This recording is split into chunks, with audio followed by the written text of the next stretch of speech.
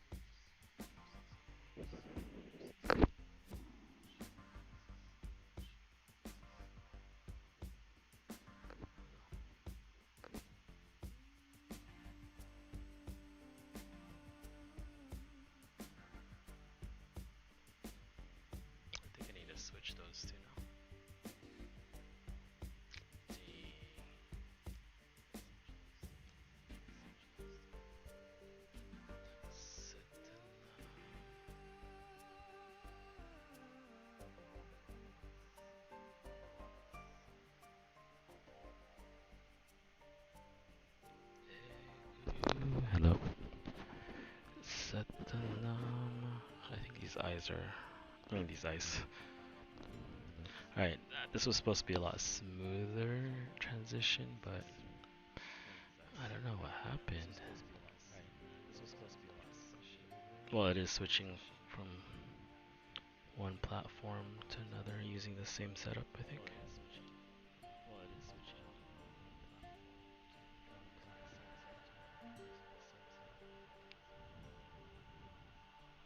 Alright, so let's get back.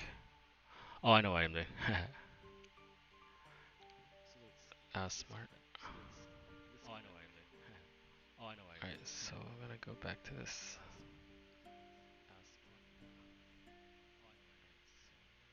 Ah, whoops, I messed it up. Well, the other one went smoother. This one. Oh, I can do this. I think we can do this. Practice mode, response mode.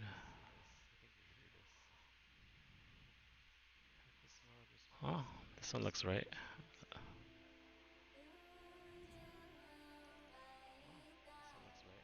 It looks right.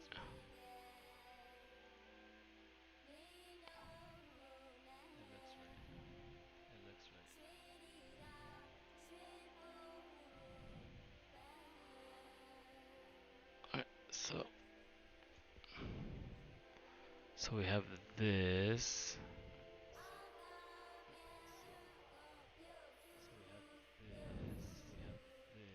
Are we ready for this, guys? Are we ready? And then if we want to go to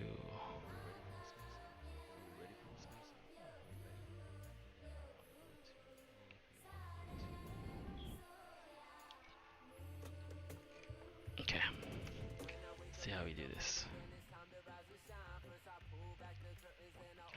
I have to, because I think I flipped everything around. I don't even know if that was needed, but I'd have to double check. So this is what we worked on last time. Oh, it was on stream. It was on Twitch. You can check out the clips on the links below, I think. I don't know if I did it right, but actually, only because I thought of it just then. Like, as in, maybe I should have thought of it earlier. But then again, I was thinking of other things too, right? So this has been like a rolling start since a while ago. So those are the things I got.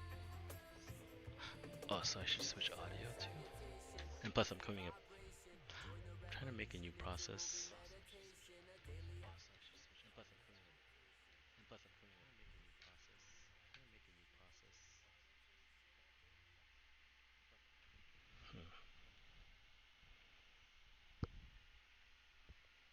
I wonder if it switched.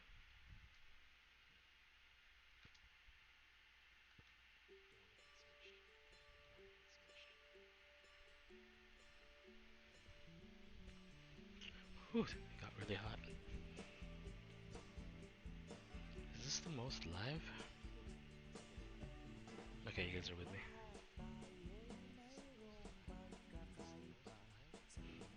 Okay, so those work.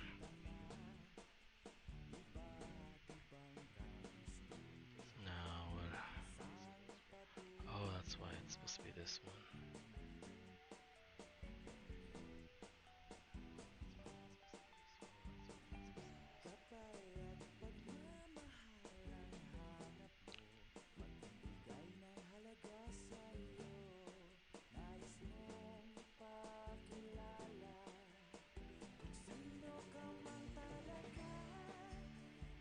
Dito pa man talaga. I said that wrong. So this one I can take an easy capture right now. Because that's like a 3D-ish render. And I think I have a whole thing for that right now.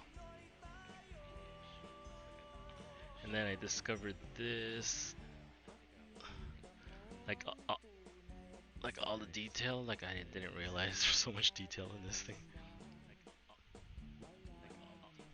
So I think I could shoot a new film, and these will be used for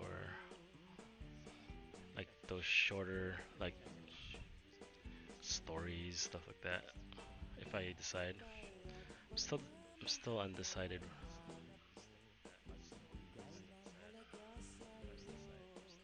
This is probably better in 4K.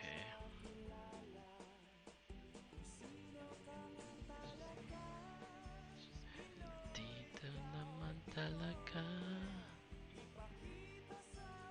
Man, I hate how like. Can I just set it to record? Jeez.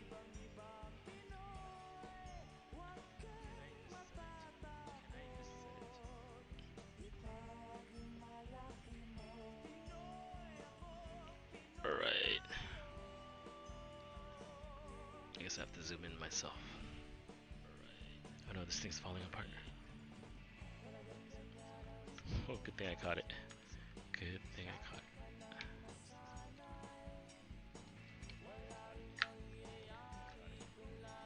Oh gosh.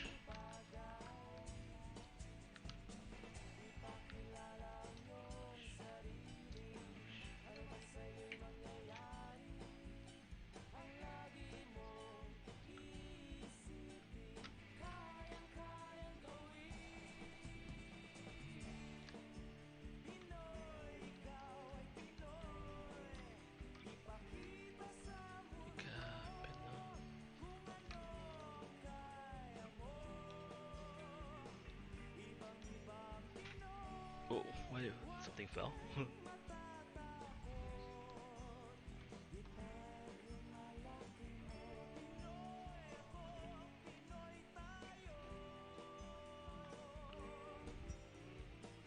Yeah, that probably wasn't needed.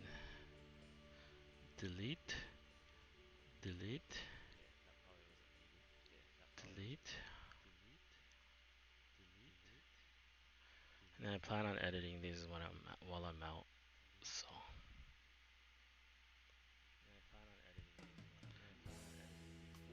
how do you make this just record? It's annoying. Like it's so like random. See? I don't know. I pushed hold. I pushed hard. I wish they would make it more like obvious. Like I know it works. What is this? Okay, I'm holding for what, 5 seconds? Nope. But it's gonna work, watch, like randomly. Oh, it would just work right when I said randomly.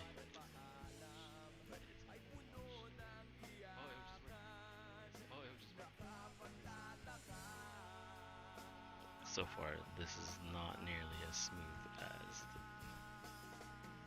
the other one, but this one has a lot done already, so.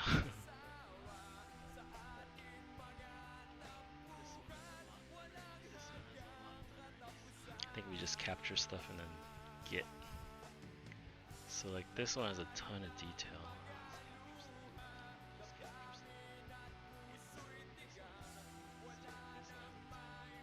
Like if you can zoom in, autofocus.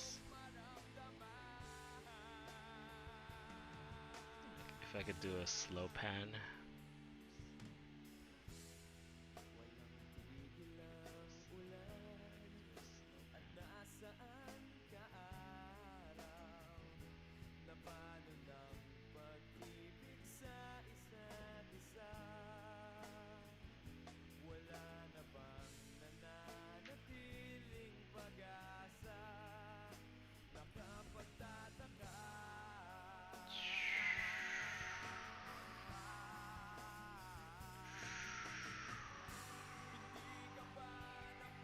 I'm stupid.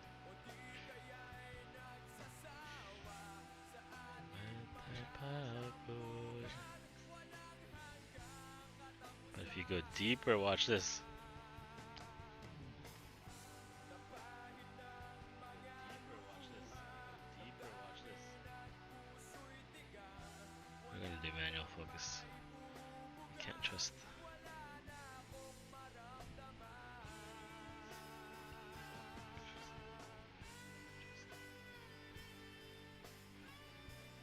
so let's do it again. So we have this face.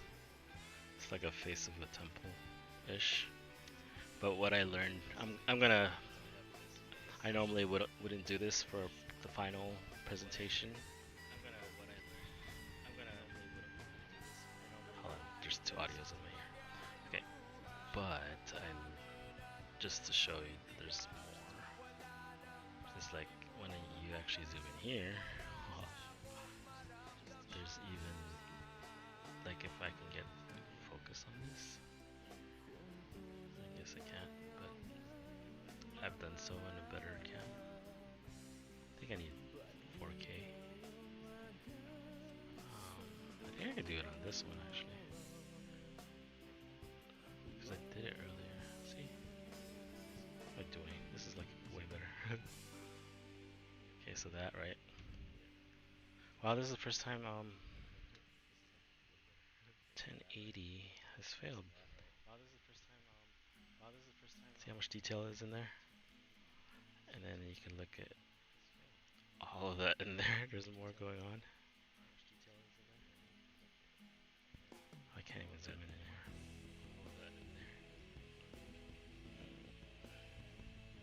Not sure why this is not getting.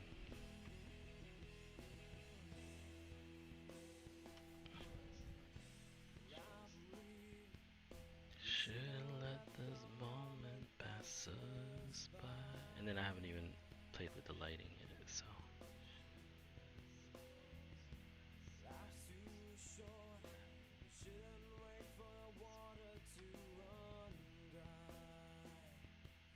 Anyways, there's stuff in there. Here, I'll do the lighting. So if we lower the lighting, it gets more detail, which is different. Though I'll understand.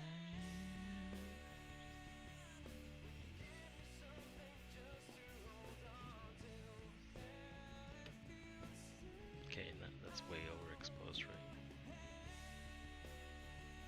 The heck, where's the light? See?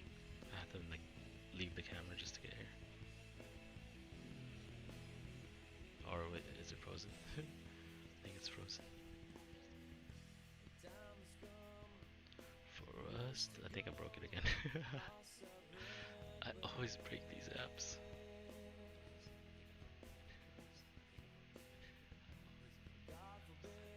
I gotta wait. It just froze.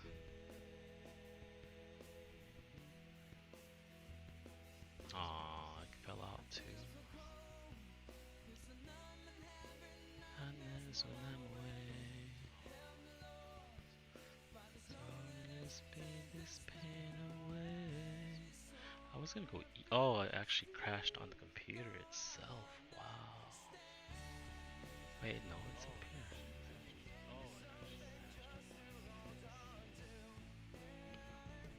Alright, we revived it. We revived it from the dead, from the depths.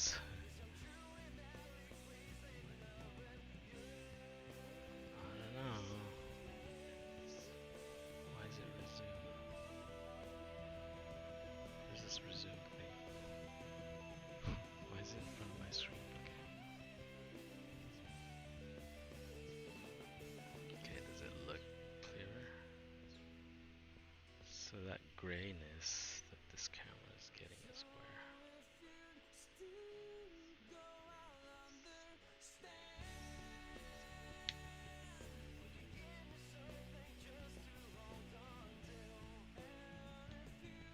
Okay, it's right there. We're gonna go ahead and zoom in on that.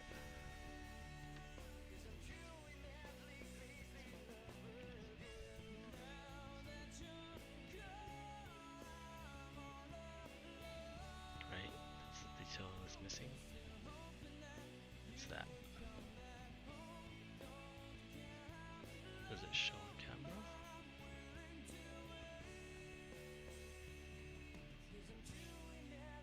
Because I can get in there.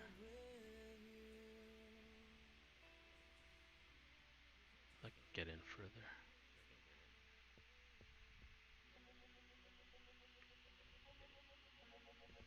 could also adjust my natural exposure.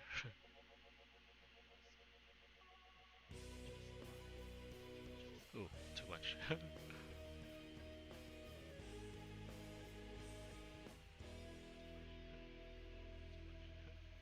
Lagi na lang umuulan, parang walang katapusan, tulad ng pag-ibig. Alright, so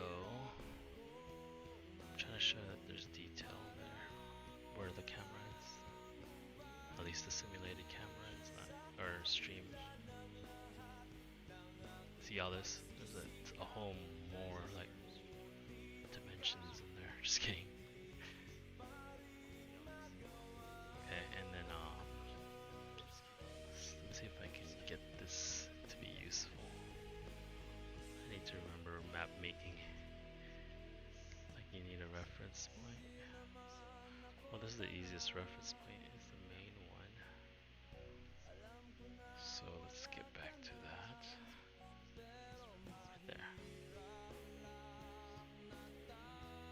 Okay, so I don't know if we're on the same page. Oh, it's because it's sideways.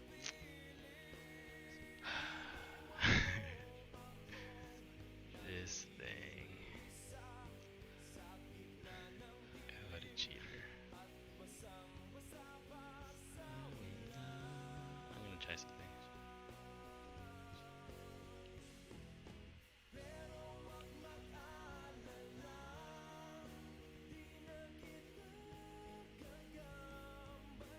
It's only 4 seconds. But this one.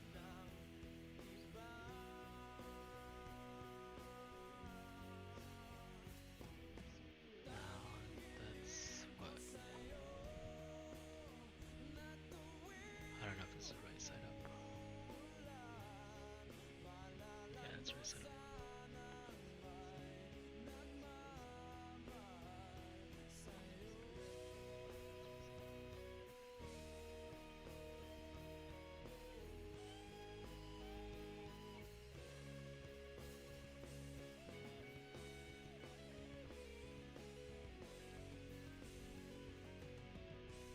It looks the same. The heck?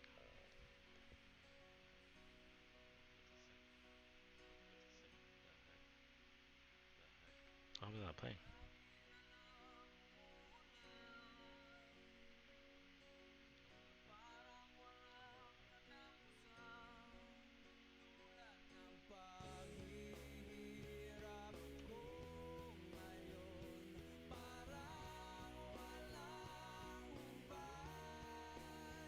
Wait, didn't get it still.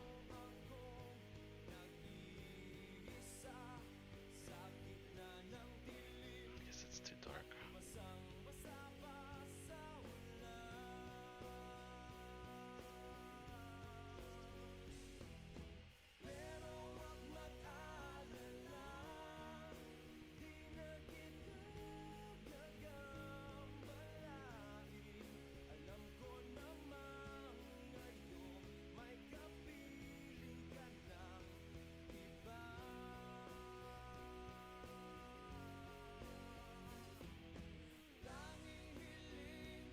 Alright, I think I got it.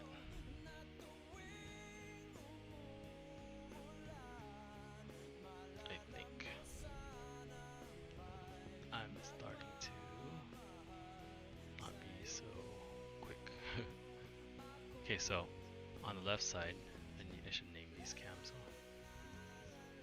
on the GC cam. Oh, you know what? I messed this up.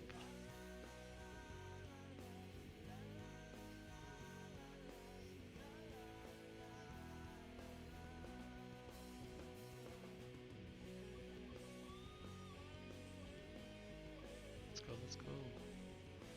It's not me that's slow, it's the computer. It's like it's barely moving. I'm just trying to move this window.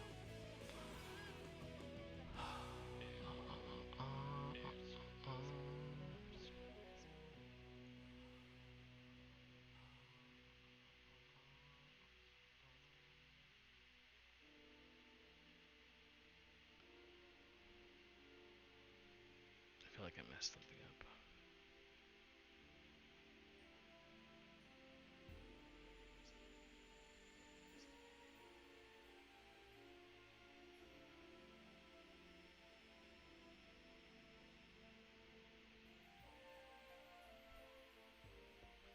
Right.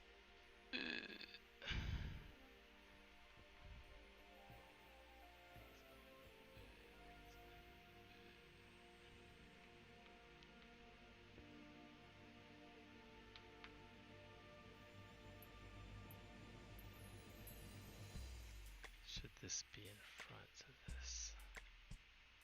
Oh, no.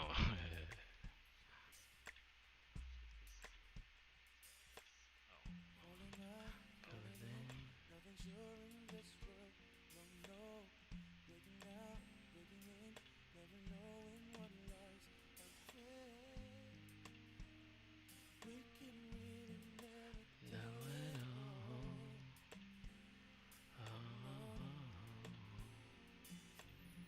say goodbye, say hello to a lover or friend. Sometimes we never could understand. Wasn't things big and then just then. We can really never have it all. No, no, no. But Oh, wow, I messed up a couple of things already. that no matter what happens, life This is what these are for, though, right? just right. I do need to take notes on these. Stats. Well, it's actually not that important. Oh, gosh. See the butterflies color. Listen to the birds that were sent to sing for me and you.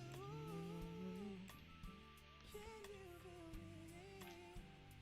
This is such a wonderful place to be.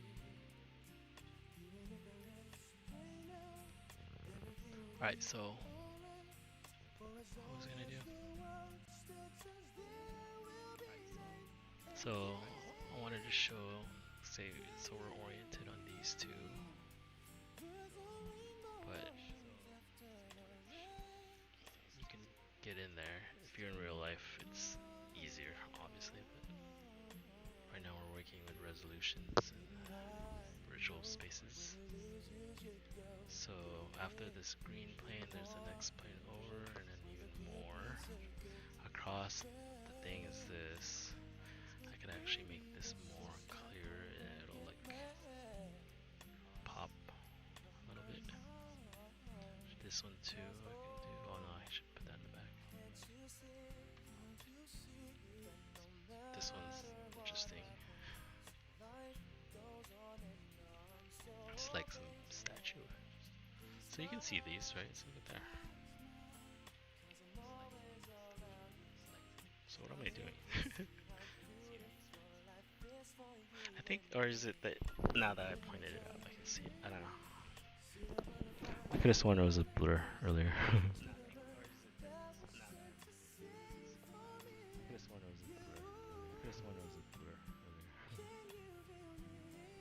I don't know what I'm doing. I think it's because it's not that I don't know. It's one, I have this light shining in my face. It's like not good anymore. Reminds me of my friend who's a little bit more sensitive to stuff like that, and how now they have this blue light filter and all this crap. I believe those work, but then again, when you have a blue light filter and you adjust to it, like what if you're, because your body adjusts to nearly everything. It's just amount of what we're consciously able to, sit in. A lot of people do not have a very high tolerance for that. Like when it gets confusing and when it gets like too much unknown, like they find ways to back off. Or maybe it's more like when it's active, like you won't, you people wouldn't choose it, you know. It's easier to choose something more comfortable. But then sometimes it's when you really choose it is when the other stuff comes. I think, I don't know. So this is interesting. I saw this before, just like a little cloud thingy, maybe. But now I see similar ones behind it. These are the fractals all come in. Because this one in particular has a lot of fractals in it. As in, it's cool because this one has like the next iteration version. Meaning its next fractal is, it looks like it's the same shape, but it's different. It has a different personality. So an example is, oh, I can't get in there. Hold on, I'm gonna like switch out. Along the way. So we can start here actually. I don't know, I've never done this. I wasn't planning on this yet, but if it's here, it's here. Let's see if I have any useful.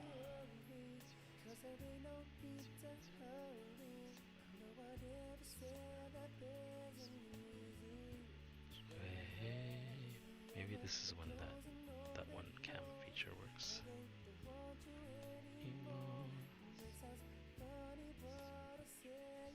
It's okay. I don't know.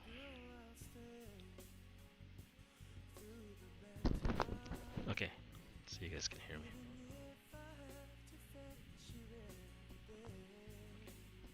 So what I'm planning to do next is I am going to do a correspondent stream. That's what I labeled this. Because I have some...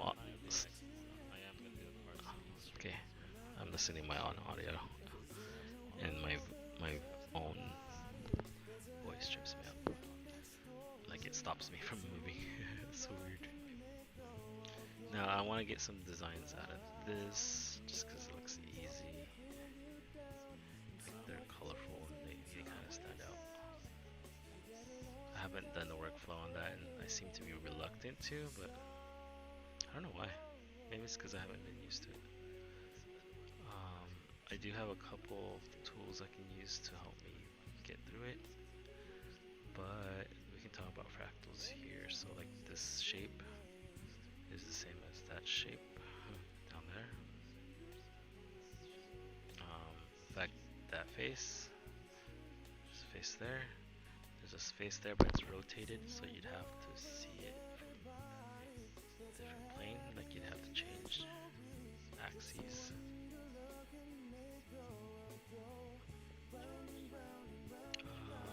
And this is not even the painting yet. This is just like a random background. That one's a cool design. I kind of want to take it now.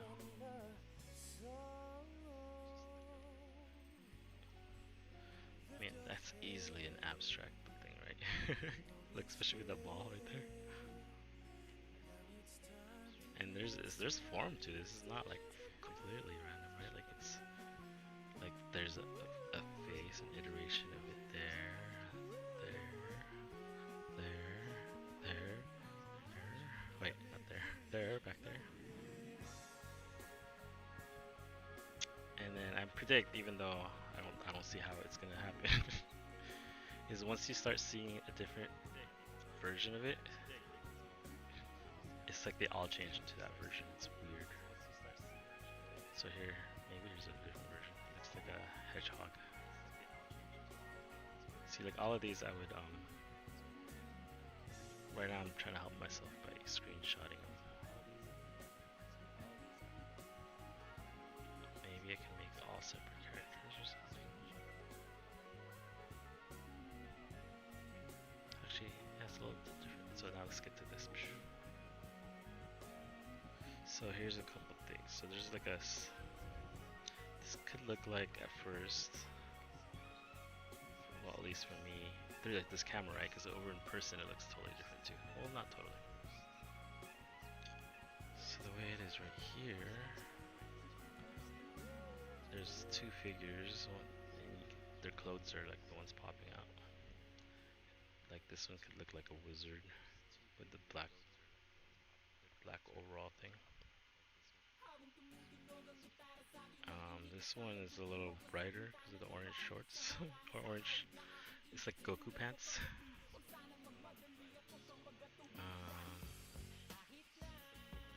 They're in a weird kind of plane because they're standing like at a super ledge, but the person doesn't look that bad. It looks like they're right in front of stairs.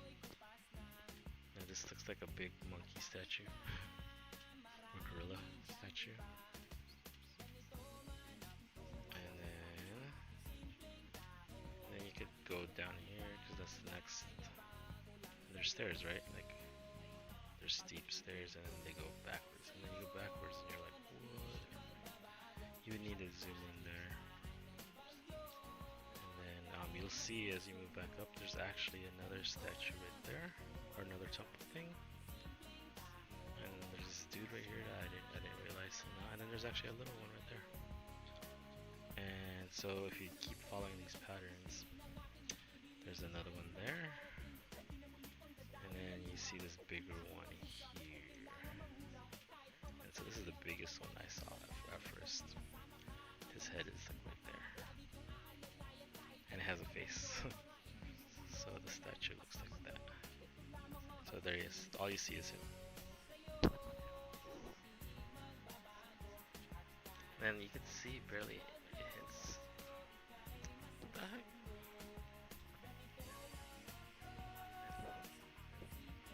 So yeah, that looks like a, well, I'm looking at the stream. Looks like a fractal. So watch. There's actually statues in between statues. So here's another one.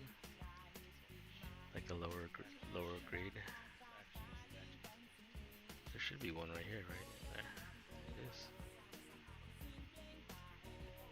Actually, it becomes the dude. That's interesting. See how it goes that way to that way. So they're all fractals of him.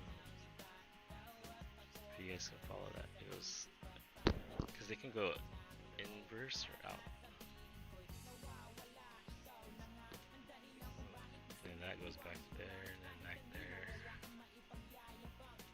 And that if you know, if you follow that logic, this pink one and there's like a peach one, right? And then you follow this pink one, it becomes this dragon thingy, or I don't know what it is yet. I haven't identified what its fractals are, or similar.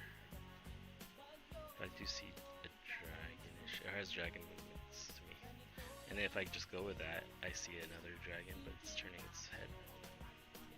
So this one actually looks like it might be in the middle of a turn.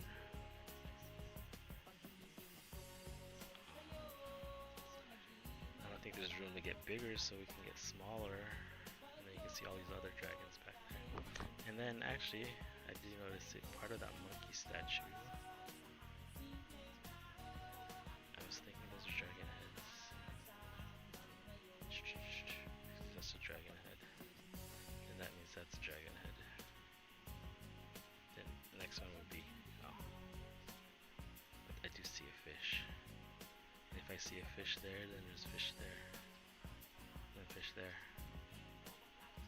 And then this should be a giant fish around here.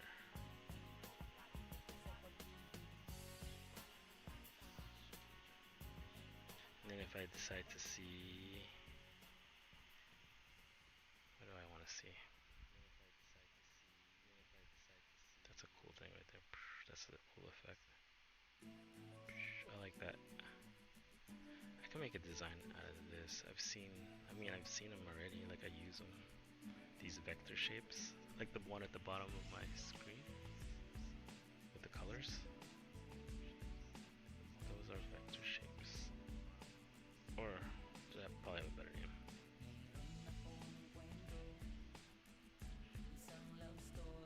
But I just like how it kind of shoots it out because I could use that a lot. Right here is kind of like this. Right here is very confusing-ish because everything kind of meets. It messes with the eye. Well, it messes with my eye. Plus, there's like a face there too. So it's all like Like, I don't know which one. And then this cloud thing looks really cool. Actually, I see a tiger. Like a really cool comic style tiger face. I do want to capture that too. So I wasn't actually expecting to do this, but so let's look at it from this point of view. Look at this. We do see that this. Wait, what? Now I see it from the other side. Like I'm seeing it from. I see it from this point of view now. It actually looks cooler here too. I'm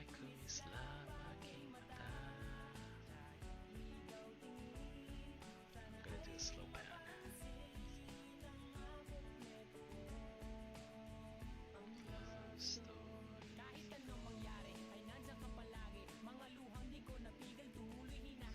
Alright, so we should be doing a pan.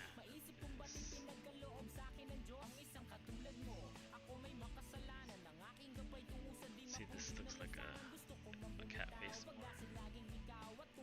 Well, only about 3/4, because the top left part of it is transforming into something else.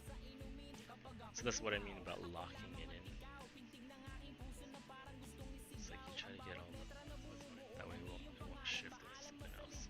So that spinning thing right there is really cool, because it seems like it becomes that. And then, so if that's that, then that's that also, and then that's that also. Right? You go even further into this.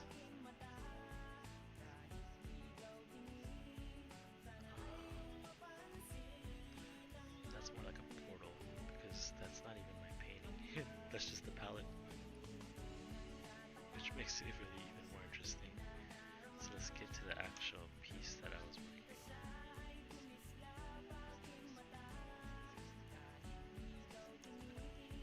Now we're gonna need more light, or actually no, it's just dark.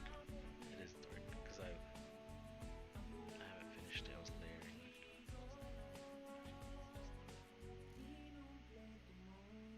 But I think it helps identify these pieces when I look at it from another angle too. So we're seeing two. I think it's better if I get them at the same.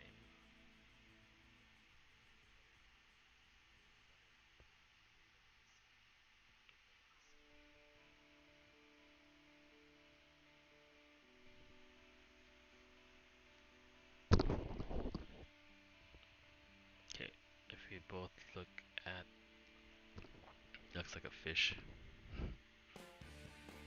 Well, I'm looking at everything, so you might not know what I'm talking about. I'm trying to get them at the same size.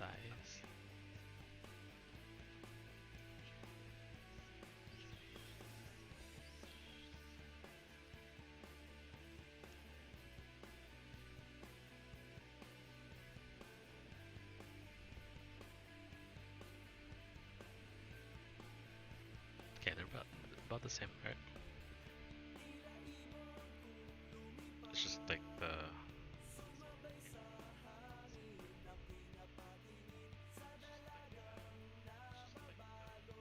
lighting is not the biggest.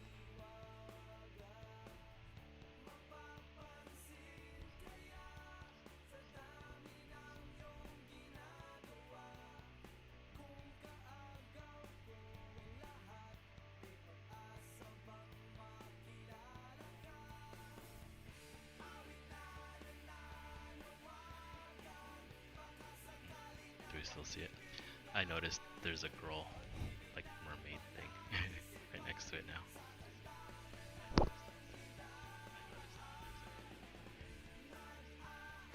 Actually, yeah, I noticed the whole picture now. It's like things are flying out, like birds maybe. But now that I see that, I see the bigger one out there, which is the thing flying out also.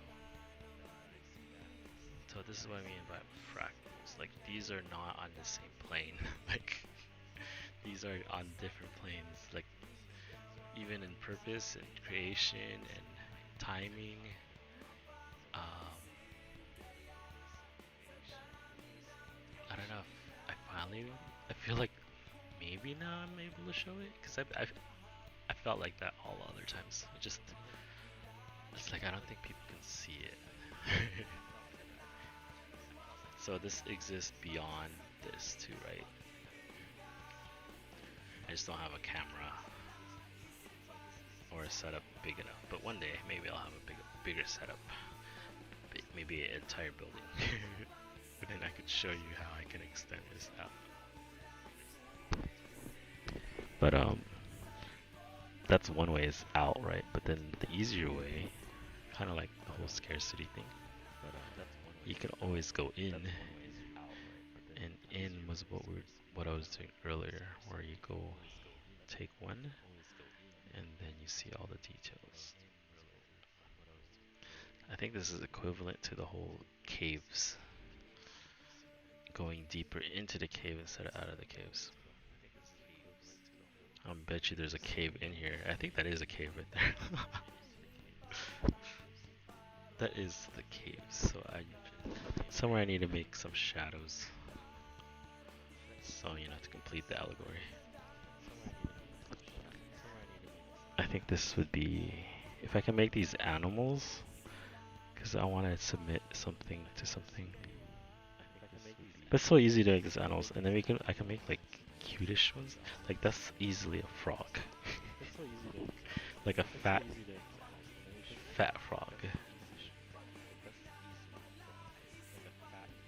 Like ones that are easy to design. In fact, I'm gonna mark some of these just to point them out. I'm gonna do it to both. There you go.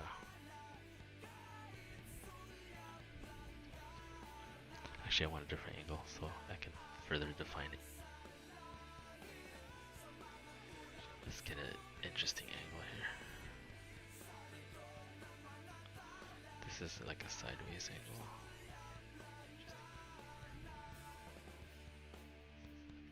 Okay, I don't like how that covers it.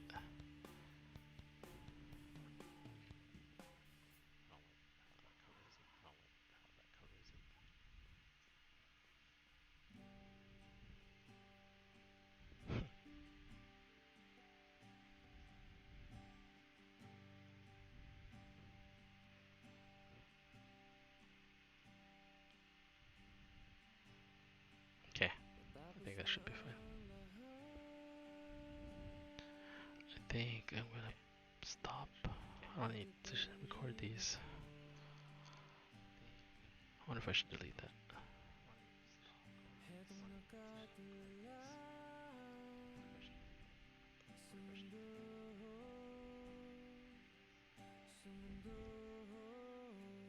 I'll keep it just in case. Okay, so we at least see it in two different color shades because I accidentally pushed it.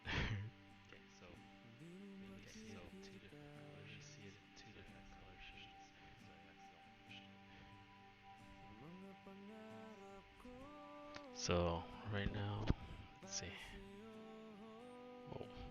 Damn it, these things are too sensitive. So this one I would make a frog.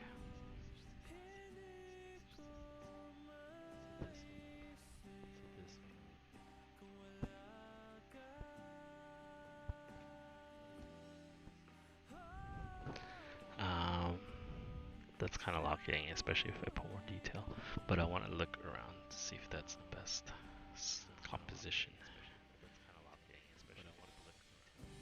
Because there's two, it looks like two other characters near him.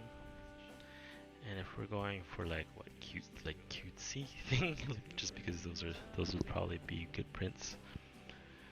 I'm thinking like a dog.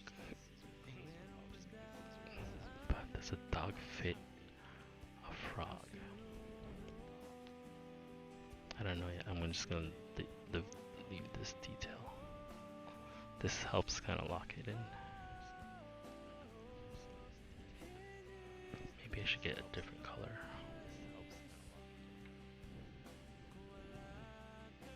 No, but I kind of like the gray.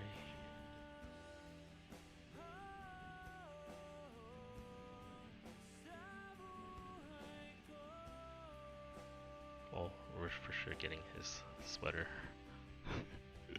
Or whatever this is. Jumpsuit. And this is like part of the eye. I don't know.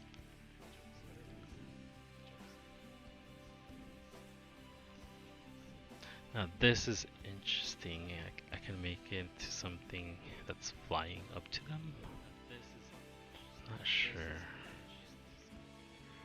Could be that the frog that eats these flies, he would go. Just kidding. Then that'd be kind of mean.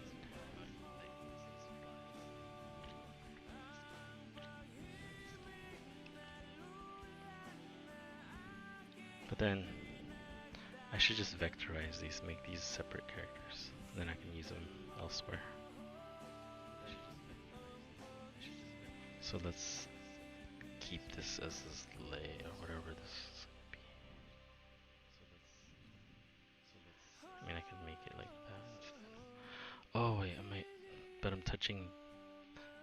This is actually the interesting part when I made this live, like when I made at the time of making it.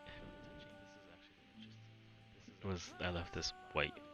It looked like a cloud, but I touched it right now and it probably dried a bit.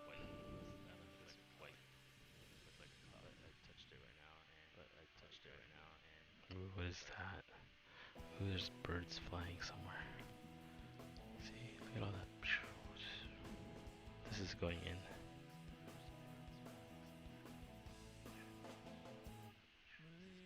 So this one is very, what is it, matte? It's all like one plane. It's because I barely worked on it. Whereas this one has a lot more layers.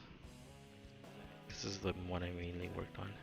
And you can see how the like that blue really has layers away from the ones prior to it. Oops. Whew. Now if that's how that works, what the heck? This phone, dude. Phone's tripping. Now it switched on me.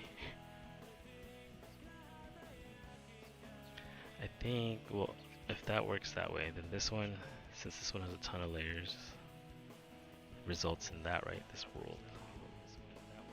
Where you can dive in here, and then I'm telling you, you can dive further and further and further. There's like a lot more in there, just that I would need my super 4K. And how it actually makes a whole world. I was planning on making this a multi-panel thing. But how does this connect to this? I'm gonna have to figure that out, but there's that bridge right there, right? The green. And then I have this thing that somehow is connected to all of this, because it...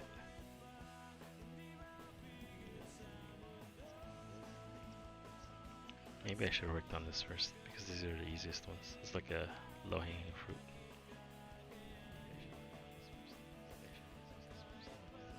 This one is like, it's there, but it's not. Or I just need the right angle. It's too misshapen. Maybe people like that. And I know why it's that way. It's because you can turn at a different angle and see it. I wonder if I can make an entire character from this. Because stories are better, you know, more of a reason to collect.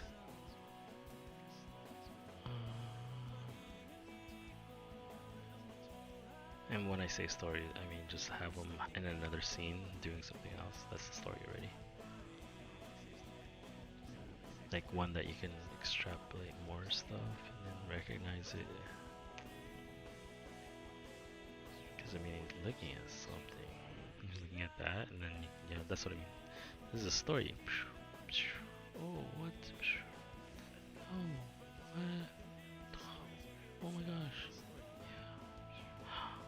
Yeah. Giant ball.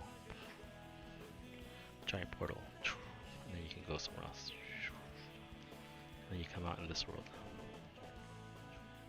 and it's the same thing. So where did he start? Oh no.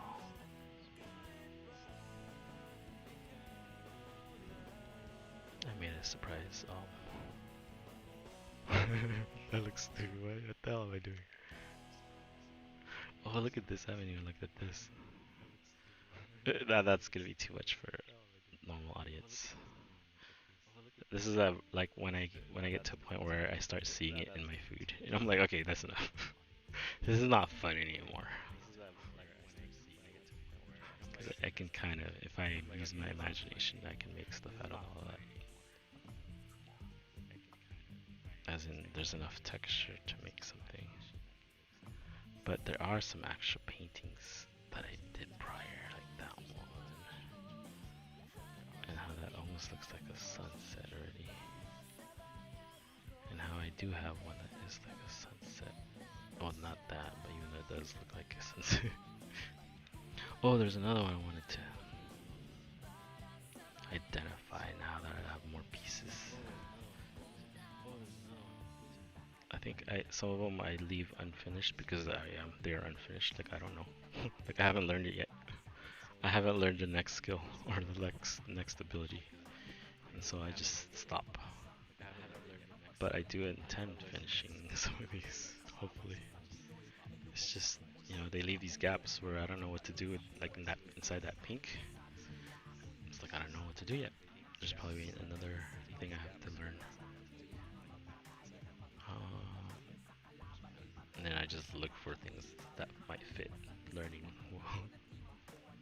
It's not like a magical thing, it's just learning. How you can extrapolate. This is kind of what I mean by heuristics. Like I use a different model, like because they're like in appearance, like these are like. I'm just kidding. Let me get an example, like this brown thing, right? Where is it? This shape. Looks like this shape. It's just green though, right? So if I take that model, and then I see I have all this to work with, right? So that means the next thing is well, there's a couple things. There's one down here. There's two. These are the fish. They're like jumping, right? Oh, I know where this goes. This goes to the bear. See, I used another model to extrapolate and get more information. That's in here. The one I'm working on, actually. And I got that just by recognizing the patterns. And that's kind of what I do in normal real life. So it's basically, I actually represented exactly what I'm doing, but in a totally different plane. And then now that you see it in two different planes, I think it's easier to recognize. Or at least easier than before to recognize what it is I am doing. And for me at least, I feel like, wow, see, it demonstrated it elsewhere. So it is repeatable. It's not just some like random thing. Like I actually, I feel like I recreated it. So the idea, what I'm recreating, is the idea of heuristics, like the using another system of knowledge, a body of knowledge, to help you work inside the system of knowledge you're in. And what it does is it bypasses the whole problem matrix, the whole reason why you can't fix a problem from within which it was made.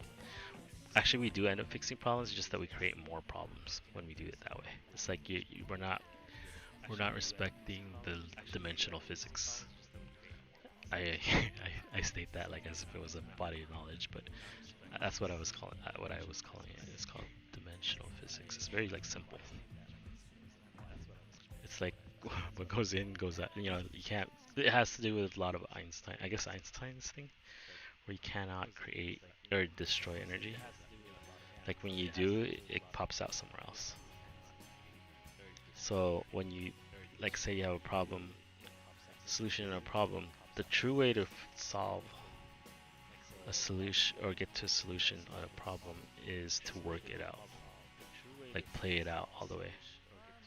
When we skip and we force a solution, it tends to like break like the whole structure.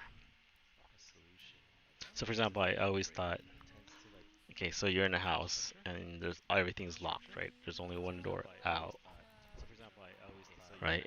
And then the problem is how do you get out of the house when the door is locked? Okay, and then you can play a whole story on that, or you can just bulldoze the like bulldoze the door down, right? Just make a hole. But then now, so it works, you can get out, right? But now you created a hole in the house. Now that's another problem. And then it's like, and then you keep following that, like just use it as a thought experiment. And then eventually it's like, dude, you should have just found the key, right? Like searched all over the house, even though it's gonna be the last thing you'll look for. Find the key, open the door, and you know it's nice and clean. You didn't bulldoze anything down. Um, so those are all metaphors because obviously it's a thought experiment. But that's how we solve problems. We bulldoze things down. We don't actually get the lesson. Like we never work it out so that we don't repeat the same mistakes, right? So that's pretty much the gist of like all I. If anything I do is gonna be that over and over and over and over. It's like the same thing. It's like fractals, right? This, yes, it can turn, it can change, just like how that was that, but now I got to this, which is the bear. Oh, I didn't even show the bear. Why did I get to the bear? It's because of these fish. And I don't know how to, I just recognize them as fish because of the way they're moving like that. Oh, here's this giant fish too. And there's more fish here. That, just the way they're doing that is really what I was drawing here.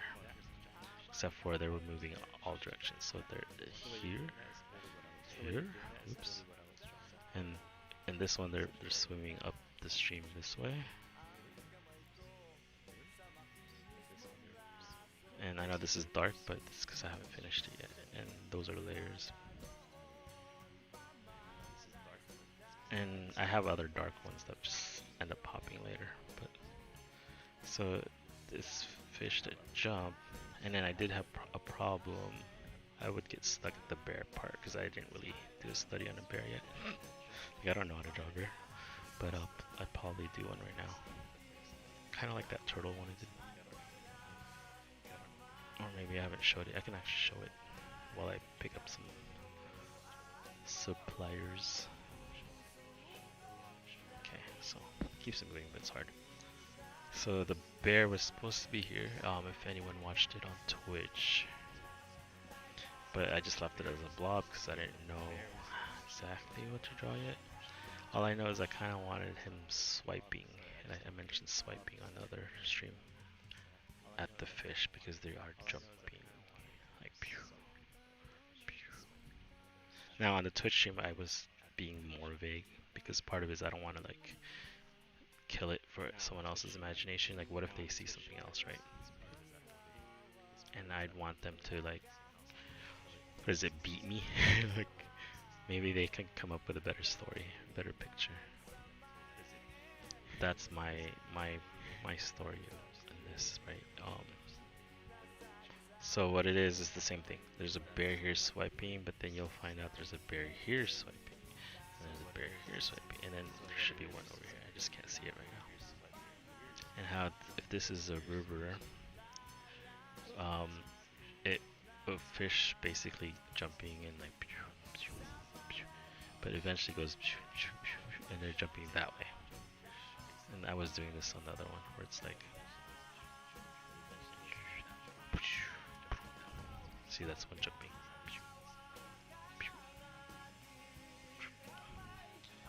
So the river actually flows this way. Well, kind of moving it. But then this is where I do a kind of a change. And I'll be doing this a lot actually. I do these like changes in perspective, I guess. But it's not even just perspective, it's like I jump to a whole other dimension sometimes. But let's see. I'm gonna need some assistance.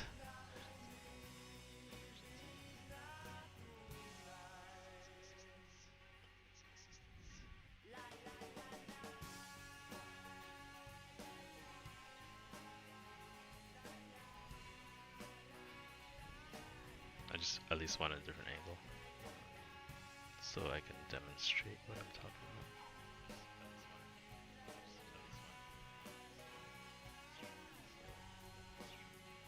So this is the place where I painted it from for most of the time.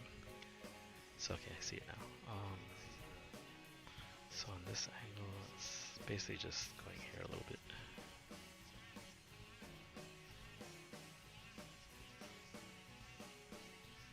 What is up with this?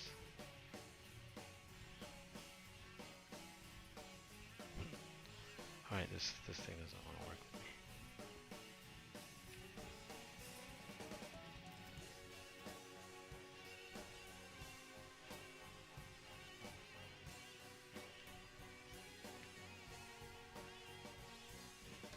I got you.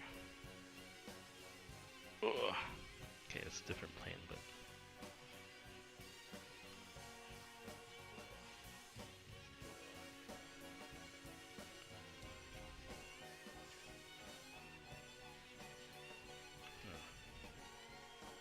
there you go.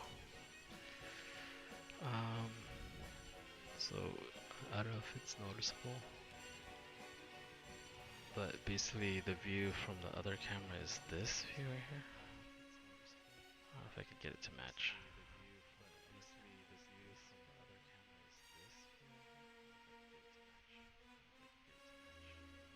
Sometimes I need to flip it, that's why. I don't like the lighting.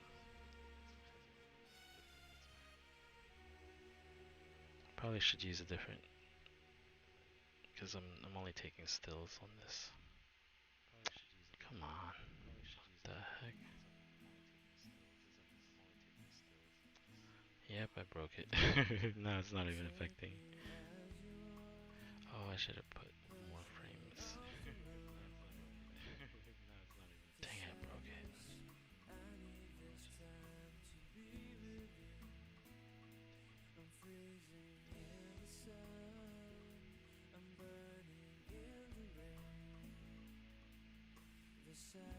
Okay, I'm getting out of this one. We're gonna go to Sadia here. Put out the fire with me and I plan on using a lot of different apps. A side thing I could do is like I'll have these favorite apps so I can do reviews on them. And what lines up with what I do is I find all these other uses for apps, which is kind of like adding value to companies' existing products, right? It's like they don't even have to invent a new product; they just get to say, "Oh, it does this too." So, to me, that's adding value, like super easy. It's like you don't even have to create a product, but it is a matter of finding a company and then having to negotiate with them or something. But then I think the easier way is like work with companies that you already like, so it doesn't become such a natural thing. Well, at least that's my strategy. Because then it's like something I can give them if I wanted to. And then, and then the whole law of compensation ends up occurring anyway.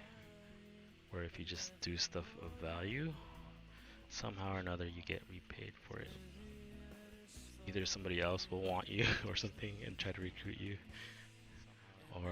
or once or the company itself sees the value of what you brought, and then they're gonna want, it just works. I mean, I have other evidence too, like more esoteric, I guess. Like, one is the nature abhors vacuums. They don't do vacuums very well. They don't do voids very well. Like, it always gets filled in. As in, like, imagine making a hole in the ocean, right? Like, you can't really keep it as a hole in the ocean. It just fills in. So now I made this little square-ish canvas. It looks like a long thing, right? I can actually do something with that. I can work just on this plane. Now why did I bring this up? It's because there is a fish. So the fish one, this is the one that's angled weird. And I had some other versions, but there's one I messed up that was really nice. That was right here. But I could always make one. Okay, so I see the bearish. This time he's facing this way. And actually they're all facing this way.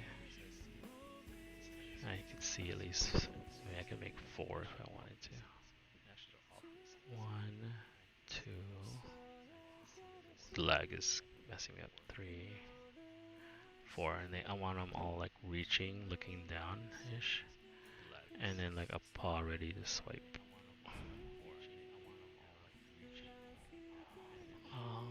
But it still leaves me needing to draw a bear, so I'll get to that soon. This other angle though, looking at it from here, I see even less, as in I can make just a giant bear right here. Now this is cutting it too far. But I mean, less drawings needed, right? Or I can just do a design or vectorize, like make it like a sticker. I think that it would help if I drew an actual bear first, because again, these might clear up for me. Like I can do one, but I want to do a proper one. Like I want it how like nature or whatever, the proportions and everything. I actually see it just for kicks. I do see a giant bear already. It'll be this. I'm feeling it out. It's kind of like it's like a knowing, like it's like your non-cognitive's way of understanding. But I see it also with my cognitive, so it's like I don't know if it's just that. Okay, so it's wow, this is really cool. I wonder if I could reverse transfer this. Well, the reason why I can't right now is because I lost the bear. Like as soon as I did something here, the whole thing turned or changed for me. But I can see a lion. Wait, it was the bear is what I was working on, because that's the theme. So let's just keep it. I think that's it. I don't want to do any more because I don't know. Now that's like all I see, right? How do I get back to the other bear? Ooh, now I see another angle of the same bear, and this one I like because it looks like his teeth are bearing out. This angle looks cool. This has a good view of the river. Looks like the light is glistening on the wet part. So far it's not that clear right there though. It was clear like this. Translucent. And then there could be a single bear. Actually there's 2 of them. That's kind of how I drew it actually, like 2 bears next to each other. 2 or 3. I don't know, maybe a family. So in this view, I'm gonna try to match it with this one. I wonder if I could see, because once I could see it in one, it's easier to see in the other. Even though it's all like oriented differently. Like I see a bear face straight on right here, but that's not gonna be very interesting. Like I don't like the style.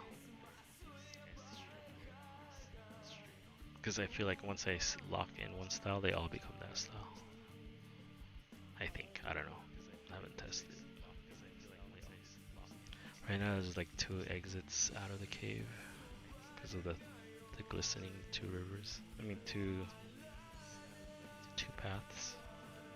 And I say that as a potential, right? It's not set. It could be 3 or 5 or 10 or 1 or none. I like that one. There's a little tiny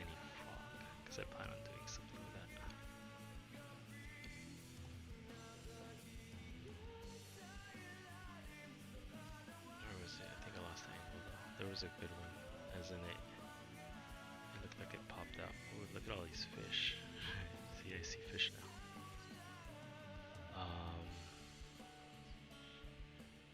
I see fish right here. They're underwater. There's like a school of them. They're yellow. And then if I can make this all underwater, for example, that's a new scene. That's a completely new scene. If this was all underwater, then this is cool because like you're seeing, like this is a taller fish. These are like other little fish. Like this one's like a little school of fish. And then more here. And then there's like Nemo. Just kidding. And then what I could do, or here's one composition is, if this was all water, then I could just make the reflection of the bear right here. So I don't see it yet, but it's the red, is the reflection of the bear. And then this is like in the water, so we can see below the fish. Oh, not a fish. Yeah. Now from this angle that I see here, it's one of these classic ones that I've drawn. I made these even in the line drawings because that's why I can recognize it. This is one character. This is kind of cool. This is another character in yellow. Basically red, yellow, and blue. And then maybe whatever that is over there. So it could be like, it's basically this format. How it's like a side, like 3/4 view. This is the first character. This one's greenish. This could be like a parakeet. Oh, did I actually touched it? So with the eyes and everything. And then the next one is this gray character. Just for now, I'm gonna say it's like a rhino, but it could be a lot of cooler things. I messed it up. This one is like a kind of like a tiger, but looks like a dog because it looks goofy. I'm just kidding. And like a half face, so it's one of those turning ones. And then for some reason I see a mermaid. Or a tall mermaid. Or it could be the genie, because I saw a genie earlier. As in, it goes like this. And this is the face up here. The mermaid earlier one was down here, but it's not fully built. Like, it's still a circle, but it would go like. And that's kind of like the tail. That's why also it could be a genie, because you can make that into like a. Like one of those. And it does have like the Arabian vest thing.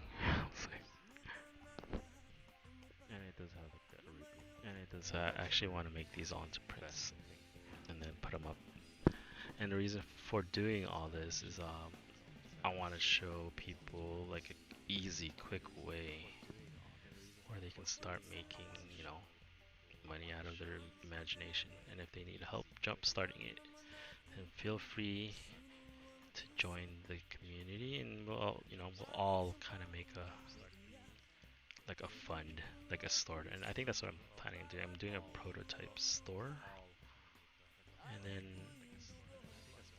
people contribute, and then they can see how much their designs make, I guess. And if they if they stay as I guess it would all have to be community built. And since things like, oh, I'm the only one in the community still, then my say would be a lot. Right now it would be like 100%, right?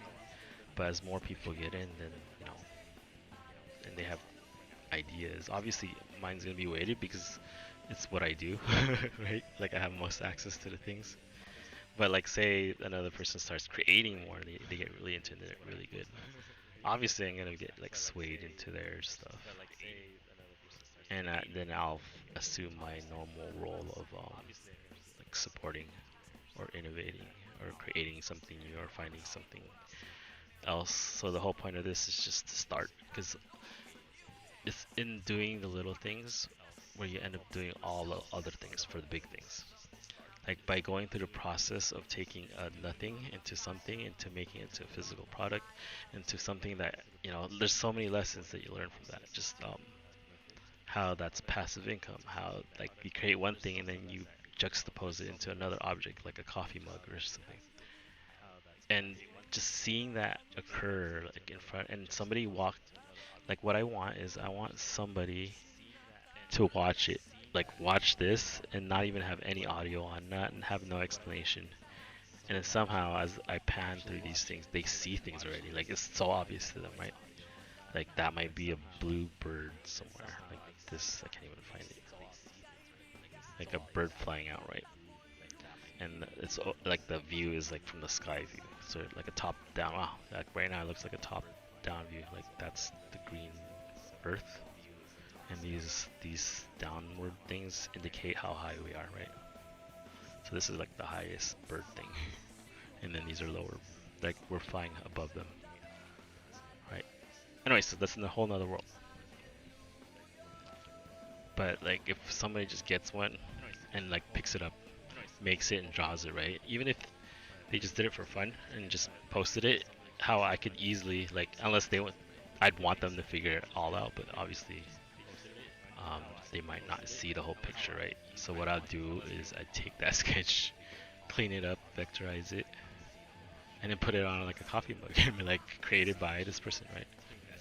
And basically it's my way of showing, dude, if you guys don't think art or any of this stuff is like, one is like just the whole lesson, it's not a talent, like it's something you build on, you just create. And yes, you do make money out of it, like you need to make money out of the stuff you do, like it's like law of compensation, like you don't do things for free, as in when you do that you create a vacuum, right? There needs to be an even exchange, like doesn't have to be money. Even exchange is like when you give something to somebody and they give you something, like because out of their gratitude they feel like giving you back. I mean, you have to give them the opportunity to do that, right? Like like a fun way that I do is like me and my friends used to do this, and you could feel it. It's like a visceral thing. It's like we'd always eat out, and then we go, "Oh, I'm paying for this one, right?" And then and then don't even give them a chance to pay for it, right? It's like this vacuum is created, and now they want to pay for it, or just because you did that. And then if you keep doing that over and over, it's always like that. There's this tension, like it's weird, but that's like the reverse version of it. Like it's just like, again, I have other evidence. Like I remember I listened to this one podcast, and they have a really good example of this, where when you do that, like you can hack it. You can gift somebody something, and then they're just like they feel like obligated to give you something back or give you next time they see you. I mean, it's the whole phenomenon that exists, and I'm tying it down to like you can't create a vacuum. Something will always need to be filled.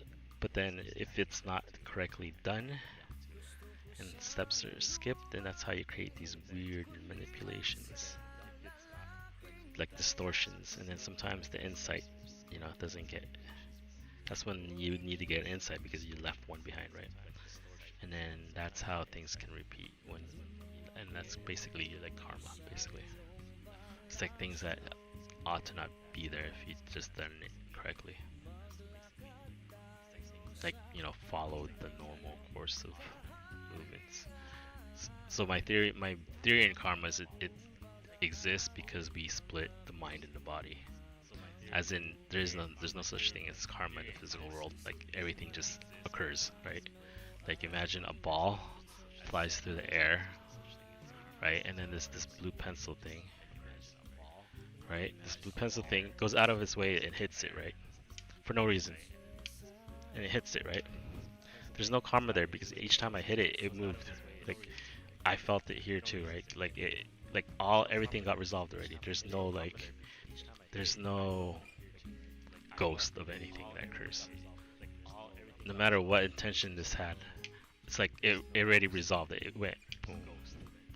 Like if I was normally traveling this way and I did this, that's the karma. I mean, it's already resolved. Instead of going this movement made both of them do that. This one didn't continue. It didn't go like like that.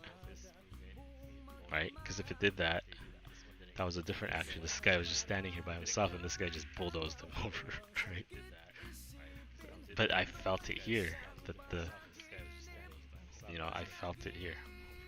Like this one gets an impact also, and this occurs in real life too. But this is real life, right? Now the reason why there's karma is because in our minds we think other things. We think, oh, this person did this for this reason, and now that's why it's the person who creates the maleficent, the thing that bears false witness. That like it's the one that creates the story about guilt or something that is guilty, and that's why they are the ones that need to forgive. Even though the other one might have been bad, but they were already bad for a reason, right? They had other reasons. They were hit somewhere else, and they misinterpreted it. They misinterpreted the story, and that's kind of where that ties into stories in my other projects. So how I could tie this all into those stories, or these could all be, as I make more prints, more characters, like vectors, and I guess I have to demonstrate it. But now that I have a vector is like this graphic, like a sticker.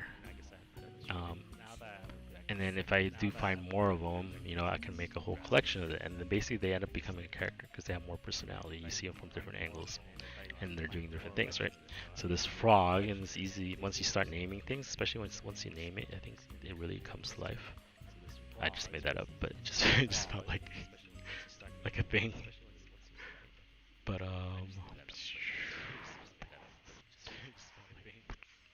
like I already see this one's a character, that one's a character, this one's a character.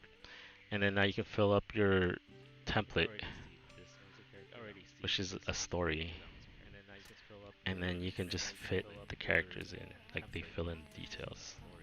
The backbone is the story template, which is like the masculine thing, right? And these are all the colors. And then I can, if I need more. So that's why it's always the little things. Like when you jump ahead, then you have to do like a lot of like filling in. But if you just create all these little things, and everything happens in order, like you create the little stuff, and then by the time you get to the bigger ideas, like, oh, I already have these. I have them in a folder. I have them all saved. In fact, they're all polished. In fact, they're all popular already, right? Like, like they have a customer following, or they have fans, or I don't know, or they're organized in a portfolio. I think this is called because I did it for a second, like world design or character design. There's some streams of people who do their character or world design, and they create this story of this like race of yellow people and then the red people, and then how they get into these like mech machines, and basically it's like if you once you jump into it, you notice, oh, it's a story of like a bigger story where the mech machine is the body, and then we jump into it as in the mind. So, well, at least that's what I notice, is that it's that template that it's doing. And then that's why it's like the more you dig into it, the more characters you're able to derive out of it, because it's a thing. But now I'm taking it to like a further level, because I want it all rendered ready. I don't want to have to like come up with it. But I will get it as it becomes relevant, right? Like there's no reason to hold this information if I'm not even going to do any of this. But I know that if it becomes more important, as more emphasis is placed on it, because this is just one project, and really this is just a presentation to use for this YouTube thing and Twitch thing, and where I'm using each thing as a part of the process that helps me build other parts of the process, and when coincided, like when positioned alongside each other in the correct way. Like for example, the hard parts of certain things are going to be the editing, right? But I could already see how I can do a stream of editing, right? Okay, like I could be easily the next one. I could show a next stream of how I turn this frog thing into a vector. That one's actually a fun one, and it would be useful because I need one of those. So at least one of these is I'm gonna do a complete process. like a full circle, hopefully. And it's actually one of the things I first started on here, as in I can make it a challenge, like, okay, how much money can I make like doing this, right? And then there's like a little ticker right here. I actually have it on my original streaming thing. It's like on day one. And then this full idea was actually there back then. I just didn't know it. Or I just now filled it in with a lot more stuff that I could do. I'm like sitting so far back from all this because I'm a little lazy. I've been at this for a while. I might not even finish anything. Actually, I was supposed to do something else, which is the audio, so I'm gonna go ahead and do that. But I out-talked myself. I believe I did. Okay, here's an example. Oh, it's not on here. I'm gonna show you an example of when I start seeing it in my food.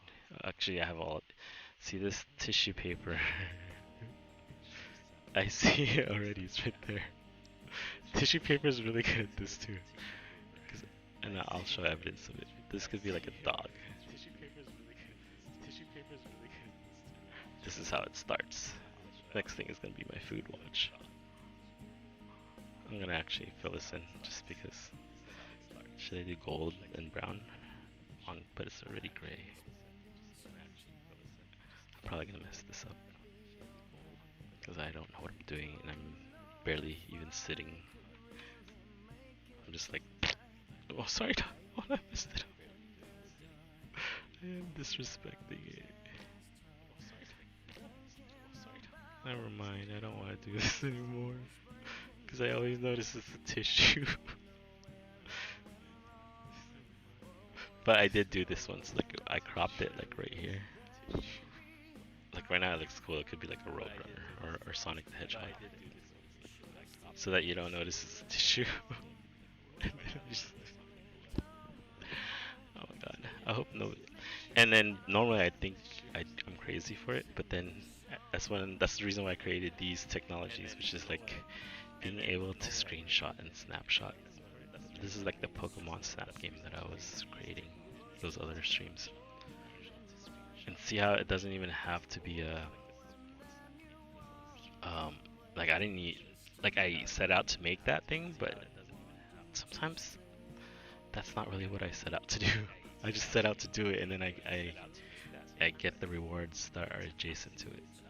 Like it's not my life dream to have a Pokemon Snap, you know? Like it's not like, I just thought it was fun.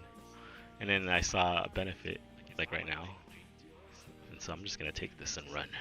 Maybe maybe it'll, what do you call it? Maybe it will come back and be useful again later, as in I might end up developing it more. Actually, I have developed it more. Like I've been using the idea of capturing. It'll make more sense once I do the vector. Actually, I already do have the advance to this. Let's just do it. So here's another tangent to tangent, is because I learned how to use.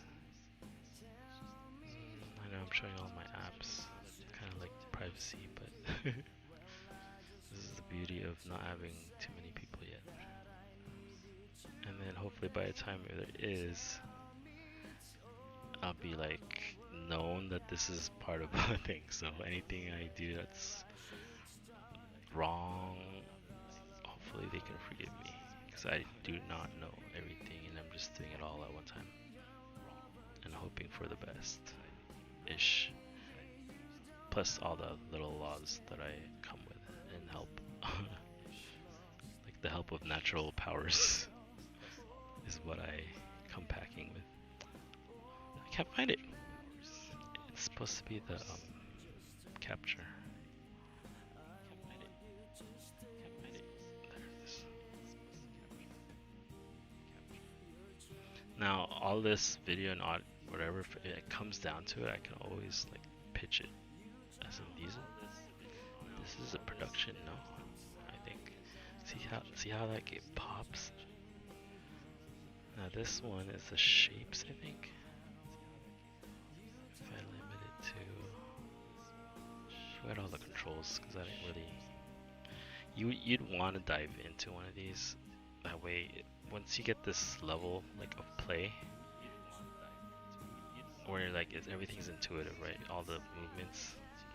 It's like somebody who gets good at Photoshop early, where they don't do it for a job or anything, they just do it, and they end up like breaking a lot of the normal rules, and they start making things that it wasn't even designed to, or maybe it was designed to. Oh, how do I change this? I'm looking for. There's this other. I don't like that.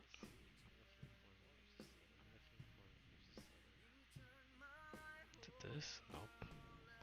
There's a feature where you can limit the colors, like 4 colors only. I think I'm using the wrong one. Okay, so I do want to keep this. So I can actually crop this, like I said. So what I'm doing here is this thing is I think is what they want in Adobe. They want you to live stream their products.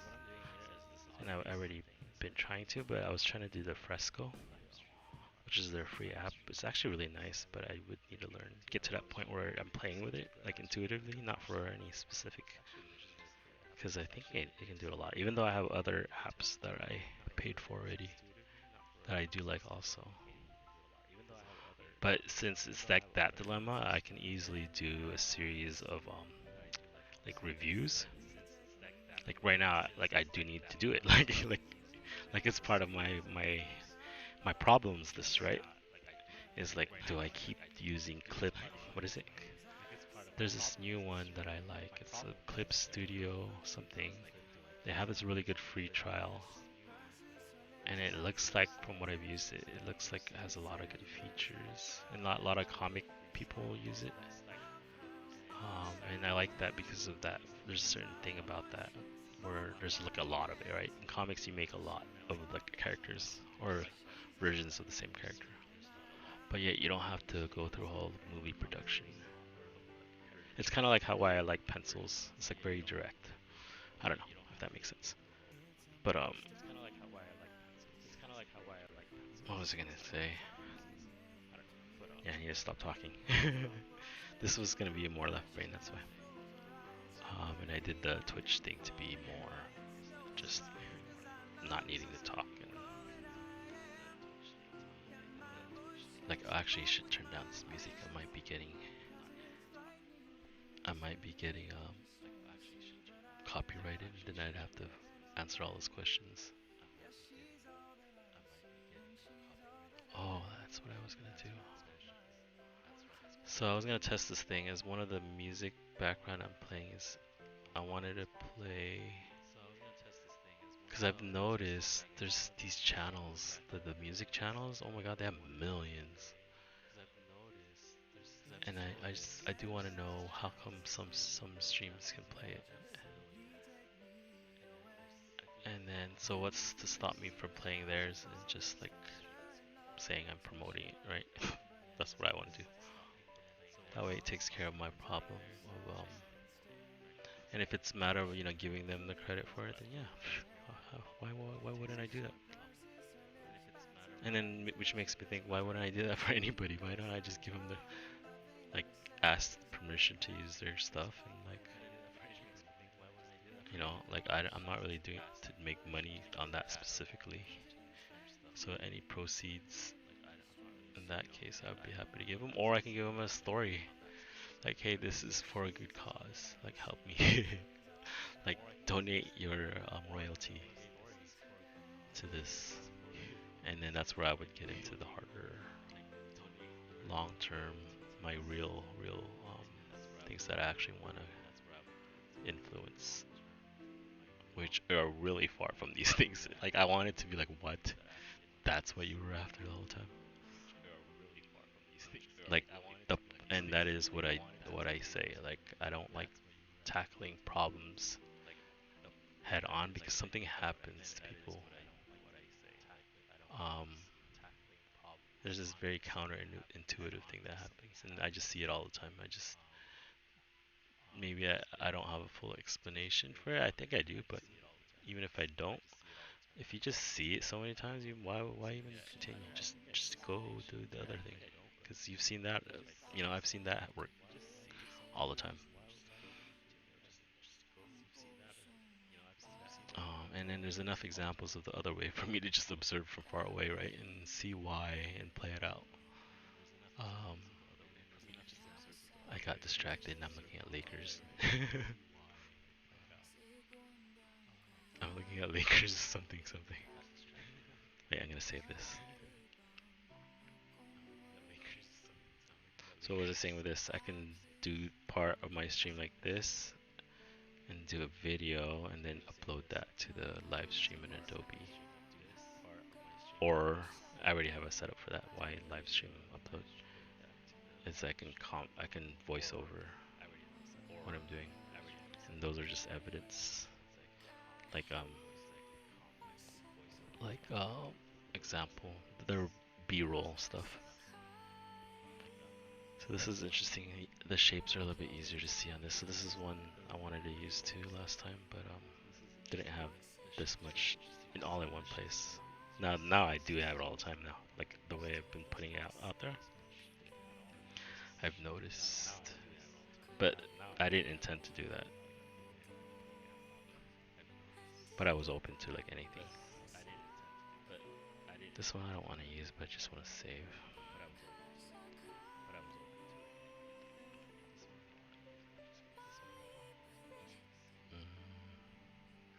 So what I can do just to roll with this is I think I have on a website like this ideas gallery, right? And so this would complete one of those portfolios. So starting from that frog, and this is the workflow. This is the order of operations, I guess. Um, so this is a separate one um, that I would choose because I only choose things that end up like solving my other problem, like other tasks, right? So whenever I do one thing, I'm not doing it for one thing. Like I usually do it for a bazillion other things. So accomplishing that little, even though it's like little and small, and it seems like insignificant, right?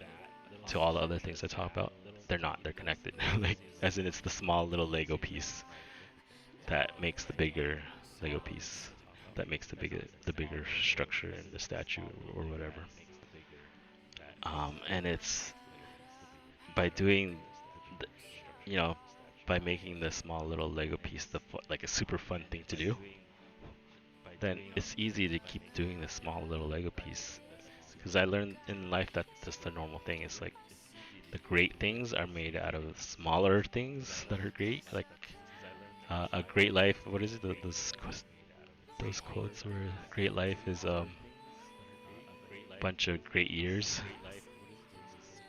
which is a bunch of great weeks, which is a bunch of great days, like just days, right? Which is a bunch of, it could be just a bunch of good hours in a row, or like, and it just starts from those little things, and then you add that to the model, what I say, where anything in physical reality requires that you repeat it over and over until you have like a cadence or like some sort of rhythm. That way you create a standing wave. Um, this can be felt or tested because anytime you do anything new, no matter how good it is for you, it's still going to be uncomfortable. You're not going to be used to doing it. In fact, you could be doing the same thing as you were doing at another job, but it will still feel uncomfortable because you haven't done it in a while, or just because physically it's in a different place. Like the clock in place is in a weird place. The drive to work is in a different, a different route. So even if it's the same title, same everything, it's still like you're gonna need that consistency, that repetition, that over and over again to make it comfortable to do. And I think that that concept could be applied to anything. So anything that feels impossible to do, just do it a bunch of times in a row.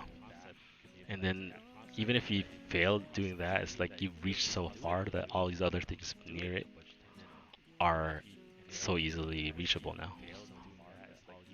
And then that gets into my theory or idea of big ideas, like why they work. Because people utilize them all the time. JFK used it. I think Elon Musk is using it. I don't know if I'm pretty sure he knows it consciously.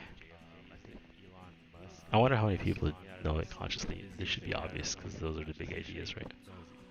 But like when he made a decision, I think this is JFK made a decision to go to the moon without knowing how, or I think he said something like not because of blah blah blah, but because it is hard, or like because it is hard to do. I think I have a graphic of that somewhere. I should post it. Um, like I like people who could say it in a way better way than I can. I need a, and I do have a route to that, right? I have that whole poetry thing. I think if I learn that better, then I can speak like more meaningful words or string together more, and that would actually feed into the whole stories telling and you know making it so that it's like a nice rhythm or melody for the mind. Like I have no idea what those things are yet. Like I just feel those would be cool. And right now they are impossible for me to do. Like I can't even imagine it. But I know how to pierce that. Like I know how that veil works. And it's by doing what I just said, or what I explained earlier. Um, by doing things already, right? Just doing it over and over and over, even though you doesn't go to completion, but you've already set out to do it. And just like how I don't really get disappointed if I don't hit that one, because that wasn't really what I was after anyway. But I put in my full heart, or like you know, like I would in anything to accomplish it. And then I think the biggest hindrance that anybody has is this self, like and this is reasons why this is another module I would want to do. It's because we like to say things like, oh, learn how to do this, silence the mind, like, blah, blah, blah, do all these things, right? But we hardly ever, this is in sales, this is called feature benefit, right? We always talk about the feature, but we never actually explain the benefit, right? Like exercise every day. A lot of people who don't, they actually need to connect it, like, why? Or then my version of it is like, okay, I think I called it metrification. It's where I put a quantity amount. Like I'm gonna try to model it out. Like why this equals 10,000 sandwiches or something like that, right? Like I want it in intuitive matters, like so that way they could say, oh wow, this 5 minute meditation would have cost me 1,200 hours of like therapy, which would have cost me maybe 8,000 a month. Like like these far ones, and I just want to be able to show. Actually, I want templates of that. That way, I can just reuse the same templates over, like hamburger to hot dogs. Like I already know the template, right? And then from hot dogs to cancer,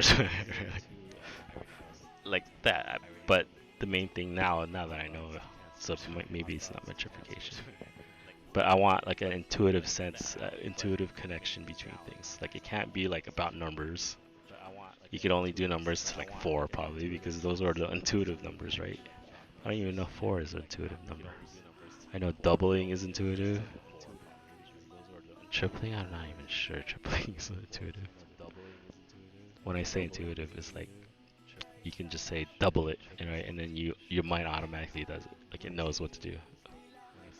Like it doubles it. It just makes it like feel this feeling and then double it. It doubles. Like it just does it. Like because it's intuitive. There's like no other explanation needed. I mean you can, but it's like you and your other mind know what those things mean. So that's another thing. It's like learning the language of the other mind. That way it's a little bit easier. Look, it's like a fish jumping. Okay, I'm really lazy. Like I'm not even trying. But that doesn't mean it doesn't work. It still works. I bet you a lot of these things I made are when I'm not even trying, or I am trying, but it sucks, or I'm not trying at all, and I just don't know what I'm doing. Like right now, actually, how by doing this, I noticed it's like there's a bear there, there's a bear there, a bear there. This thing has changed though, as in it has more depth now than I've originally, meaning I have to do a lot more detail too. But then I think I remember reading or listening to this thing, and this is why I study and do all these things. It's because they're like shortcuts for me. Like, there's this thing where you make it vague enough so that you fill in the details, like the mind will fill in the details. And I don't know if it's what artist that was. So basically, I'm just gonna go find videos, and the way I find things is usually pretty like there's help behind it, like or something. I don't know, because they always connect.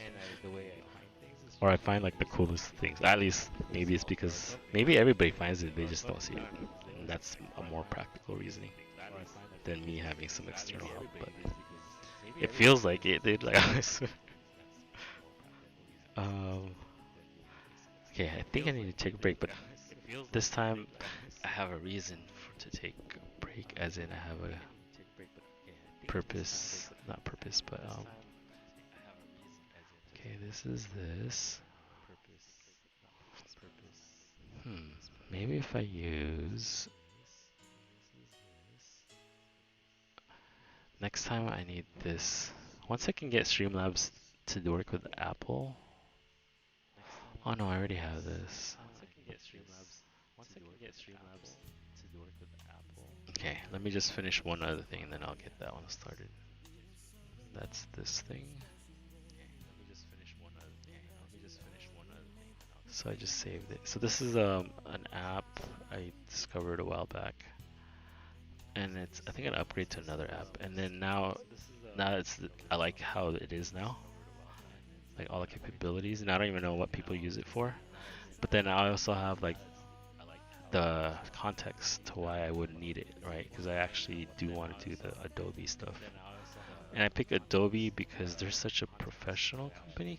I think they charge so much, but it's like the go-to to any publication. Um, and they do have ways to make money from like those are part of the things I want to show. There you can make money out of anything, and that's why I'm like weirded out by why we always go back to like. And I think that's what it is. It's not. I think was telling or discovering this already. Like, I think it's because we're so used to doing it that way, or maybe it's the earlier theme of things have always been this way, and so we get locked into those things, right?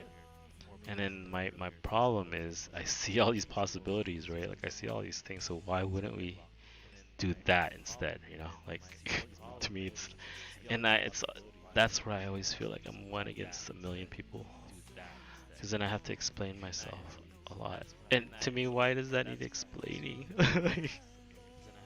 Like if this equals that and that equals that, why wouldn't you do this one where it's funner and easier, right? You're still gonna like I'm telling you, it still requires work. It still requires everything. It's like what you think making this frog vector, even though it's gonna be fun, I think it's easy. It's still gonna require me setting something up, doing something new, having to do that over and over and over until it's smooth. It's still the same process. And that's why you need something like passion or something. You need something to feel it. And I don't like using passion because passion is hard to find once you lose it. Unless you're passionate about being passionate. Like really, it's the state that matters, not the thing. And that's where I have a different angle or tact that I would take on that, and it's not passion at all. A lot of those are traps to me, or at least that's what I feel I would teach, because it falls in line with the whole like business model of everybody's gonna be teaching whatever they've learned. That's it. It's like the who the healer business. It's always gonna be like that. So if anyone doesn't have an idea already, it's like, dude, okay, don't worry about that. Just get started. Get started. Like, and this is my way of saying, okay, if you can't draw a frog or picture a frog or just watch a stream and find a frog and draw a doodle around it, like it starts with that, like littlest tiniest things, and then if that doesn't work, I'll make a blog to connect that into that into that into that, and then I'm gonna continue doing that until somebody will get it, right?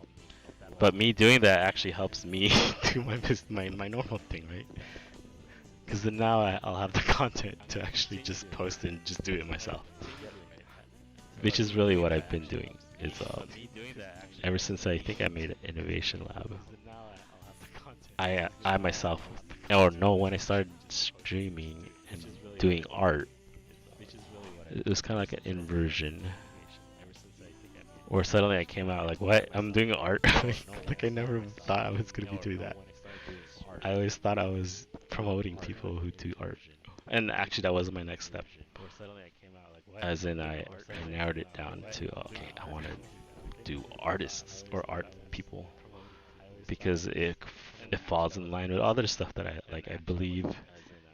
Plus, like hardcore left brain tells me this. Like it's the wave that we've been feeling since like 2000 whatever. It's like everything has moved to left to right brain.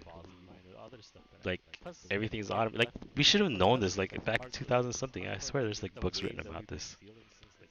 This is why my other frustration is like, don't we know this already? Like what the heck? Why do I have to explain all this stuff? And here's exact. What is it? I think David Pink. Or is that his name? So I can do another bit on this, like do book reviews and then get affiliate income by referring other people's books. But these are the people I actually really feel like you should just. I don't even think I finished the book. It's like I just put it down halfway and I was like, okay, got it. I'm gonna go do it. That's it.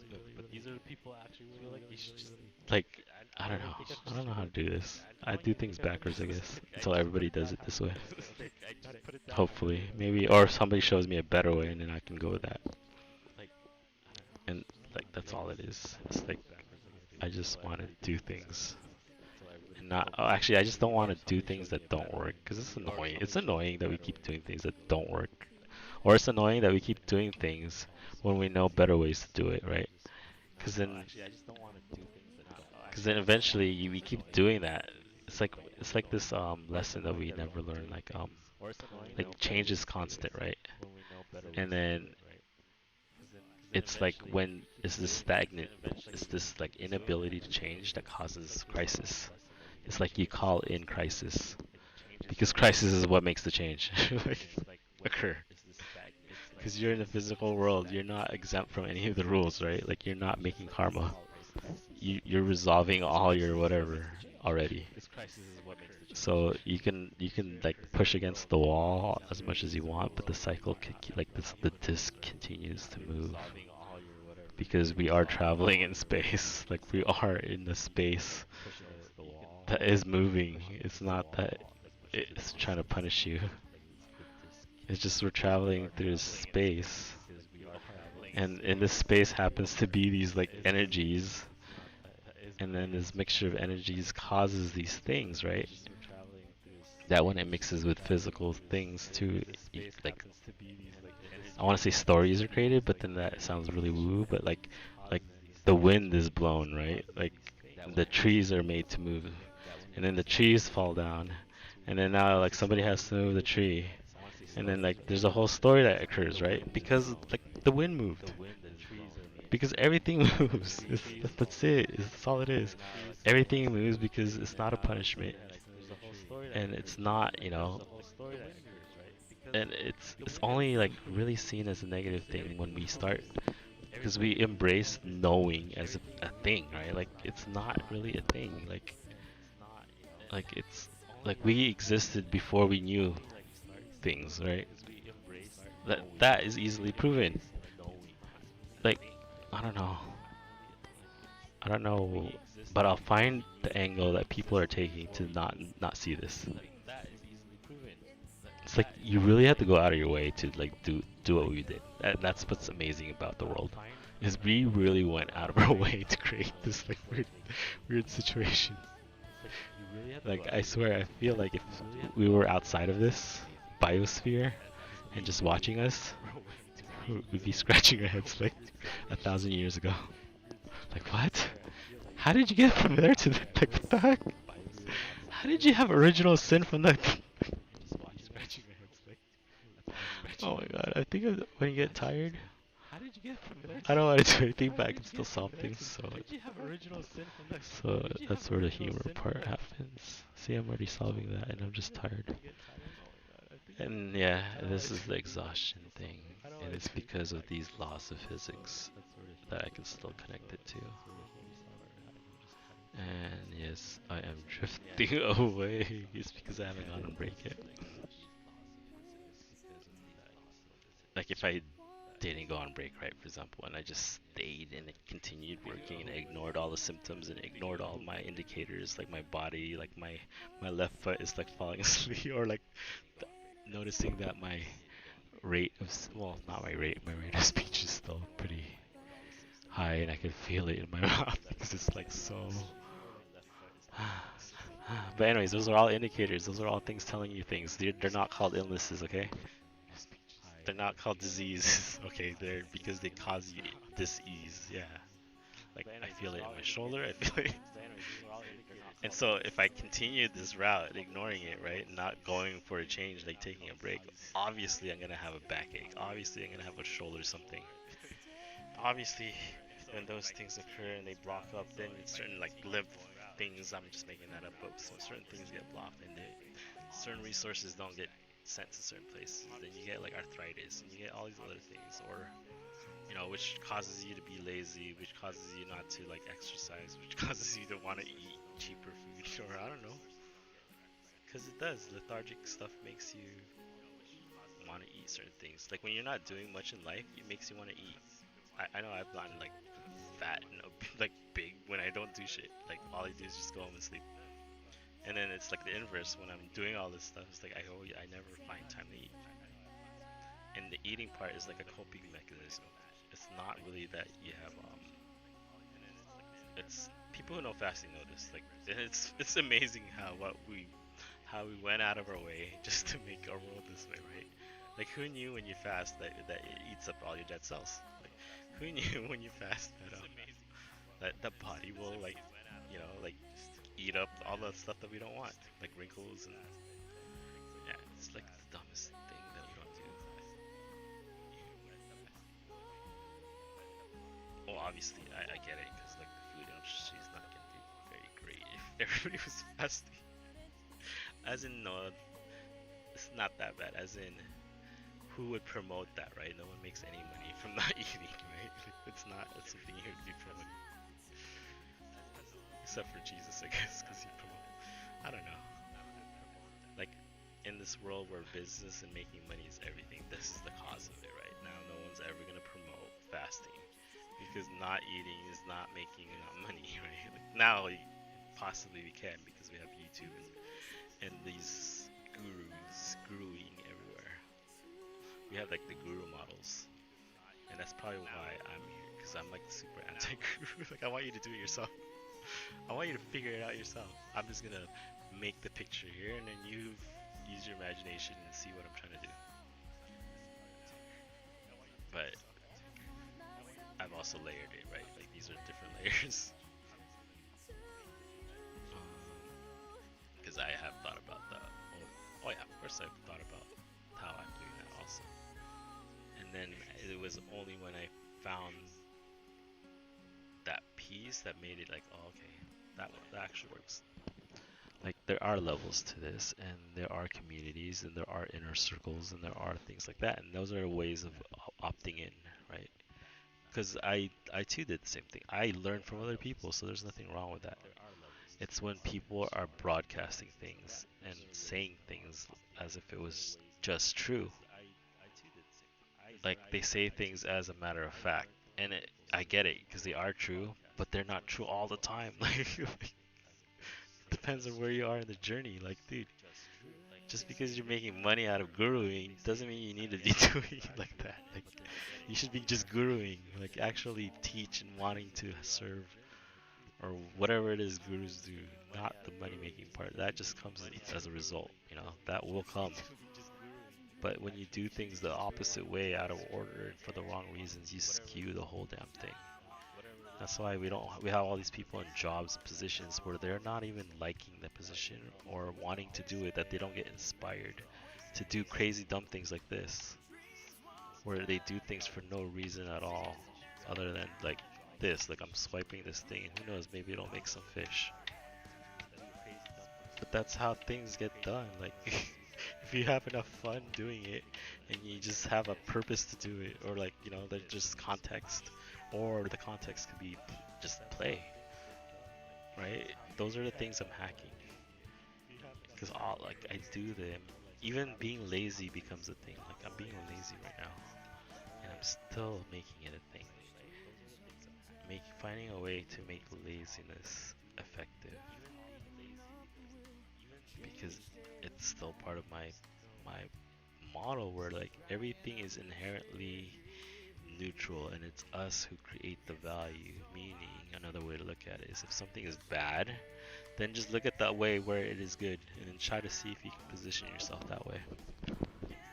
Like, use the idea that, okay, say it is a bad thing, say it is a shadow, let's use the shadow then, honor it.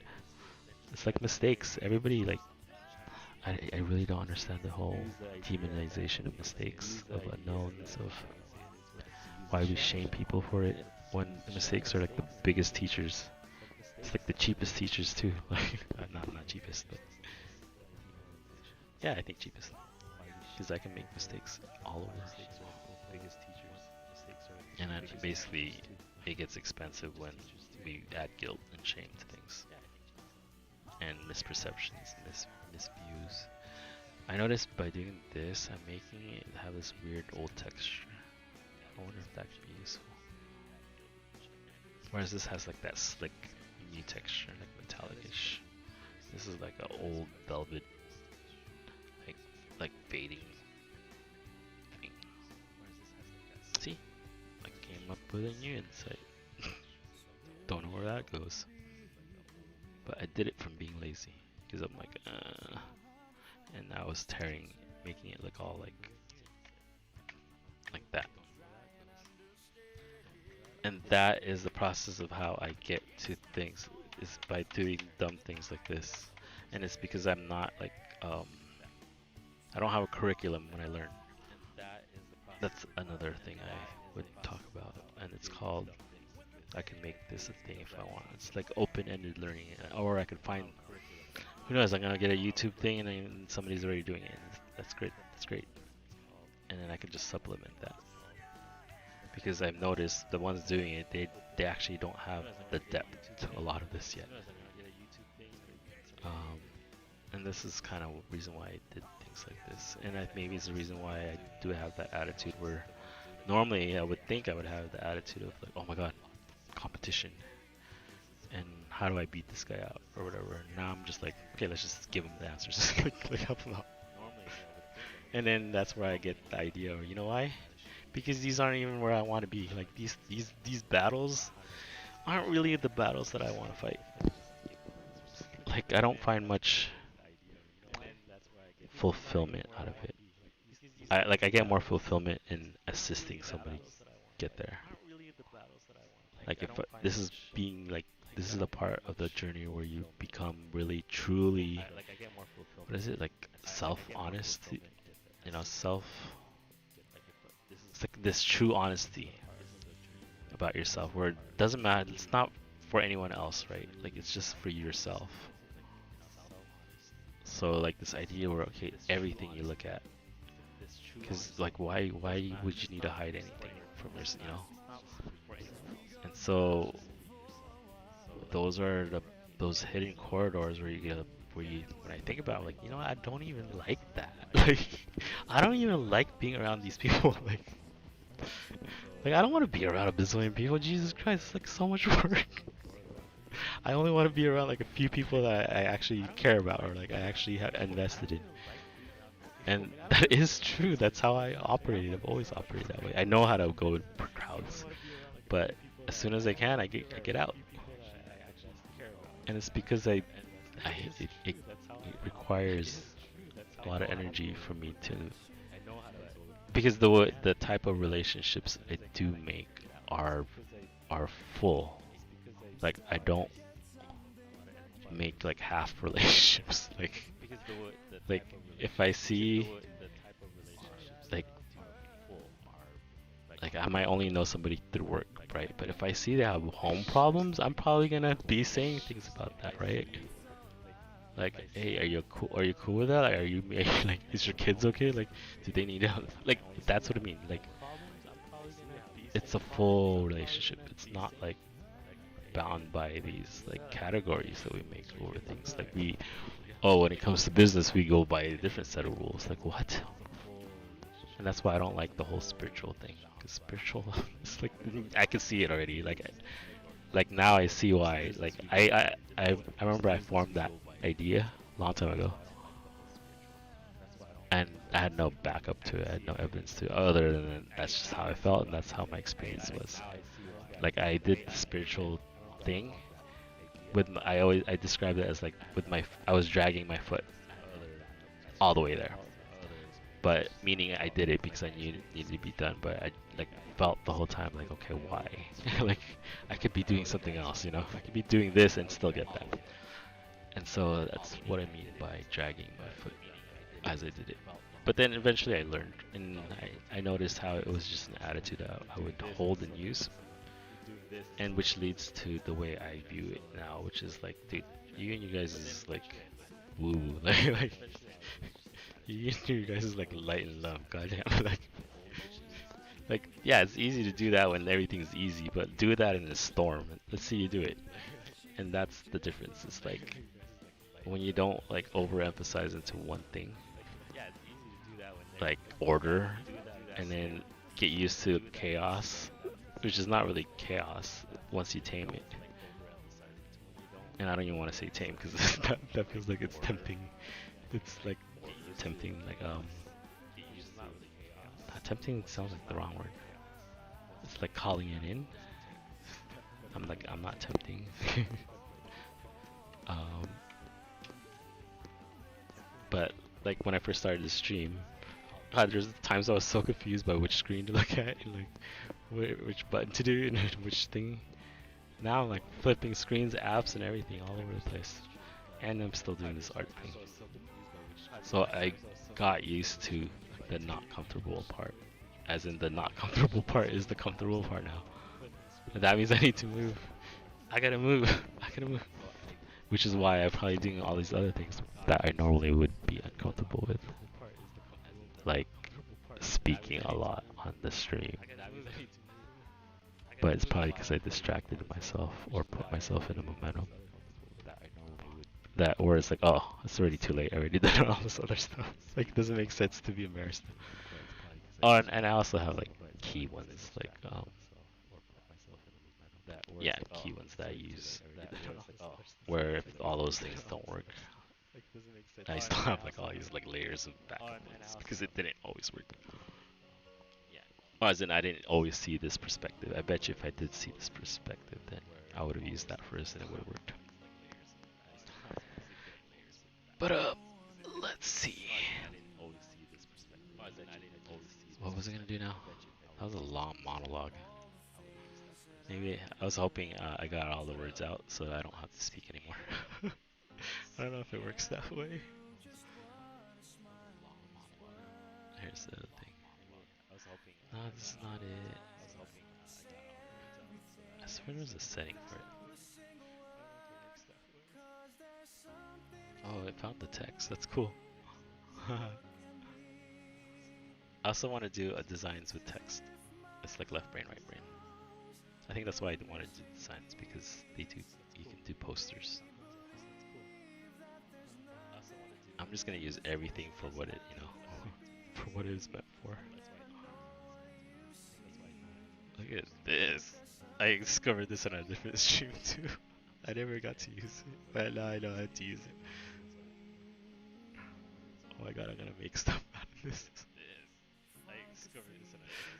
So instead of prints, I want to make like marbles, or like I want to make 3D stickers.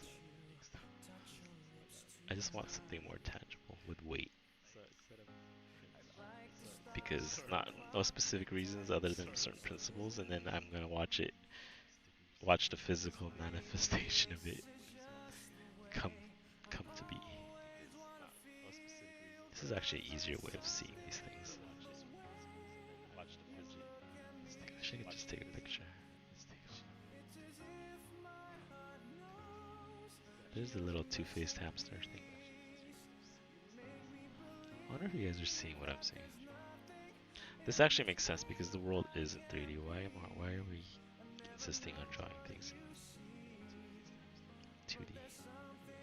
Oh, it's because we can't draw in the air. Can we or can't we? Look, he's turning his head. Dude, I can do animation like this. Oh, what looks like the next.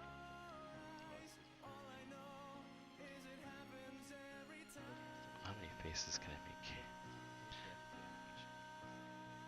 I bet you if I got if I'm using this right, I don't even know what this tool is, but now it's dawning on me that it might be one of those 3D sculpting.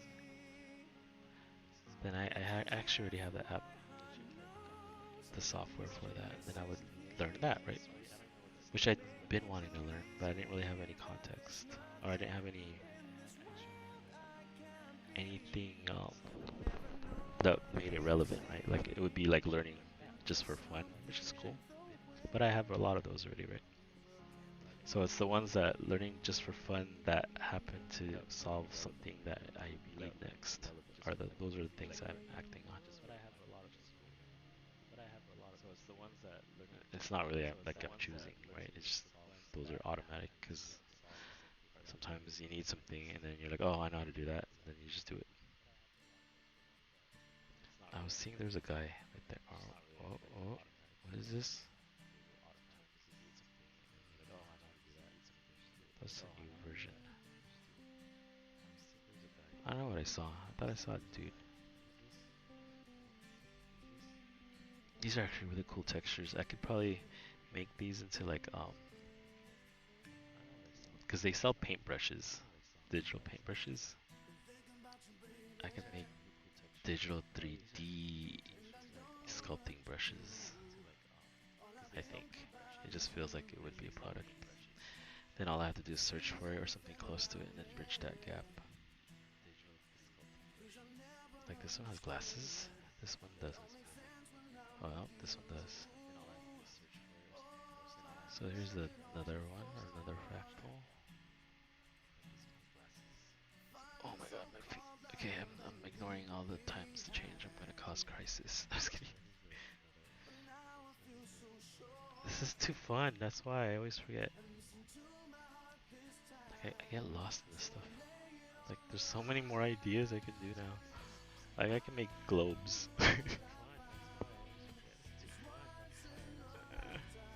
It's too many things to do. This is why the thing I say, or just do something, do the smallest thing you can do. Just keep doing it because it turns into things. And then it makes it easier to do these things. Like like all of a sudden you have a lab. That's what they do, right? So that's kind of where I'm heading next. It's like I'm building this thing that makes it easier to do other things. Which is kind of like the same model as, you know, doing things that solve the problems for other things, right? It's the same thing. But now it's like to infinity. Ooh, look at all of that. That's like I can make a half duck, half something. Oh, that's another topic I could explore is these hybrids, like centaurs and why, just those three words. This could be like a logo. Come on. Oh, I can't push. How do I take it? Oh, that's not what I had. What? I have it like this. Tap to freeze.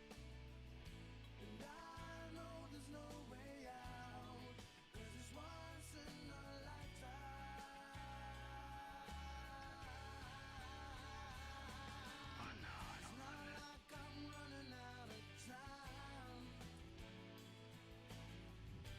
It's an elephant.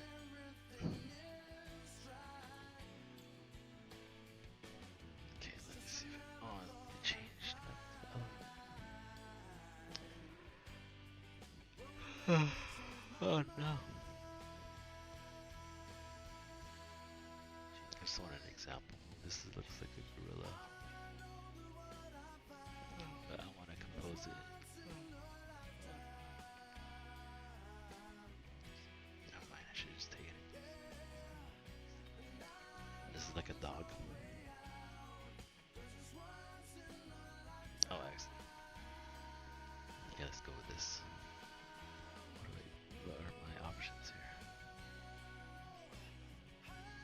Oh no, the dog turned into... Oh, this is the thing I could use. It's like you can make mock-ups. Because that's how they sell better. It's like you can put them in real life. Like instead of putting a 2D picture, put it like this. This is a 3D tile of the same drawing.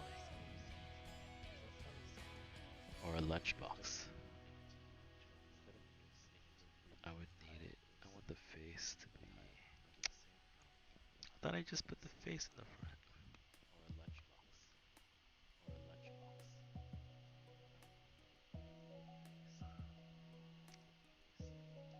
Oh, I didn't know I was gonna do this. This is actually easier.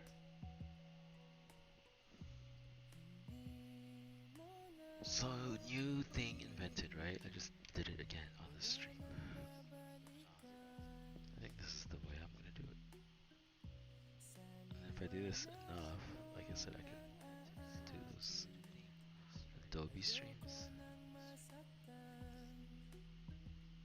And then if I structure it more, then I have now a template of the same content.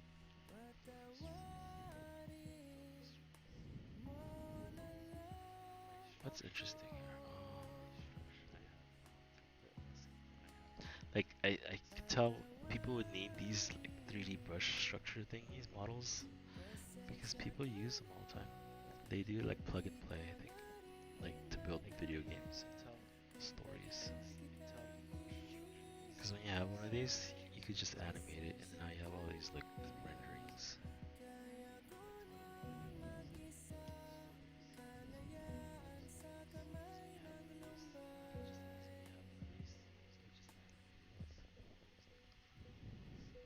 Oh, I'm gonna unveil. Oh, let's do this one. I just want this one.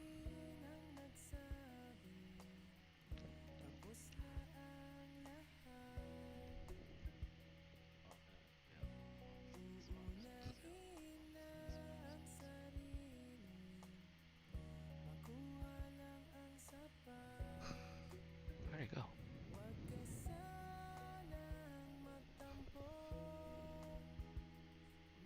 Okay, I'm getting like... I still haven't moved. These all look like landscape. That one looks like a range. I like this one. It could be a background. Hey, I didn't save.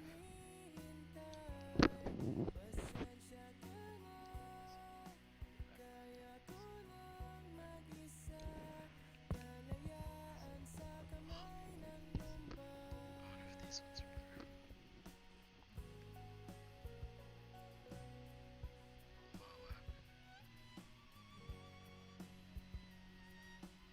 They got all greeny on me.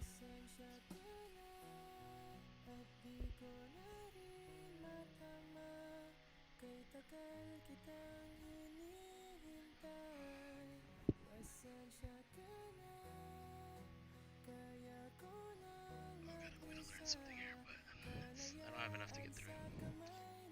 I need to stop. Okay.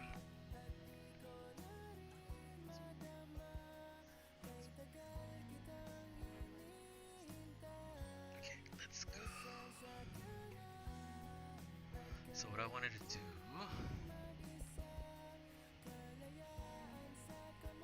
I should say that on the board.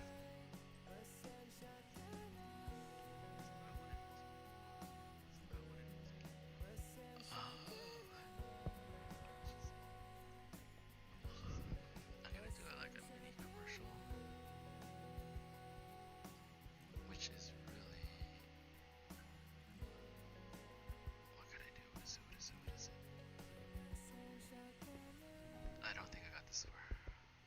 wish I did, but I don't What's have up, the beautiful energy. people? Happy Thursday. On today's episode, we're back, first of all, with a live stream with a couple of new I need tricks, as you can see, and more to be revealed in a backup second. plans. But today, we're going to be talking about how to run a successful business. I think you're going to be super pumped for our guest today. And we're going to talk about these 8 core concepts. 8 core concepts you need to know to run a successful business. There's going to be a short presentation. And we're going to talk a little bit about how to claim your creative power through entrepreneurship. This channel is all about that. So when I was reading this, this is good. How would It's you gonna like be to good for help all of us. local businesses and get How to compensated move very? from your I know I'm side so- hustle to your full-time Like, it must be a hustle. thing. Okay, so my I next don't know. I'm guest, reacting to that everybody, so much. he's a college dropout, self-taught entrepreneur, This probably family something man, I and can best-selling author of further. the book Create and Orchestrate. He's a co-founder, venture capitalist, public speaker, a black belt in Hapkido, and he's currently residing in Nashville, Tennessee. Everybody, please Like, I help feel me like there's welcome a Marcus better Whitney. way, and I feel like Yeah. You guys, you're missing the beat. Woo! Okay, we're back. We're back. There we are. So now you're going to hear some other voices, and we're trying to bring some of the energy and some of the love. Joining me today is a very select group of people I trust from the Pro family. They'll be listening in, potentially feeding you some questions. But Marcus, welcome to the show. Chris, thank you for having me. And the Pro family is a lot of love. It's a lot of good energy. We're rolling out the red carpet treatment for you today. So I don't want to talk too much. No, I have a bunch of questions, but I really want to get into the presentation. Well, We all know without people drop ever off really leaving quickly, your and own let's give them the home. value right up front. So I'm going to turn it over to you, and I'll be listening in and potentially asking you a few questions while you're going through your deck. Thank you so much, man. All right. So what else is So everyone, welcome. I'm here to talk to you about the 8 things you have to know in order to run a successful business. This is the channel for creatives. I'm a creative. Got this big great shirt on. And so I think that this will be very useful for you because I think for creatives, we like to do what we like to do, not necessarily what we have to do. And this is a little bit about like what we have to do if we want to run a successful business. So Chris gave you a couple of just pointers about me. What I think is important here, college dropout, self-taught. So everything I'm going to talk to you about today is stuff I basically came up with through experience, not in a classroom. Probably the highlights of my career, I was a director of technology and a partner at email marketing. I am a founding partner of Jumpstart Health Investors. It's a healthcare venture capital firm. I co-founded and I'm a minority owner of National Soccer Club, which is a Major League Soccer team. What's important about that is that we're 3 very different types of businesses. And so what I'm about to teach you works across all of these types of businesses and every kind of business that's out there, including the one that you're trying to work on. So I started a lot of businesses because I had an idea that I was passionate about, and I was just like, I want to do this, I want to bring this thing into the world. And even though I gave you 3 examples of things that went well, I failed over and over because of what I did not know. This is like super, super important. Maybe like you, I jumped into a lot of these books, right? So 4 Steps to Epiphany by Steve Blank, all about customer development, business model generation, the lean startup. Who hasn't heard of the lean startup? Who hasn't read it? Right? This is water. These are incredible. This is your favorite They drink. help you to figure out how to like get And the this market is- fit or how to think through a business and be able to tell somebody else about it. But they don't tell you Unless that is what you have to do something or day in somebody and day out manages to to run bring it the back business to life every for day, us. right? Not just like figure out if Make it's it a real business you should go after. And the other thing they don't tell me is like, what is the priority? If I'm getting a good night's sleep 8 hours a day, there's 16 hours, I got family, I gotta eat, I gotta get exercise in. I don't have unlimited time. So what is my priority on a day-to-day basis? So in this presentation, we're gonna go through 3 key things that you're gonna learn. 1, you're gonna learn a universal template for any business that you're thinking of starting. It's a template to be able to plug things in. 2, you're gonna understand the priorities that every successful business runs on, and I do mean every single. And 3, you're gonna find your strong points and weak points quickly so that you can fill gaps and avoid failure. This is a film So about a I'm a lost software developer who genius became of an English entrepreneur, art. and A that's painter important to of this deep because and real the way I talent. think about things is as a Who software was developer. there? I don't know that and who put a anyone else face out there can to a relate. particularly Software developers traumatic are always moment like taking in things our and putting it in the history. software developer frame of mind. And so software developers have developed His name something was William that always will cover Dobson. all the needed aspects of building and The one maintaining in the middle. applications because we're lazy. The handsome So it's gonna one. We don't like to do the same thing over and over Vocabulary again. So we're like, from that okay, I do this thing competent in the last 3 apps. I need to Dobson like was write the something first that'll do it every truly single time. great And these British things have painter, evolved over our time first So into they what's can get called caught up to the frameworks. speed of So I'm how sure you've this heard is of created. Ruby on Rails, or maybe you've never React heard or of him Express. before, You know, maybe you've used the yourself framework. up WordPress about is it. even a framework, Most right? people You don't haven't. need to kind of rewrite History the blog isn't every always single fair. time. And what's awesome about its frameworks heroes. is they handle the things that And you William need Dobson every single time that you're was creating a new certainly application, one of those. and they let you focus on what's unique about your application, right? So that's why people like to have frameworks. So let me tell you how frameworks are created. There is a set of rules Dobson had about an frameworks that exciting you only life know if you've to actually go like with his tried to build a exciting framework, and I've done this talent. before. So It the was first short thing is that and frameworks are made up of fateful, concepts because and these were not contexts. relaxing Concepts and contexts. Okay? times. Dobson So was born in London in an application in framework for 1611, software, here are some of the concepts. baptized in this fine Authentication. city church, Every app needs St. authentication. Andrew's, Holborn, Navigation. I got to get from one place to another. Sessions. When you're in the application, you do things you want to like keep up with the things that have happened. Security. Always need security. Data storage. These are common concepts. But then, furthermore, you need these concepts to be presented in a certain context. So, one context might be a social networking context. Another Oh, I one already might have be this. a financial application.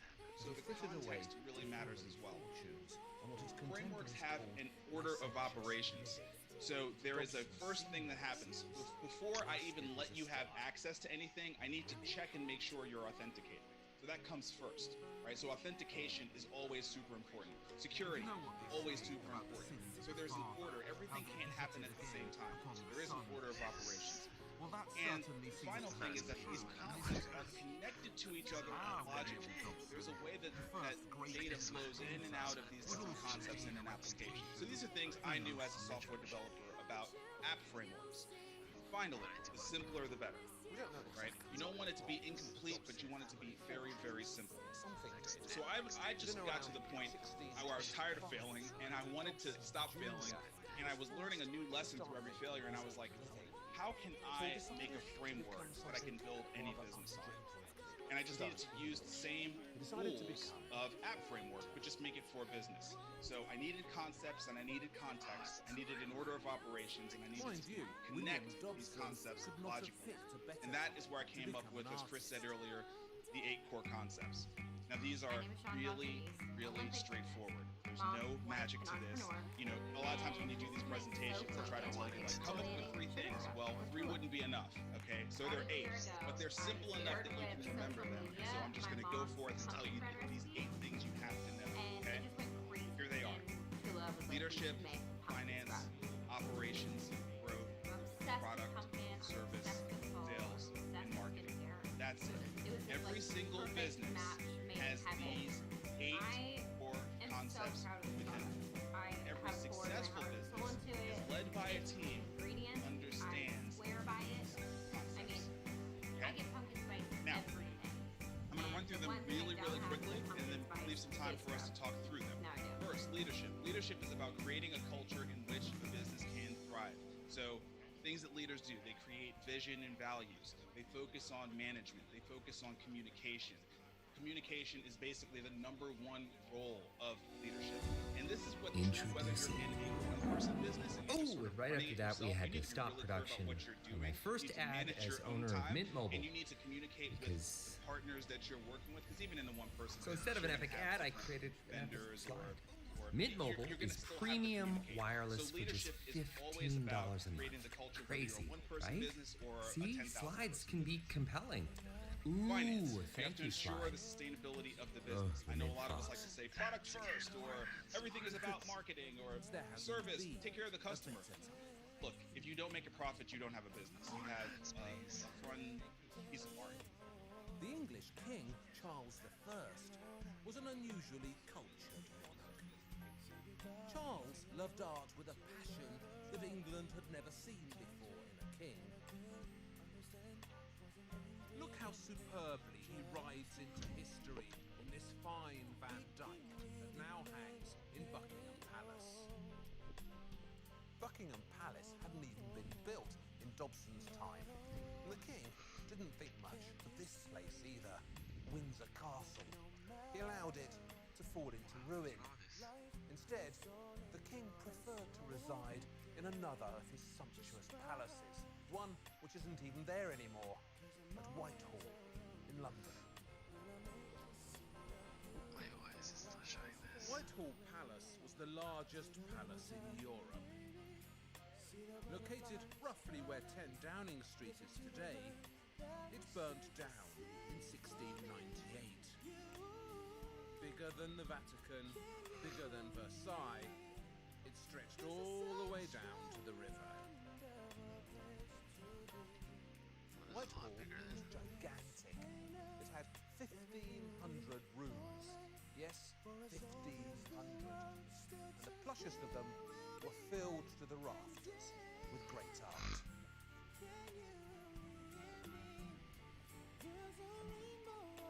If you think Windsor Castle looks impressive today, you should have seen Whitehall Palace in around 1630, when William Dobson must first have encountered it. Oh, but stream starting soon the whole time. Dang it. All these Sucks. mantegnas were in Charles's collection. That's the- 9 of them. The first Rembrandt ever to leave Holland hung in Whitehall in the longest gallery. And naughty Veroneses displaying such un-English nudity. And this famous Leonardo, now so popular in the Louvre in Paris. Then there were all these Raphaels showing the Gospels of the Apostles, This the was- finest cycle of Renaissance art ever to getting leave it. Italy. What an education a young painter starting out on the road of art would have received in here, just by wandering about and looking.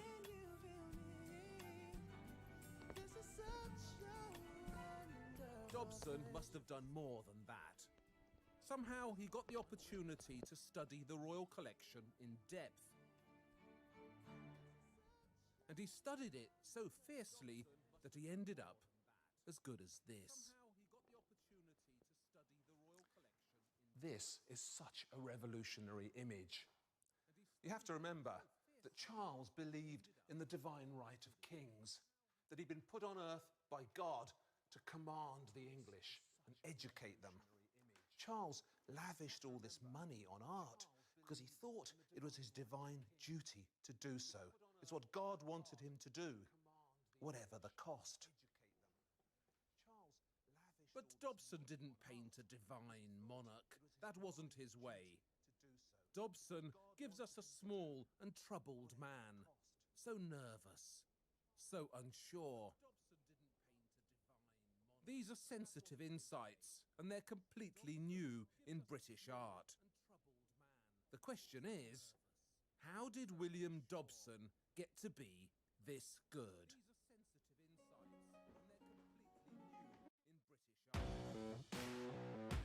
I found out that I could earn a bachelor's degree in IT while working in my IT assistant job.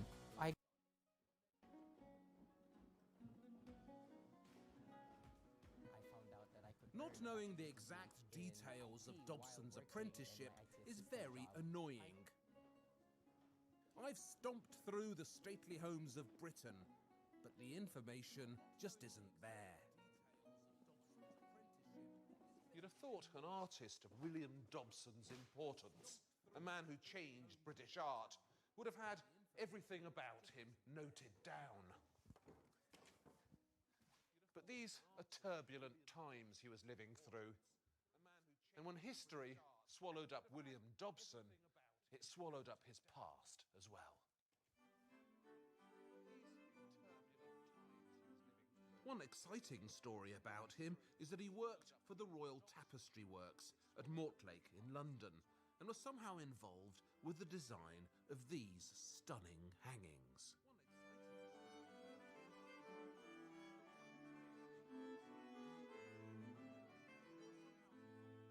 Another story about Dobson doing the rounds is that he was actually a pupil of Van Dyck, the king's official painter, who came over to London from Antwerp in 1632 and who proceeded to lord it over Charles's great golden age.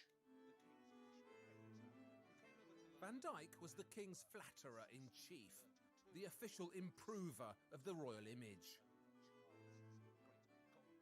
This is his portrait of Charles's detested queen, Henrietta Maria, a Catholic from France, whose teeth, according to the Venetian ambassador, stuck out like the guns on a battleship. But that was in real life, not in Van Dyck's portrayals of her.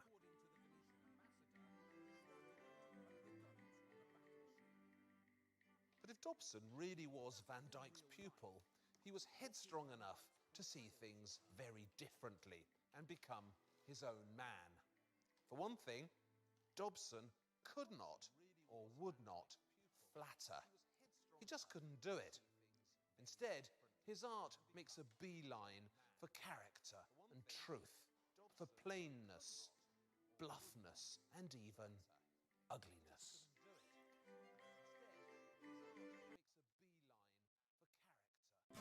This is water. This is your favorite drink. And this is both, because this is Circle. This is water.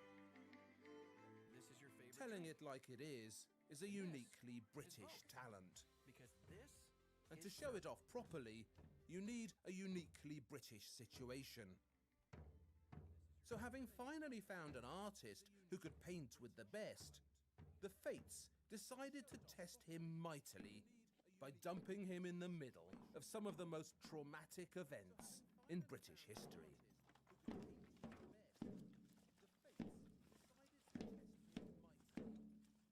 There are many complicated reasons why, in 1642, a savage civil war broke out in England. Why Parliament took on the King, Royalist took on Roundhead, and Cavalier took on Puritan. In 1642,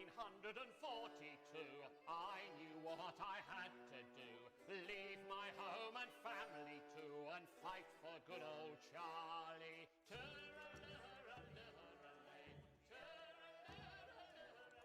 Charles had become a deeply irritating monarch.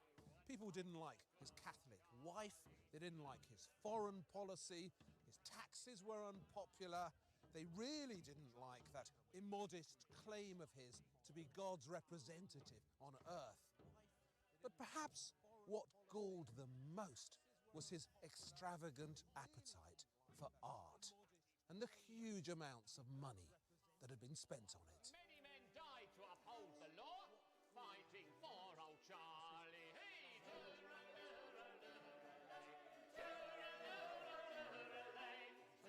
Art was an affront to Puritan thinking. The Second Commandment actually bans the making of it. Thou shalt not make any graven image, it says, of anything that is on earth or on the sea below.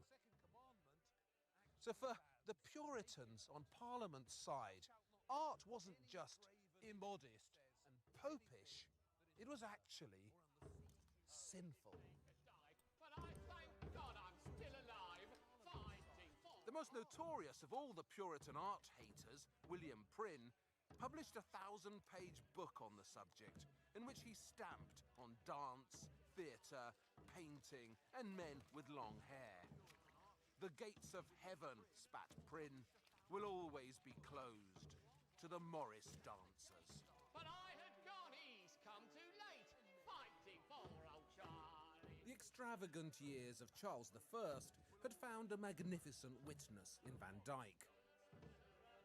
How effortlessly he seemed to capture the elegance and swagger of Charles's court.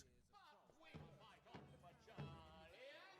Van Dyck was the perfect painter to record Charles's golden age, the days of elegance and extravagance.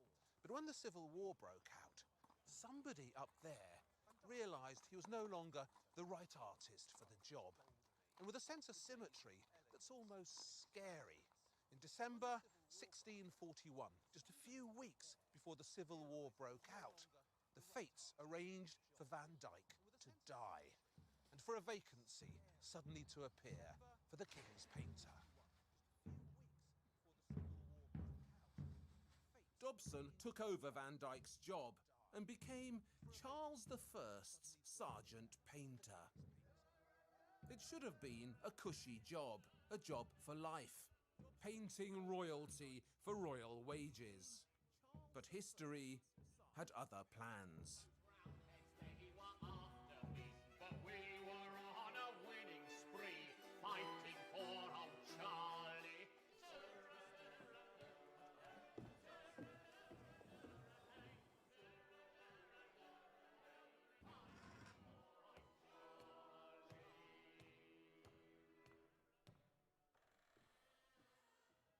The first pitched battle of the Civil War was fought here at Edge Hill on the 23rd of October 1642, a Sunday.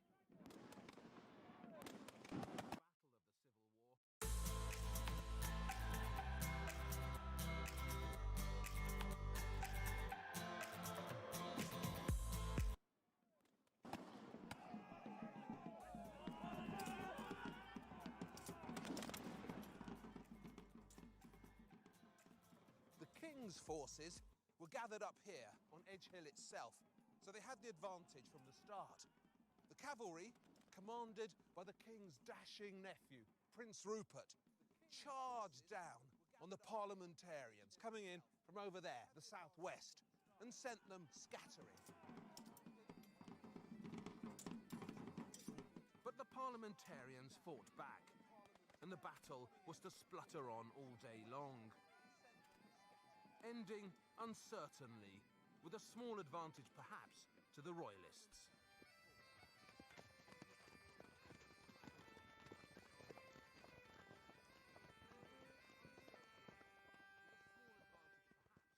Charles's eldest son, the Prince of Wales, the future Charles II, was at Edge Hill with his father. He was just 12 years old, and he watched the opening cavalry charges with a schoolboy's excitement. The prince narrowly escaped death when an enemy cannonball just missed him.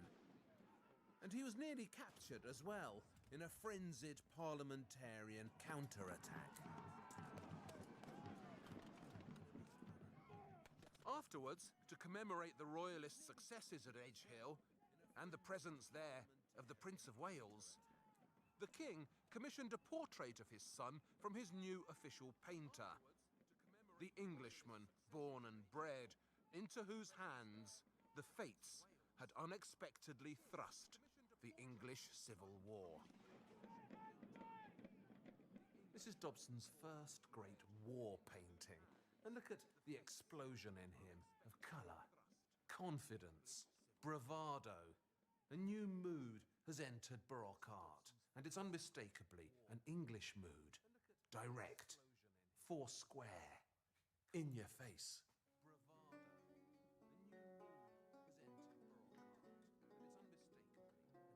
Young Charles stands commandingly at the front of the battle as Edge Hill rages behind him. His page holds up his helmet, and the king-to-be fixes us with a forceful stare. But this isn't just a portrait, it's a picture loaded with symbolic meaning, packed with it. In the end, it's not even a picture about war, really, but a superb slab of royalist propaganda about peace. The Prince of Wales, the future Charles II, represents England's best hopes for the future, the nation's salvation. See down here, the madly grimacing Fury with all the snakes in her hair. She represents the strife and chaos in the land. But look how firmly Charles commands her to stay. He's like a man ordering a dog to sit.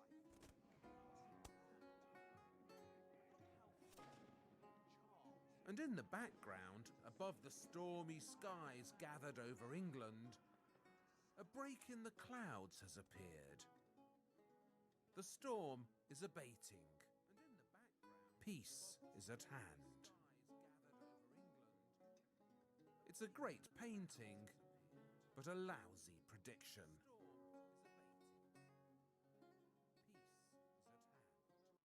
I lost 37 pounds with Noom. I'm 70 and I can parade around on the beach in a two-piece and still be proud of it. I lost 19 pounds with the help of Noom. I feel like I'm more active than ever.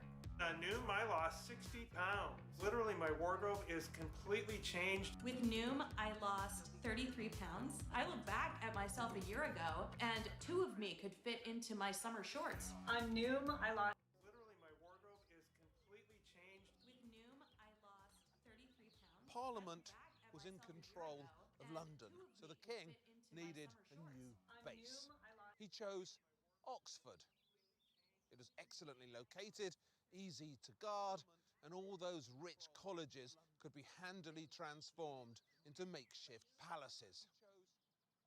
So for the next 4 years of the war, this was to be home for the king and his court, including the new royal painter, William Dobson.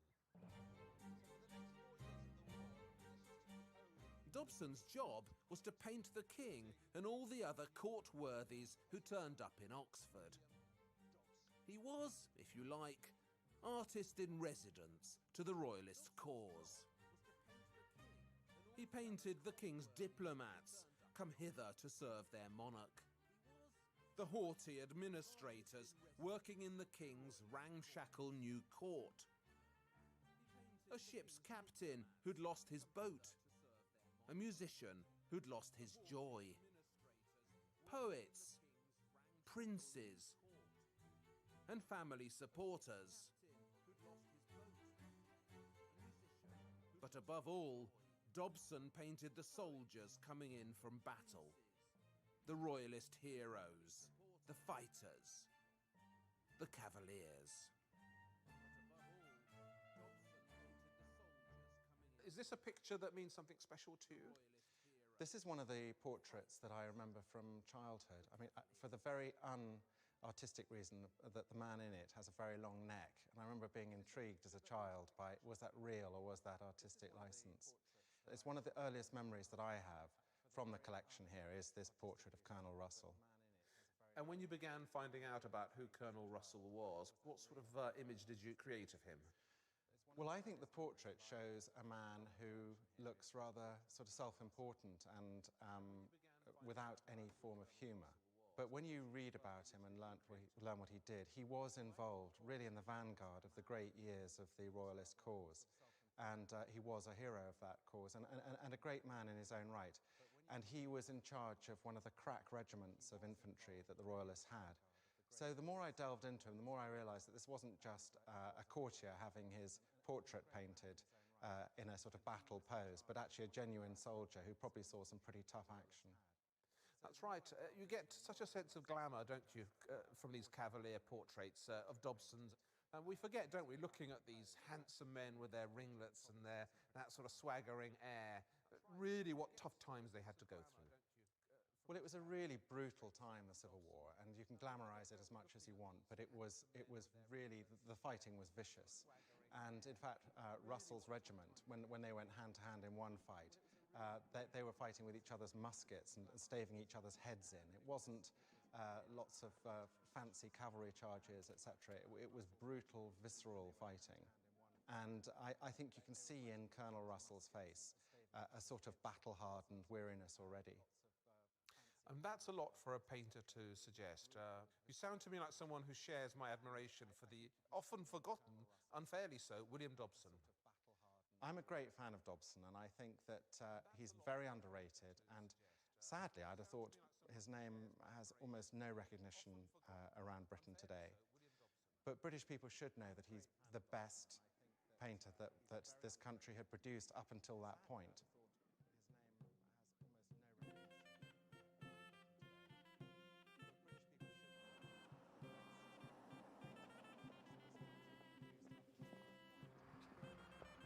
The King lives here at Christ Church, Oxford's poshest college. Good morning. Good morning.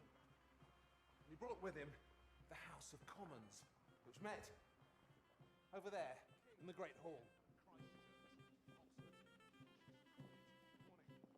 The Queen was here at Merton College.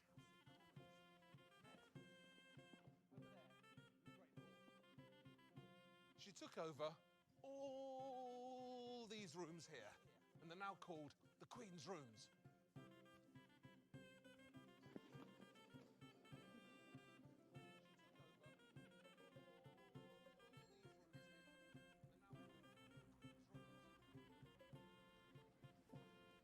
Dobson, meanwhile, had to make do with lodgings in the town. All we know is that he lived off the high street, up against St. Mary's Church. So that's somewhere around here.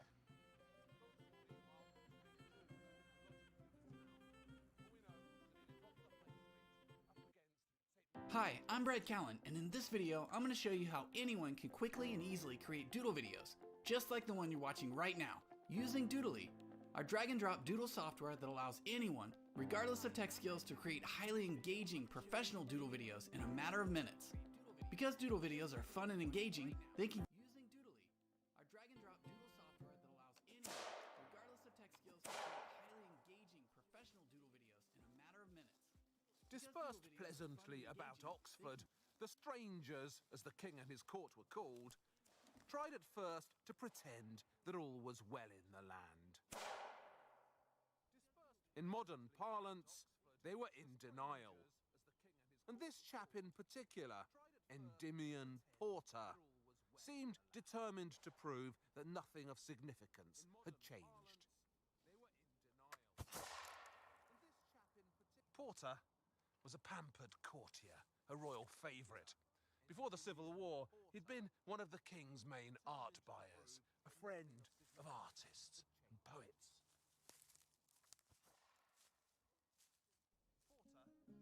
There's a fine portrait of him in the Prado by Van Dyck, in which the suave Porter and Van Dyck himself buddy up together in an elegant oval. Porter saw himself as the king's Maecenas, a fixer and tastemaker. He's the embodiment of the smarmy royal lickspittle, clinging to the king's side like a barnacle to a ship's hull. When he wasn't collecting art or writing egregious plays, Porter loved to hunt. And when Dobson came to paint him in Oxford, it wasn't as a soldier or a dashing cavalier, but as an English squire, out hunting as if nothing had happened. Those people who admire William Dobson, and there aren't nearly enough of them, will generally tell you, is everybody as miserable as me? I think so. But we'll answer that question.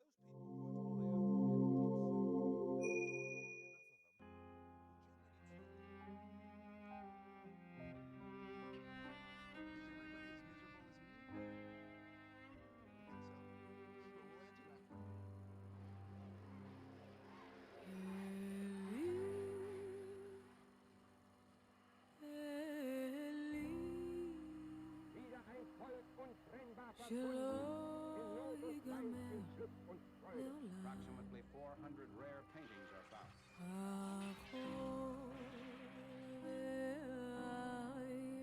It all started with a wish. A woman's simple desire to leave 2 portraits of herself to the country she loved. The woman in the portraits is Adele Bloch-Bauer. Her husband, Ferdinand, commissioned Austrian painter Gustav Klimt to paint her portraits in the early 1900s. The 2 portraits and 3 Klimt landscapes were among the artworks taken from Ferdinand's home by the Nazis when they marched into Austria in 1938. For the past 60 years, the paintings were proudly displayed in the Austrian National Gallery's Belvedere Museum in Vienna. But when Los Angeles resident Maria Altman, the niece of Ferdinand and Adele Bloch-Bauer, challenged Austria's ownership of the Klimt paintings, a legal tug-of-war began that lasted nearly a decade. Our story begins in New York City in 1997. There was an exhibit at the Museum of Modern Art in New York at the end of 1997 where they had a number of Austrian paintings from a museum in Austria called the Leopold Foundation, 2 paintings by an artist named Egon Schiele, who's a contemporary of Klimt, a little bit younger. were then seized by the district attorney of New York as being Nazi-looted property. Many conservative people in Austria were up in arms, thinking that Americans had no respect for private property, when in fact the subpoena was motivated by precisely the respect for private property, but a different definition from what the Austrians who opposed the subpoena believed. As a result of the case being very high profile, it put a spotlight on Austria, not just generally its involvement in World War II. You know, were they the first victims of Nazism, or were they just part of the perpetrator, you know, like Nazi Germany? But specifically, it focused on something that was not talked about as much, and that is the Nazi looted art. Actually, the question of looted art was never a big topic in the Austrian political discussion before. Suddenly, the public could recognize that there is a chapter of the Austrian history which has to be written totally new. The Austrians responded with some indignation, I think, saying it's ridiculous, we don't have any looted paintings, you know, everything was returned after the war, this is an outrage. Hubertus Czernin decided to research and see if that was true, and he went into the files of the Austrian archives, the state archives, and discovered documentation showing how in the Bloch-Bauer family and in other families like the Austrian Rothschild family or the Lederer family, that the family lawyers had essentially been forced to donate certain paintings, donate in quotes, certain artworks to Austrian federal museums in order to get export permits for other paintings. So Hubertus Czernin wrote an expose in the Austrian papers. And suddenly it became very clear, and it became very clear with a lot of media and international media attention, the level of involvement of Austrian institutions in the question of art theft and owning property that had been looted. And this came kind of in the wake of the Swiss bank scandal. It was really a very tense time when there was a lot of attention to kind of Holocaust-era assets. And Austria needed to react very, very quickly, which they did by enacting an art restitution law in November of 1998, which now governs the restitution of artworks from federal museums and public collections. I would say the Austrians have done more since 1998 to return Holocaust victims' property than any other government in Europe or the entire world. But we have never really advertised what until now we gave back, what we could return. Because everybody is scared that some people could feel, yes, reproach us that, now that you're finally, after 60 years, giving back a few things to some Jewish people, you think that you've done it all. And that's really the reason, I think, why they prefer not talking about it and saying, as long as the survivor himself gets the point that we do whatever we can, as late as it is, then it's enough for us. We don't want to go out to the world and say, look how good we are. Because we have for many years, and we are completely aware of it, not been okay or not done enough. Restitution. The act of restoring to the rightful owner something. If you have a little bit of anxiety around the idea of taking calculus, I would encourage you to give it a chance. We don't all learn in the same way. So we are going to be teaching the same content in different ways. I'd say my teaching style is somewhat laid back. I'm the only instructor that's using a blackboard. And I prefer a fountain pen and paper. I want to make calculus a bit more human. I'll be teaching with a tablet. We're going to look at the infinitely large, the infinitely small. There's going to be a lot of storytelling alongside the calculus. I hate to do this to my hometown team, but we're going to look at the Buffalo Bills fan base as our example for exponential decay. So here we go. Lodi high minus Heidi low over low low. What? Let's piece it together. There are these mathematical functions in the things that make us happy. This is an example of taking something in the real world and giving you more information through the equations. Basically, if you're in your 20s, enjoy it while it lasts. There is no reason why everyone shouldn't have access to the very best education. I hope this course can be a gateway to help students from different backgrounds to start their college career. Calculus is this place where, once you've mastered the rules, you can let your curiosity run completely riot. Welcome to Calculus 1. Let's get started. Let's get started. Let's get started.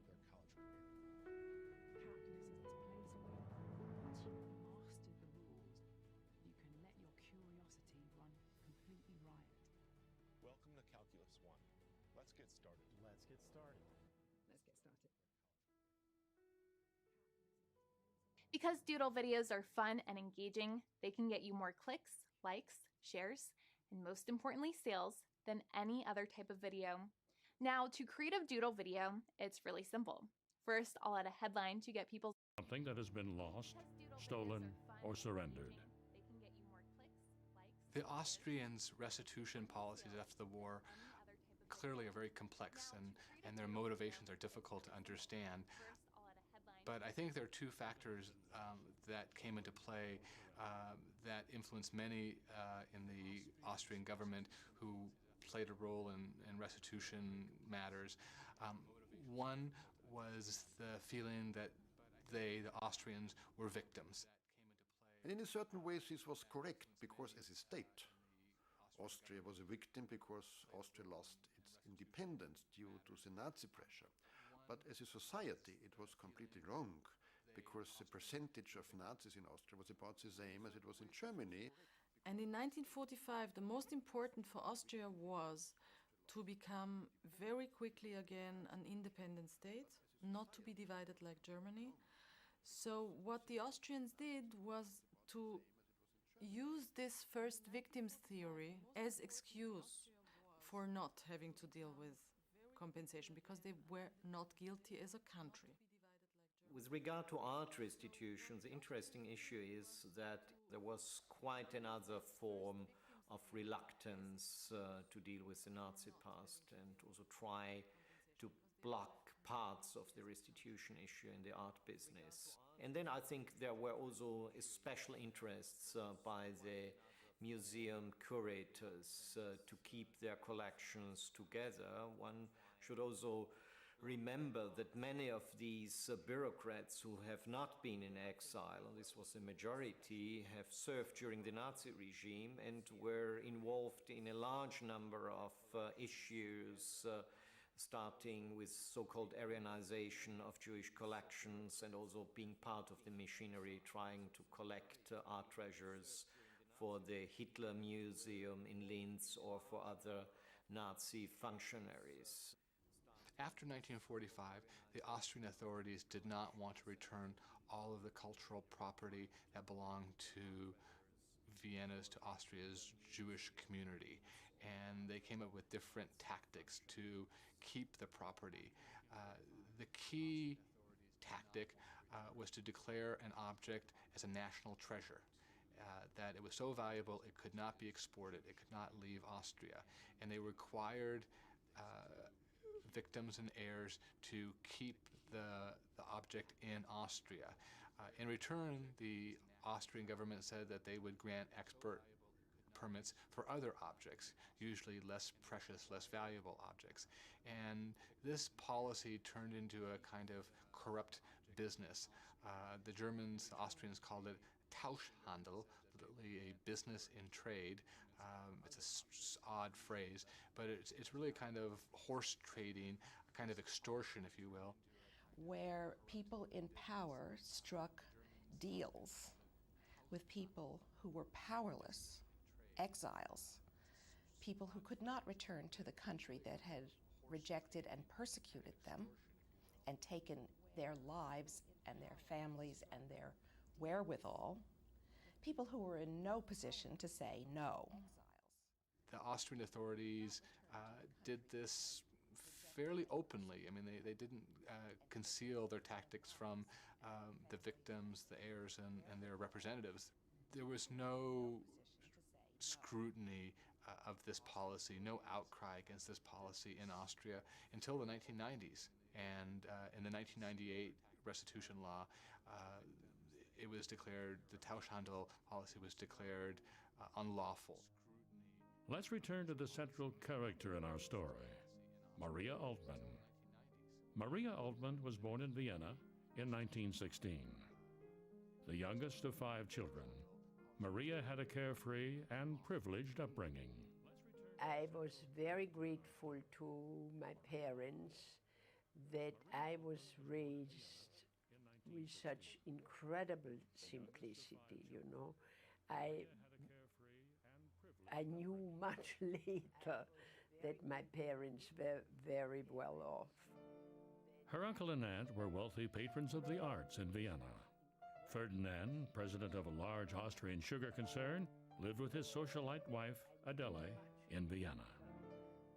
Maria's aunt was a huge fan and patron of Gustav Klimt, and got her husband basically to buy a number of Gustav Klimt paintings, and commissioned actually 2 portraits of Adele Bloch-Bauer, I think, but they had in their home, Ferdinand and Adele, 6 or 7 Klimt paintings.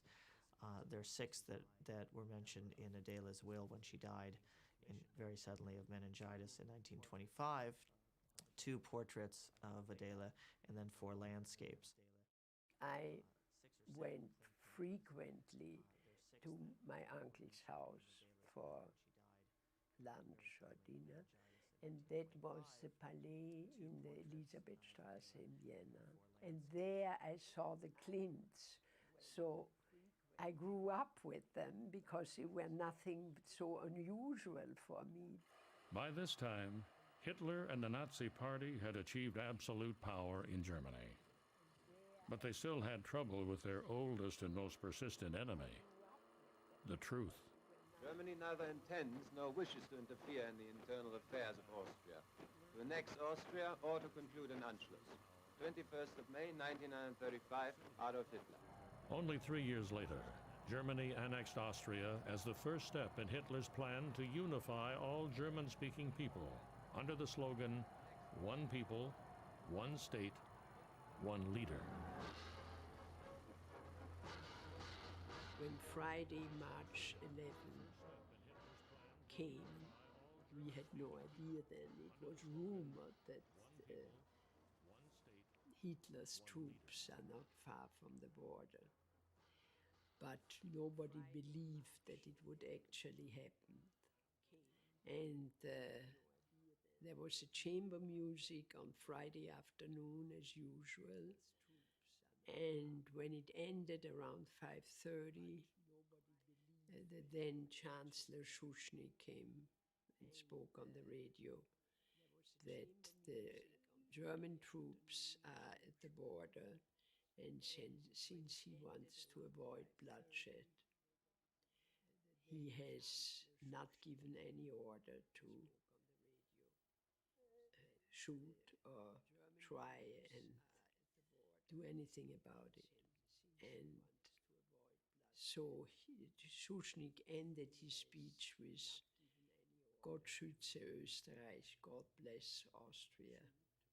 And that was the goodbye and the end of the chamber music and the end of what Austria used to be.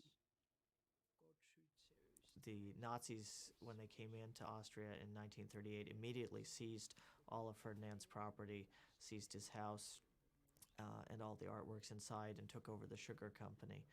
Ferdinand fled first to his home outside of Prague, and then to Zurich, Switzerland, where he stayed throughout the war, and dying there in November 1945, just after the war had ended. Unfortunately, Ferdinand was not able in the few post-war months to recover any of his property, and so he left behind a will that left his estate, which at that point consisted of nothing but restitution claims, to 2 nieces and a nephew, and one of the nieces is Maria Altmann. Ferdinand's heirs all fled to North America to avoid Nazi persecution. After the war, they hired lawyer Dr. Gustav Frenisch to help them recover Ferdinand's property. What happened then was he discovered that the Klimt paintings that Ferdinand had owned, several of them had ended up in the Austrian Gallery Museum. And he asked the museum what their position was with regard to the restitution claims. The museum responded by saying that they already owned all the Klimt paintings that Ferdinand and Adela had, because Adela had asked in her will that her husband give the paintings over to the museum upon his death. Of course, they were stolen before he died. But the way the museum put it was that they already owned it when Adela died, and they allowed Ferdinand to keep the paintings during his lifetime, which was really not true. But the lawyer for the family, Dr. Renisch, didn't know it wasn't true, and he agreed with the museum to give up the Klimt paintings in order to get their approval for export permits for some of these other older Austrian paintings that he wanted to send to the family in Canada. And so he made essentially this exchange for export permits. And that was in the late 40s. So if you had asked Maria what had happened to these Klimt paintings before this whole thing happened in 1998, she would have told you that, as she told me, she said, well, my Aunt Adela gave them to the museum when she died in 1925, because that was the lie that the Austrian government had told the family after the war. So when I first heard they were in the gallery, I thought, well, that's the way she wanted it, and that's the way it should be. And it only turned out later that that was not the case at all, that there was no legal way in which they ended at the gallery. While serious questions had been raised about how the Klimts actually ended up in the Austrian National Gallery, to create new works of art, but most importantly, they commissioned artists like Klimt and Schiele to produce paintings. And in fact, I would say maybe 80% of Klimt's patrons in the years 1900 until his death in 1918. Modernity. It's simply that it has been done in an entirely secular metaphor. I mean, if you take even the trivial belief about alchemists, that they were concerned with changing lead into gold. Of course, that isn't what it was about, but there were plenty of con artists running around on the periphery of these deeper scenes who were claiming they could change lead into gold. Well, in the 20th century, we routinely change lead to gold. You do it with neutron bombardment in particle accelerators. And of course, it costs far more to do it than the worth of the gold that you get out. But that really wasn't the point, was it? It was to prove that it could be done. The dreams of creating the homunculus are dreams that dovetail directly into the aspirations of modern biology, genetics, so forth and so on.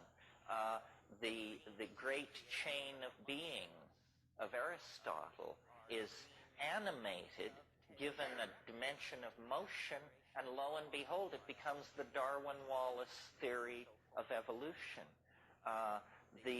Merciliade talks about this, about how all the alchemical dreams of the 15th and 16th century have been brought to fruition in the 20th century, but again, in the absence of magical rhetoric, but certainly in a spirit of magical and Faustian recklessness, for sure.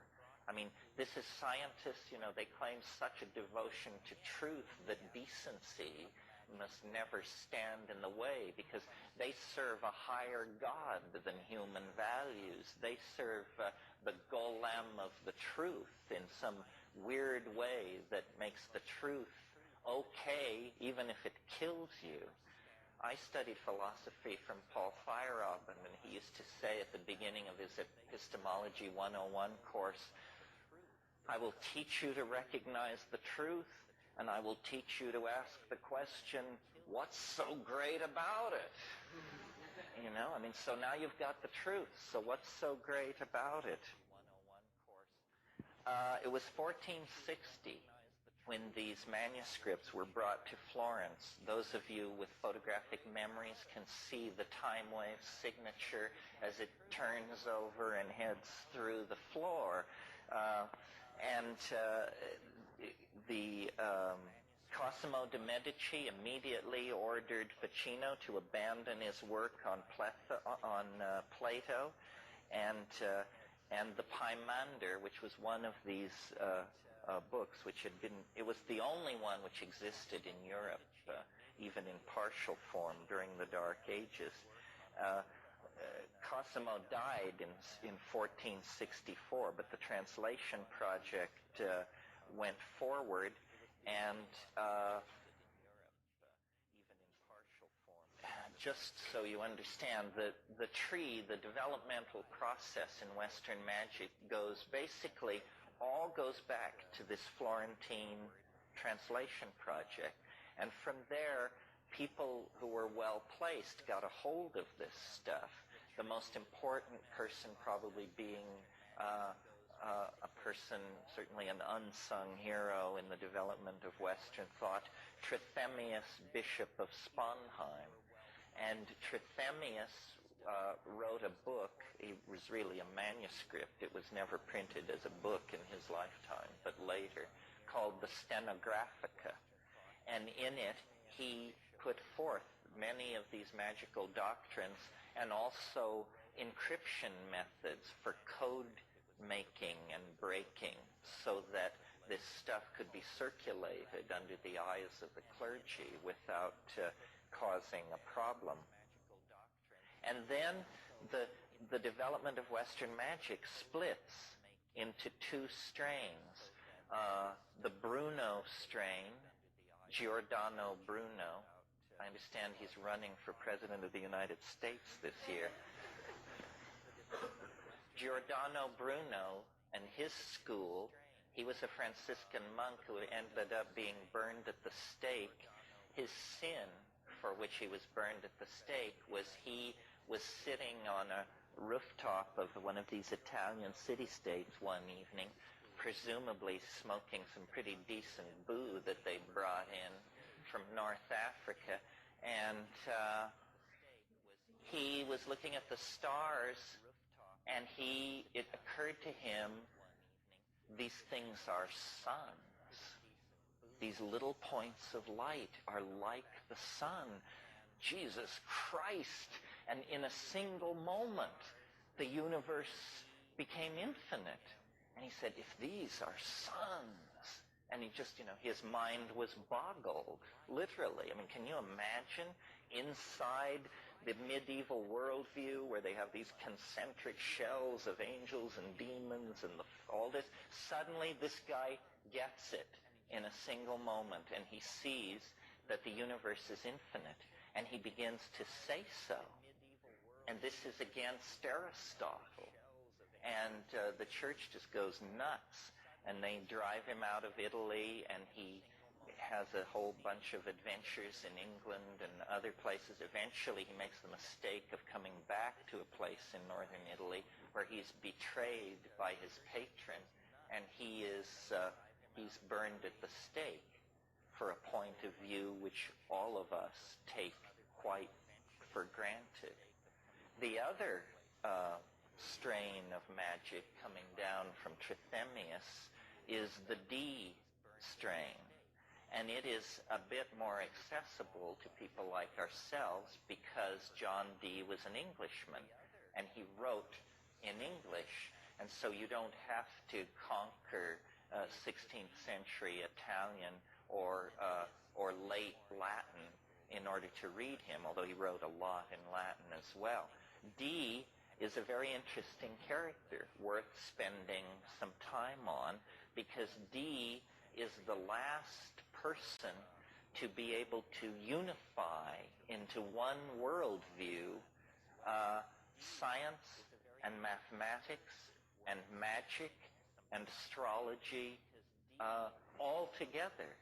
So he is the greatest magician of his age and the greatest scientist of his age. He designed the navigation instruments that Sir Francis Drake used to go around the Cape Horn and sail up the coast of California. He was an intelligence operative serving Queen Elizabeth on the European continent. He could cast the best horoscope in Europe, and that was his entree into these various royal families of these various capital cities of Europe.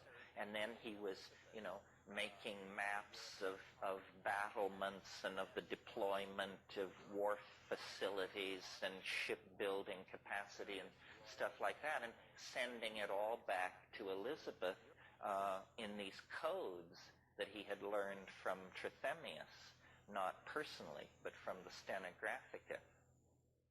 And a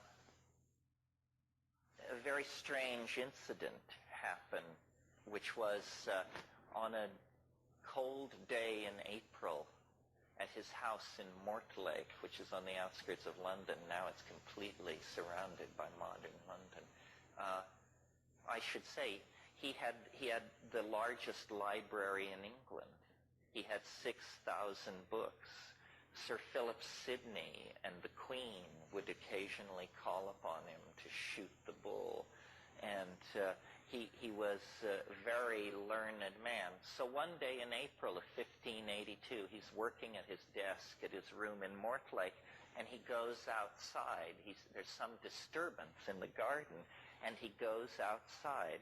And his story, and we have only his story, is that an angel descended in a ball of light and gave him an object which is to this day on exhibit in the British Museum.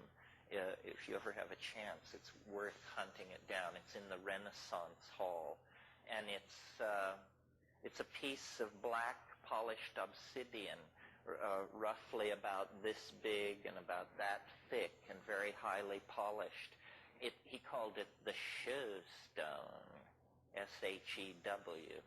And what the deal was you could look into the Shew Stone if you had the right talent, and it was a magical theater. There were gods and demons and female spirits and all kinds of things swirling around this thing. Well, for the next many years, the Shew Stone was the major guiding force on Dee's life.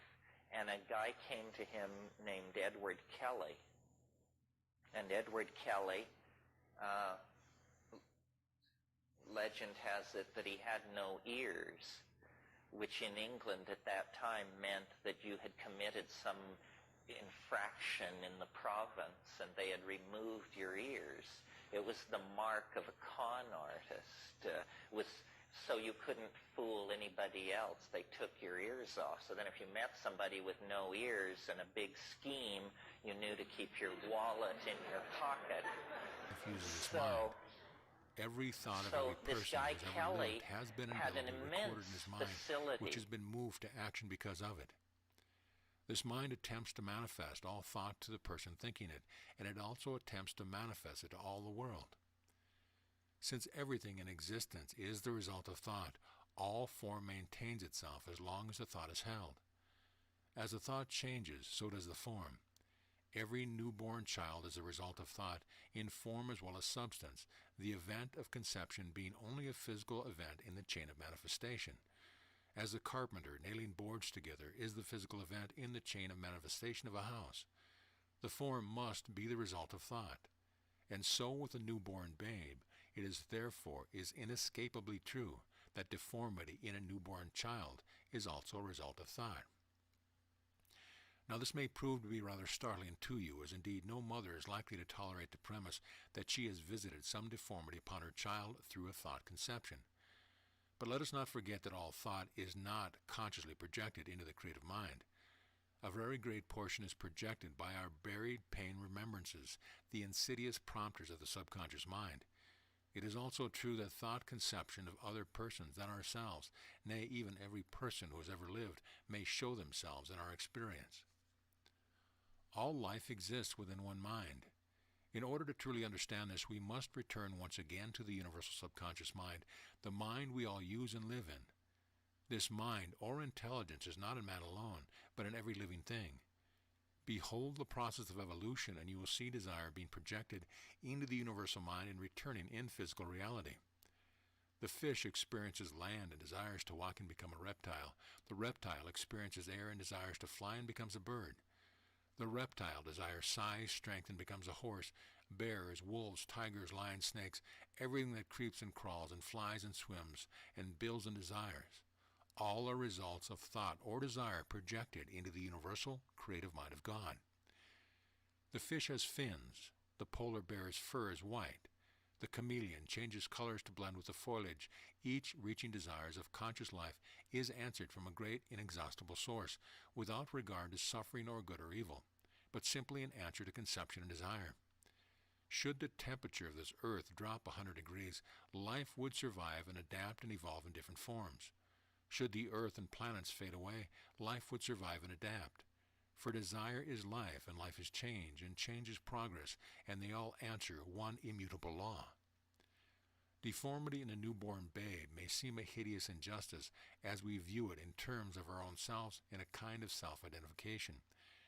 Yet the distant future may hold a day when mankind in physical form will not need arms or even legs, or may occupy a form that today would be regarded with horror by everyone. For today our thought conception of ourselves are what we see in actuality, and we are so firmly convinced of the reality of this evidence and the permanence of it that we cannot conceive of change in any other light than monstrous or deformity. The subconscious mind, or God, does not recognize suffering or pain, war, famine, or disease. It recognizes only conception and desire, or thought and emotion, and it recognizes them only one way, by creating them into actuality. Thought and faith, sole responsibilities. They are only two things you can do for yourself. One is conception, and the other is conviction. All the work of creation rests with another than you, for no man is responsible for anything in this life except his thought and his belief. All else is the working of the great creative universal mind, beside which the largest atomic plant in the universe is like a gnat on the face of the earth. Jesus said, "Come unto me, all ye are burdened and heavily laden, and I will give you rest. For my yoke is easy and my burden is light." Can you now gain an inkling of what this great man so thoroughly understood? He said, speaking of his miracles of healing, "It is not I who doeth the work, but the Father who dwelleth in me." He knew the responsibility of creation was not his. He knew that a power far greater than he could resolve into actuality any thought which he was convinced of. He did not stand at Lazarus' grave and restore Lazarus to life by a process of effort. He knew that Lazarus would rise. Beyond that, the responsibility was no longer his. There can be little doubt but that the same power that responded to Jesus and restored Lazarus to life would, if approached with the same conviction, cause Lazarus to die. This power manifests evil as well as good, for it does not differentiate between the two. It simply creates according to image and conviction. Thus with all evil, God sendeth his rain on the just and unjust alike, for evil befalls the righteous and the unrighteous, but it cannot visit him who sees and is convinced of nothing but good. Truth and error. The experience of evil and the selection of good is the path mankind must follow.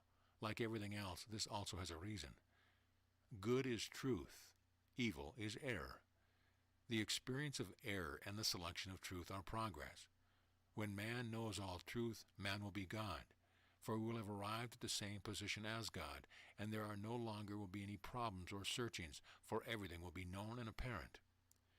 Perhaps we, in our lifetimes, are not to approach this infinity. It seems at least like a gargantuan undertaking, with our little knowledge and our little faith, to presume to banish evil from our experience within the comparatively few short years allotted to us here on earth. But this much is a certainty. If we know that evil proceeds from thought, just as good proceeds from thought, we can establish eternal sentinel of our minds to guide our thoughts in the path of good and progress. For even the ultimate is not impossible of attainment this very moment, could we but have the faith and have the image. Since good is truth and evil is error, it is then apparent that evil is illusion. Evil is a wrong road, a mistake, a pain experience, simply a search on the road toward truth. And since it is not truth, it is error. And since it is error, it is illusion. Being illusion, evil dissipates with consummate ease. It is replaced by good with almost miraculous speed. Good can only be replaced by evil when the conception of good very weak and the conception of evil is very strong, for truth does not lightly yield to error, while error has few defenses against the illumination of truth. For a man to know sufficient of truth to consciously exercise the power of the subconscious mind must necessarily deter him from exercising that power for the creation of evil.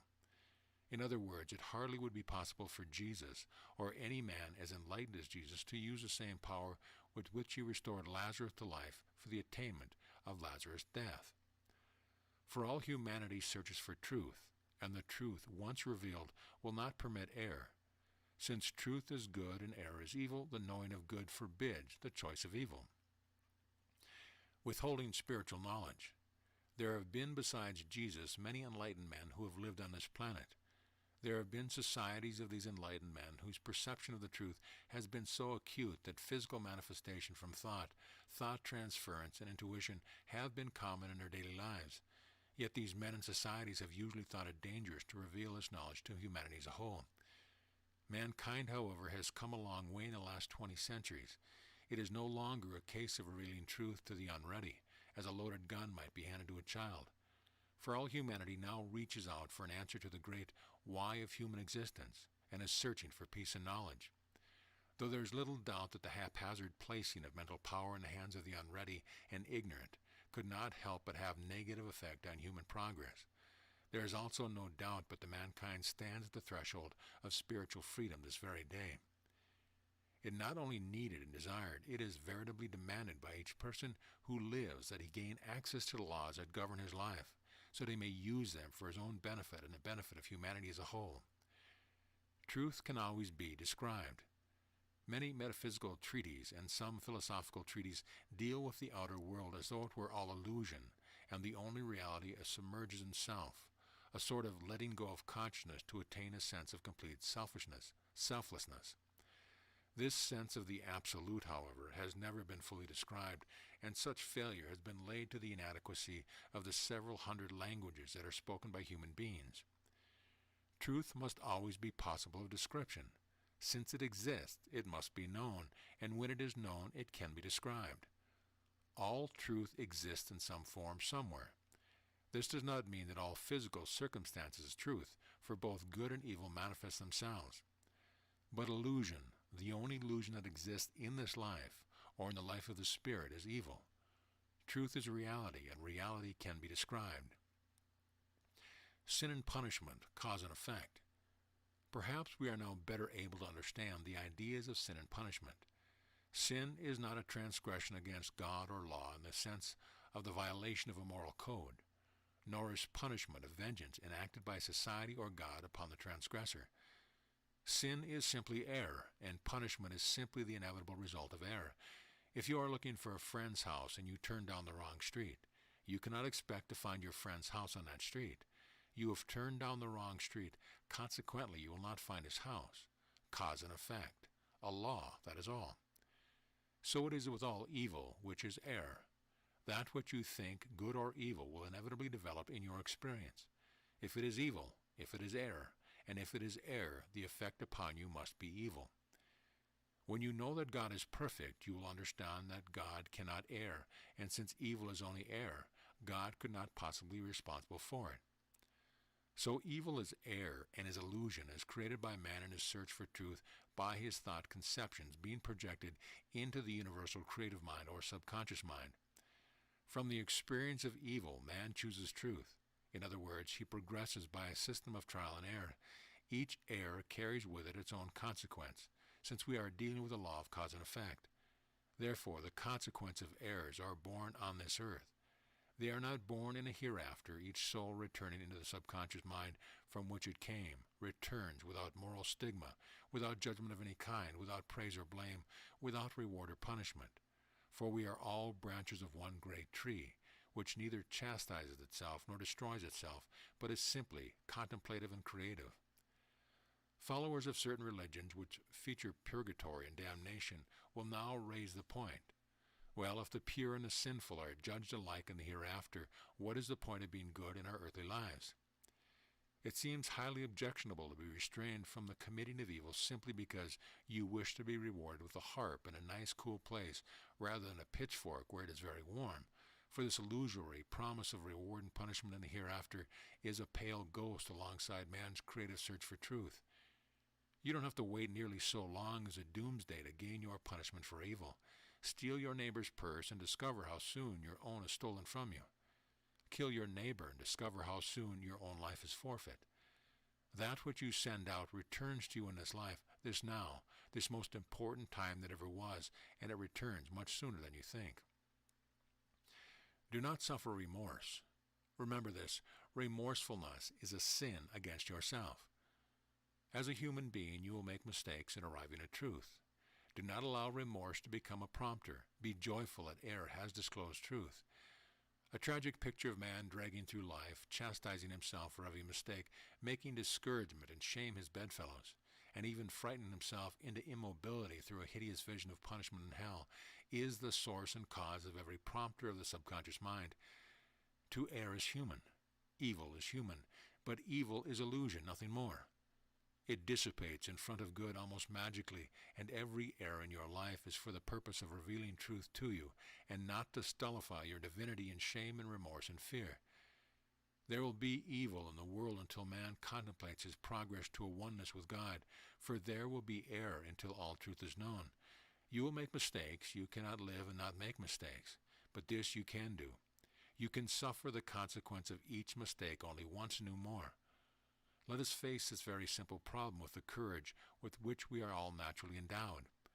Let us not be afraid of making a mistake or of suffering the consequence if the mistake is made. If you have a desire, let it manifest. Don't keep telling the subconscious mind, do, don't, until, weary of moving back and forth, it lays the weight of its indecision on your shoulders with a burden no one in the world can bear. Say either do or don't, one or the other, for the subconscious mind is a vast army at your command, but it needs a clear-cut, authoritative decision. What results then must be either truth or error. If it is truth, your whole life will be immediately bettered. If it is error, you will suffer a temporary punishment, a setback, but from the knowledge of truth thus gained, you have progressed. For this temporary setback, like the error that caused it, is simply illusion, and has actually progressed towards the realization of truth. Find a man who has suffered a score of defeats, and you will find a great soul. He may know more of truth than a man who has won a half-dozen victories. The man with a half-dozen victories knows a half-dozen truths, while a man with a score of defeats may know 20 truths. Dare to be convinced. You must allow the subconscious mind to create your desires into actuality. If you desire money, let it be an assurance, a conviction that the law must resolve. Then without doubt the money will be yours. This, of course, does not mean that the attaining of the money is necessarily good. It may be, on the other hand, that the consequence of you having the money fills you with vanity and lust for power that leads you into isolation and worry and the automatic attraction of the destroyers of your happiness. Now, this is by no means axiomatic. A great many people have attained wealth, prospered with it, done a great deal of good with it, and have been far better off than having it. Yet there have been just as many people to whom the attainment of money has meant the dissolution of family, the destruction of health, and the complete disappearance of enjoyment of life and peace of mind. But if you want money, don't vacillate about it. Don't, on the other hand, complain that you do not have enough, and on the other say that you don't care to have a lot. Seesaw goes the subconscious mind, and exactly nothing happens. You must dare to be convinced on whatever it is that shapes up as a problem to you. Dare to make a decision, take a side, be convinced. Let the decision manifest itself in actuality, then shirk neither from the reward nor the punishment. For if you err, there is no one, nothing, that will hold you in account except the law of cause and effect, a strictly impersonal operating law, and once the consequence of the error has come upon you, you need have no fear that any others will be visited, unless you create them yourself. For if you carry from some error, shame and remorse and chastisement, these must act on the subconscious mind to create themselves in reality. One bright day a young man starts out to open a business. At first, things progress favorably, but in final consequences of wrong thinking, his business goes bankrupt. Wrong conception or error carries only one consequence, and the day this young man's business goes bankrupt, that consequence is brought home to him. But now is when he may make the greatest error of all. If he takes stock of what he has learned, discovers and recounts the errors in his thought, arrives at truth through examination of his error, then boldly strikes out once again, he is using the great powers of the universe as they must be used, and success will surely come to him. But if his error builds shame and remorse and self-pity, he will suffer added consequences as long as he carries these illusions with him, for they will continue to develop in his life as long as he thinks them into the subconscious mind. Man makes circumstance. Now it must be thoroughly understood that we are not denying the existence of evil. We are simply denying the reality of evil, naming it illusion as it surely is. No great man or woman has ever lived who has not risen above circumstance, literally denying the reality of lack, limitation, illness, poverty, and inferiority. If you allow yourself to be a product of circumstance, then each encounter you make with evil will convince you of the reality of evil, and further evil will be created in your experience. Moreover, you will make despair and fear and unhappiness your constant companion. Don't think for a single minute that circumstances makes the man, man makes a circumstance. Through the great law of attraction, all things come to him who believe in them, and every circumstance of your life inevitably has been attracted to you by your own beliefs. You are literally a product of your own thought. You are what you think, only that, nothing more. You must right now convince yourself that evil is an effect and not a cause. Evil is the result of erroneous thought conception. Erroneous thought conception is the cause of evil. Evil is a circumstance, and you, as a divine part of the universal intelligence, need never be the result of circumstance. You create the circumstance. Only when you believe circumstance to be greater than you are, will you allow it to continue to develop evil in your experience. Man-made law versus spiritual law. All moral and ethical laws are aimed at the general welfare of the human race as a whole. In other words, moral and ethical laws are designed as race preservatives. Since the first law of individuals or groups is self-preservation, there can be no doubt but that the evolution on all moral and ethical law consistent with the spiritual laws of the universe. This, of course, does not mean that moral and ethical laws shall not err, nor that they shall not on occasion promote evil, for all form and man-made laws are no more than form, is but a temporal manifestation of thought, and must change as thought changes. Consequently, we have the great evolution of human society from tribes of warring nomads to our gigantic cultures of today, where we dwell in relative peace with the main aim, creation rather than destruction. It is interesting to note that the plan of ethical and moral laws is essentially the same as the construction of the laws of the Spirit. They are both designed as true law, simply cause and effect. Break a law of society, and society will punish you for the transgression by imprisonment, by ostracism, by financial penalty, by retracting certain rights within the group. Whatever evil circumstances the individual recreates in his breaking of the law attempts to visit on him in return. Though the original basis of this law was laid on consideration of moral and ethical right and wrong, once the law is broken, there is started a chain of events that moves without any consideration other than cause and effect, and moves inexorably to its conclusion. Of course, because the laws of societies are man-made, it sometimes happens that the lawbreaker escapes society's punishment for some time. Not so with the laws of spirit. These laws work without the chance of error, and he who thinks evil creates evil, and he who sends out evil will find evil returning home once again. Moral law, therefore, is simply the effort of mankind to lay down rules of conduct which aim at eradicating error from society. Similarly, the laws of the Spirit can be understood in such a manner and with such enlightenment as to eliminate error from the individual life. The prompter is at work. It is strange how often we recognize right from wrong and how often we follow in the path of the wrong, almost as if we desired evil. Scarcely a person lives who has not on some occasion performed some miserable act or deed in which he could not seem to help himself, as if some magnet lured him onward, as if the performance of this wrong he found a secret, martyred delight. It has been convenient for society to propound that this only proves that the devil lives side by side with God, and that evil is a thing in itself. a temptation tossed in the pathway of the righteous and the sinner alike. Let us not be led astray by this type of abstruse thinking. God and the devil did not jointly author mankind. Obviously one or the other did, since the possibility of their taking up such a joint enterprise defies all rationality. If the devil made man, then God could not exist in man, neither could good, and all would be evil. Since evil is error, all life would be error, and as a consequence everything would be chaos, without design, without form. If God made man, then man is essentially good, but being free is likely to fall into error in his search for truth. Isn't this mankind as we see it today? The devil is as illusory as evil. He does not exist in reality, neither do his fires. What men have always thought to be the work of the devil, we can in this age say with certainty, is little else than the remembrance by the subconscious mind of those pain experienced which have been rejected by the conscious mind. Forget you've made mistakes. Here we must point out the wonderful truth that Jesus Christ brought to the world, the revelation that the universe is owned and operated by a God of love. It is difficult today to properly report the magnitude of this discovery, since mankind up to then has always lived in terror of a God of vengeance. But Jesus reported a God of love, whose very essence is one of tolerance and forgiveness.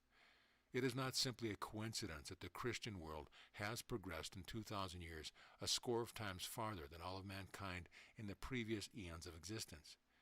It is because Jesus taught that a man need suffer the consequence of error only once and no more. Because the message that Jesus brought to the world, fraught with morbidity and oppression and disease, was simply that a man need never carry the burden of his mistakes with him. How prominent was this point in Jesus' teaching?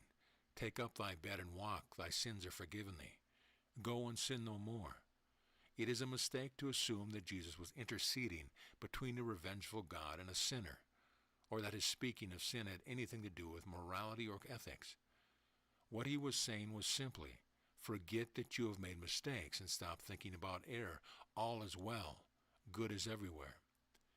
Now, we are not likely to have a world free of error for some time. There is little doubt that all of us will contribute some degree of error regardless of how enlightened we strive to be. But the plain and comforting fact is ever present. We need never fear the consequence of error unless we insist on carrying it around in our minds as a burden that grows like a snowball, attracting other evil to it at an ever-increasing rate. The power of the Word. Perhaps from the previous chapter you have been able to elicit sufficient understanding of the prompters that exist in your subconscious so as to make apparent the problems we are faced with now. The attraction of evil, limitation, lack, disease, poverty, etc. can be 1,000-fold more be laid to the insidious prompters than any error honestly made in a search for truth.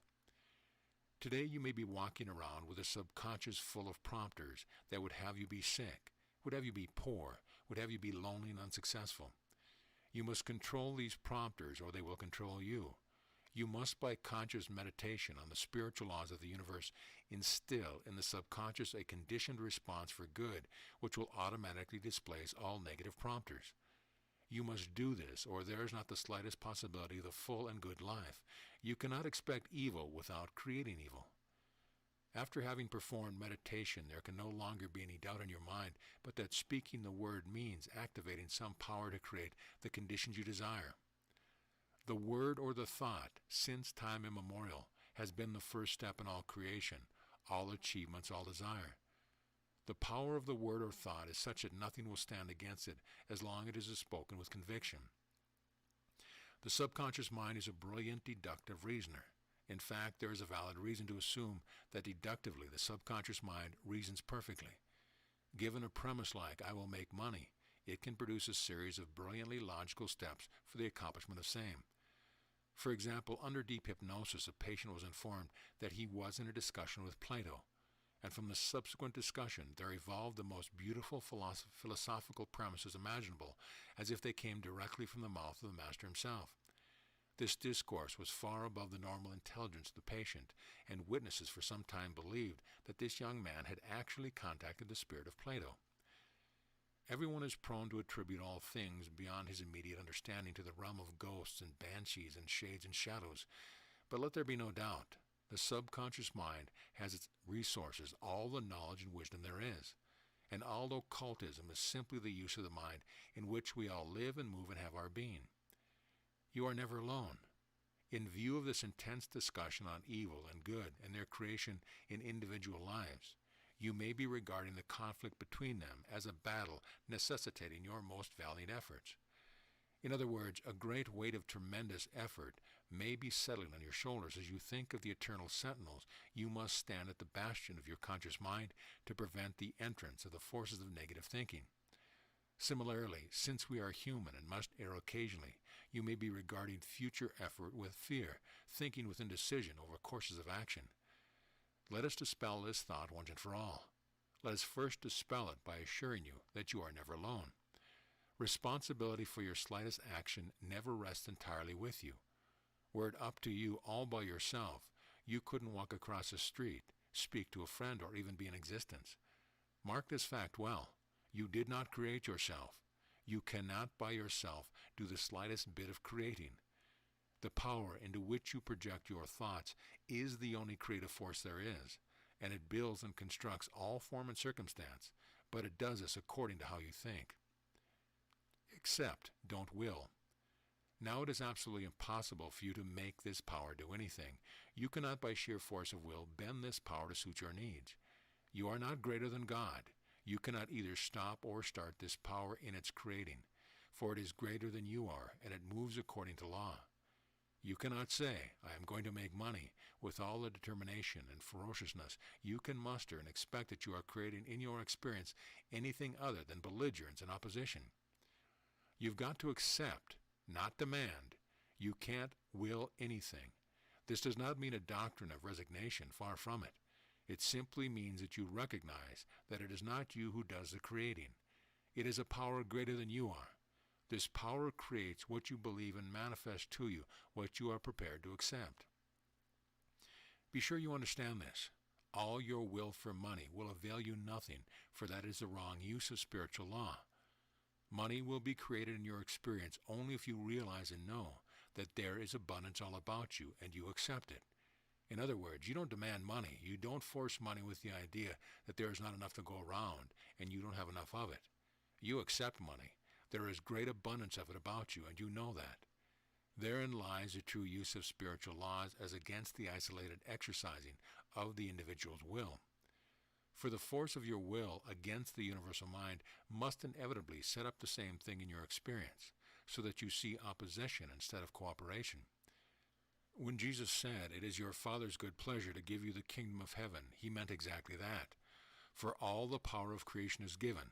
It is never yielded upon demand. Expect and accept, know and experience. Be positive and thankful, for the great laws of attraction and creation are laws of attunement and never divulge their secrets to those who batter at the door with force. Suffer little children to come unto me, for theirs is the kingdom of heaven. We must realize that Jesus was the greatest metaphysical teacher who ever lived. Who has not seen a child completely accepting all good with an open heart and a knowingness? Only the don'ts we fear-conditioned adults impose on this godlike young mind ever set up conditioned can'ts, impossibles, lacks in limitation. For the child accepts all good as a natural course of events, depends completely on all good being directed to it simply because of its desire. Accept. Know and accept. These are the secrets of all prayer and meditation. Guidance through attunement. It is important for you to know that even with thought, the entire responsibility need not rest with you. The power that creates is the power that knows, and it is possible with perfect attunement to achieve in each condition of your life a situation of guidance. Now, you cannot achieve attunement or guidance when you are consciously willing something to happen. The very idea of your will being imposed upon that of God's is indefensible from any kind of view. When you have completely accepted the power greater than you are, when you know it will create in your experience that which you believe, you will also find that it also will provide you with the answers to your questions. You must do this by letting go of your problem. Once the basic elements of the problem are clearly defined in your conscious mind, and once your general objective is clearly defined in the conscious mind, simply let go. Forget the problem altogether. One morning, while you are going about your daily task, you will find the answer. It will strike your consciousness with such impact as to remove all doubt that it is the truth. The answer will be crystal clear, of such simplicity that you will be amazed that it never occurred to you before, or that you ever held any doubts about it. This is guidance. It is not achieved by any effort or will. It is achieved by confidence in a power greater than you. It is achieved by complete acceptance of the power greater than you. If you are able to effect this complete attunement every minute of every day of your life, there can be little doubt but the pain and lack and limitations and disease will never more exist in your experience. But we must caution you against raising your expectancies higher than your faith. If you say to yourself in the morning, I know I am working along the path of success, and go the rest of the day complaining about every obstacle you meet, you may wind up the week expecting success should be yours, but it won't. Your faith must be with you at least 51% of the time before it will manifest in your experience. But a manifestation will come one way or another according to the predominant thought. Let's do a brief review. Here are the points to remember in Chapter 2. 1. Evil is error and it is illusion. 2. Good is truth and is reality. 3. Truth will dispel error, therefore good will dispel evil. 4. Evil is a result of man's thought, not God's. 5. Hell and the devil are illusions. 6. God does not destroy any human soul, for he does not destroy himself. 7. God knows everything, therefore is incapable of error or evil. 8. The single function of the subconscious mind or universal mind is to manifest into form or circumstance the seed of thought. 9. Man has complete freedom of choice in the kind of thoughts he wishes to plant in the garden of the subconscious mind. 10. No human being can assume the responsibility for a single thing other than his own thinking, for the universal subconscious mind does all creating. 11. Morality and ethics do not always follow the law of cause and effect, but the use of spiritual law always follows the law of cause and effect. This is because moral law is man-made, while spiritual law is the essence of God. 12. The proper use of spiritual law is acceptance and faith. 13. You cannot demand anything from the universal subconscious mind by willing it to happen. 14. Guidance and inspiration in the path of truth and achievement can be yours through faith and reliance in the power greater than you are. Strive for balance. You are now experimenting with the greatest force in nature. We caution you not to become so wrapped in it that you forget your daily life.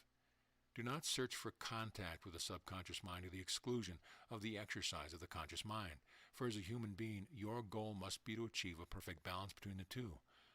The ordinary people we meet each day scarcely use a subconscious mind at all, and their lives are directed and controlled entirely by circumstance. Men and women of genius are those in whom there is a perfect balance between the subconscious mind and the conscious mind. It is balance we strive for, balance between the great creative power of the universal subconscious mind and the conscious mind. Work at your meditation joyfully and confidently. Cast aside all doubts and morbidity and effort and strain. You don't have to make anything it is already made. You only want to use it correctly. Accept, believe, know, relax. The universe will provide you with all you desire. An experience with telepathy. As an interesting experiment with the power you are dealing with, gather a few friends together and conduct a session telepathy. Join hands in a circle after one member of the circle has been blindfolded.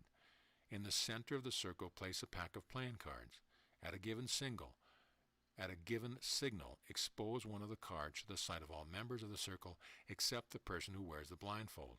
Be careful to expose only one card. Have all the members of the circle concentrate on the exposed card and instruct the blindfold person to report the card uppermost in his mind as soon as he has a clear picture of it. Let every member of the circle wear the blindfold in turn.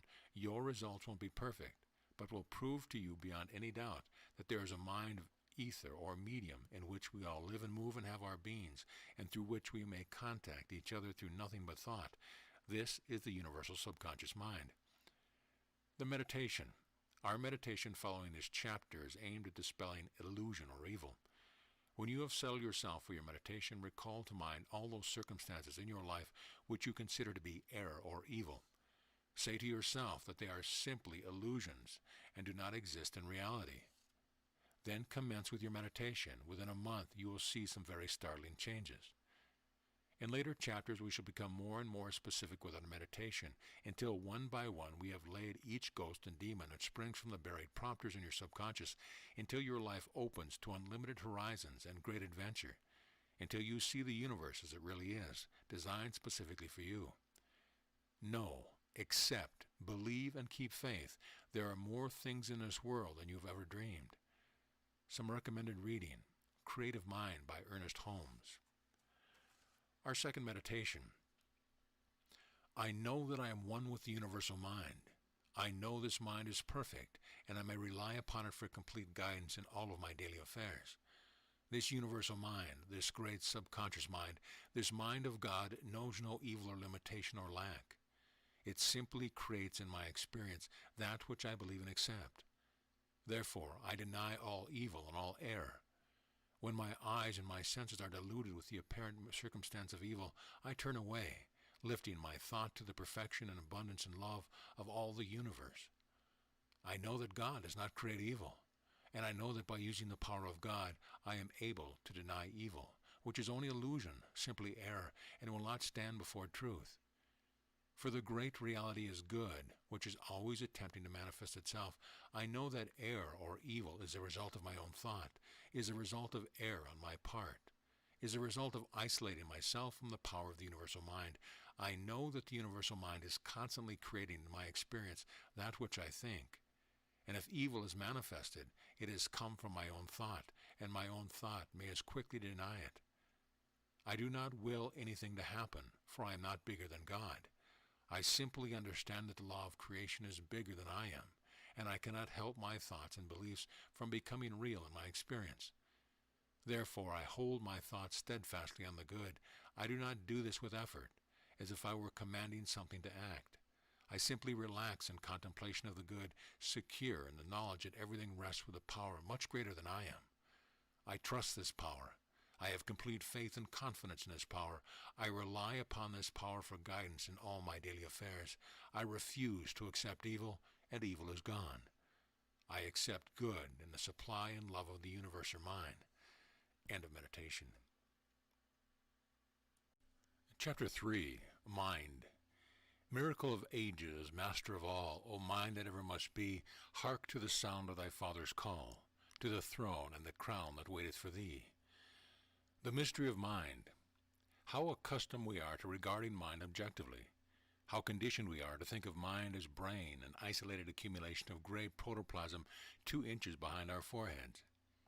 We give our approval to scientific techniques which trace brain convolutions and nerve networks and tell us of the storage compartments of memory, the cellular seat of reason, the pulpy mass that gives rise to imagination, the spinal network of conditioned responses. These we say are mind. These arrangements of matter which we generally investigate in dead persons or in partially inanimate ones. Yet how far from the truth this is. No one has ascertained the quality and quantity of I by investigating nerve tissue under a microscope. The impact and mystery of self-consciousness, the personal I am, has never yielded its secret to the surgeon's knife or the biologist's probing. To objectively state that the body has a nerve center called brain does not bring man one step closer to an understanding of his own self-existence. A thing of such stuff as dreams are made, of which brain and nerve and tissue are but a result and never a cause. In this chapter we will turn from such half-truth into a world of personal consciousness, dealing with mind as divorced from the material, as pure thought and conception, as existing on the spiritual plane of cause and effect. In this manner we shall arrive at unity, the point where all things are one thing and thought is the only mover, the creator of everything. The instrument of survival. We must first deal with the conscious mind and its so-called compartments of memory, reason, and imagination. This conscious mind of ours exists at the level of the 5 senses and is quite logically a product of hearing, seeing, smelling, feeling, and tasting. Its pursuit is to satisfy each of these 5 senses with sensations which provide pleasure instead of pain. Each of us can remember the beginning of the conscious mind, at a few months of age, perhaps at only a few days of age. But the memory is there and available for recall, and is invariably the recall of sensation, the pleasure or pain, or one or more of the 5 senses. The conscious mind, therefore, is a pleasure and a pain distinguisher, and its compartments of memory, reason, and imagination are but names given to its total instinct to find pleasure and avoid pain. All conscious organisms are endowed with the life urge to survive, and this life urge manifests itself in each as a conscious intelligence best adapted to cope with its surroundings.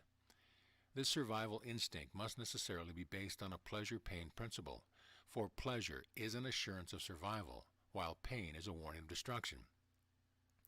The system of warnings and assurances set up in each creature is that which we call conscious mind, and has its focal seat in the brain and its network of nerves. On the survival plane, the conscious intelligence of the amoeba is suited to the surroundings of the amoeba. The conscious intelligence of the fish is suited to the surrounding of the fish. The conscious intelligence of the jungle cat is suited to the surrounding of the jungle cat. And when it is not, the conscious intelligence changes, and so does the creature. For the experience of pain brings forth the desire to avoid pain, and the desire to avoid pain brings forth an image to escape it. And this image is projected into the creative universal mind, which manifests new form and new conscious intelligence to this life that seeks to cope with its surroundings. Thus with all evolution, thus with all adaptation, thus with all of life in whatever form, for form is only temporary, a projection of conscious desire, inescapably the result of thought. Functions of the conscious mind. The conscious mind of man, then, remembers the circumstances which produces pain and pleasure, analyzes from experience which may produce pain and pleasure, imagines a flight into pleasure and escape from pain, and herein lie the compartments of memory, reason, and imagination. Therefore, the conscious mind is a recording, analyzing, and selective instrument for sensation. As an instrument of sensation, the conscious mind is finite, a thing of this world, a thing of the sense, a structural part of a working organism without use or purpose once that organism has ceased to be. The conscious mind, then, must be as destructible as the body which houses it, and we concern ourselves with it here only because it is our means of contact with our true selves, and we need to understand what its functions and limitations are. Primarily, the conscious mind is a recorder, an analyzer, and a filer. It records sensation at the level of pain and pleasure. It analyzes the sensation according to circumstance which caused it, and it files such sensation away under one of two main compartments headed recall about pain or recall about pleasure. Now of itself, the conscious mind has no memory. In other words, it does not contain a storehouse in which is laid up all experience and sensation. The faculty of memory as applied to the conscious mind is simply its ability to recall certain experiences and conclusions which have been recorded in the subconscious mind. For the memory of the subconscious mind is perfect. Every thought of the conscious mind has been indelibly recorded in the subconscious, as well as every sensory perception of the individual. The great mass of this material is forever lost to the recall of the conscious mind, but it can only be so recalled when it has previously been filed away with instructions to the subconscious mind to release it for recall. Beneath the level of consciousness. Thus it can be seen that subconscious memory contains a vast store of material, premises, conclusions, and perceptions that exist without the knowledge of the conscious mind. This vast store of knowledge beneath the level of consciousness affords a great portion of the latent power in each individual person.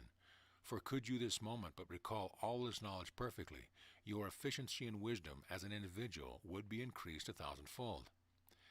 These subconscious memories which exist beyond conscious recall are neither a plus nor a minus factor in the circumstances surrounding any person. Since the conscious mind has never attached importance to them, has never arrived at conviction concerning them, they do not move the subconscious mind to creation, but simply exist, a huge smattering of experience and knowledge lying dormant. But there lies in the subconscious mind convictions which have been filed away by the conscious mind with the express order never to be available for recall, the prompters. Here in these pain rejections, these conclusions which the conscious mind could not bear to tolerate, these images of conviction which have been buried from sight, we find our illusory devil truly at work. For the nature of the universal intelligence is that it responds to conviction, and the promoters move the subconscious mind to those very things which the individual fears. The conscious mind, the pain, pleasure recorder, and analyzer of individual existence, is but an infinitesimal part of a gigantic whole, the entire power and wisdom of which are within the reach of every intelligent person. In order for us to truly grasp the significance of the relationship between man and the universal subconscious mind, we must start at the beginning, an arbitrary and assumed point, for there is no beginning to infinity, just as there is no conclusion. The eternal substance.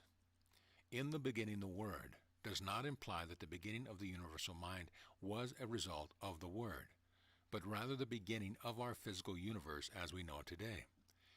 Indisputably, there must have been a beginning of the physical universe. Undoubtedly, there will be an end, but on the plane of universal mind we find no such beginning and no such end. Our attempt to find a starting place for creation is simply an attempt to place ourselves in space and time at a point where our physical universe as we know it did not exist.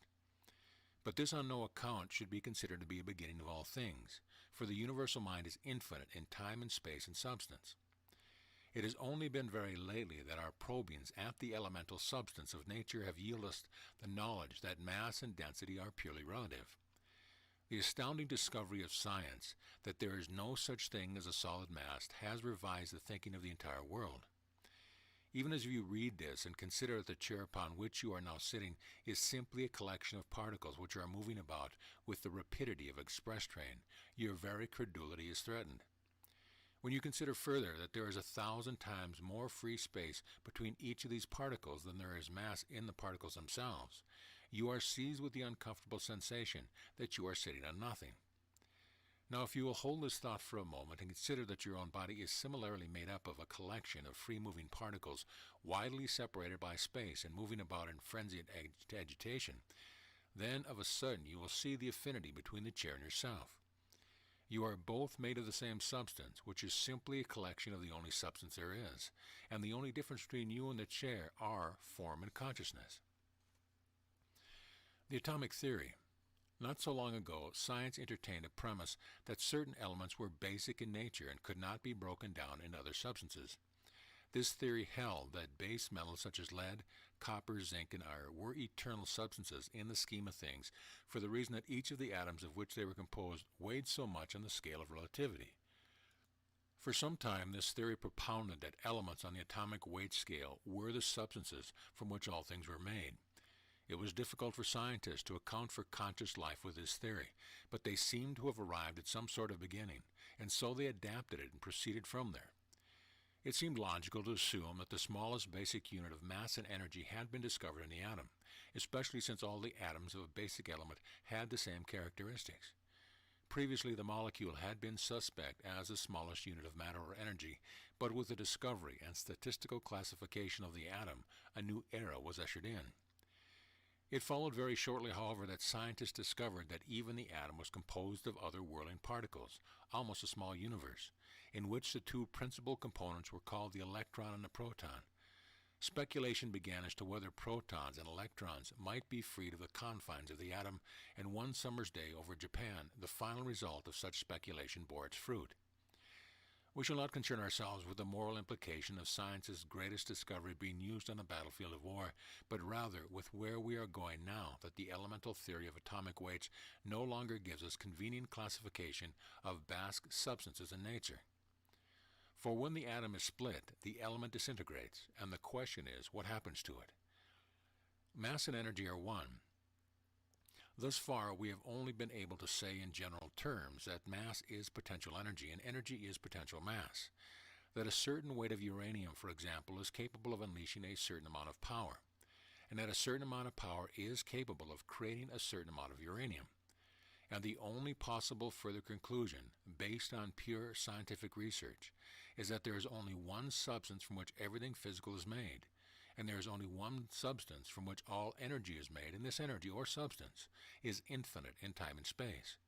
It has no beginning and no end, and thus is everywhere at all times, and all of it anywhere at any time. This may prove to be a substantial dose to digest, but if you're going to throw off the shackles of limited thinking, you must strive to free yourself from the conception of form, mass, space, and time as ultimate reality. You must say to yourself that you know that the physical world, as you see it, could not possibly answer the question of your own existence. So the answer must be elsewhere. You must reach into the furthermost recesses of your mind, for the answer is there and only there and never in the physical world around you. We now know that matter and energy are one, that there is only one substance or energy or intelligence in all things.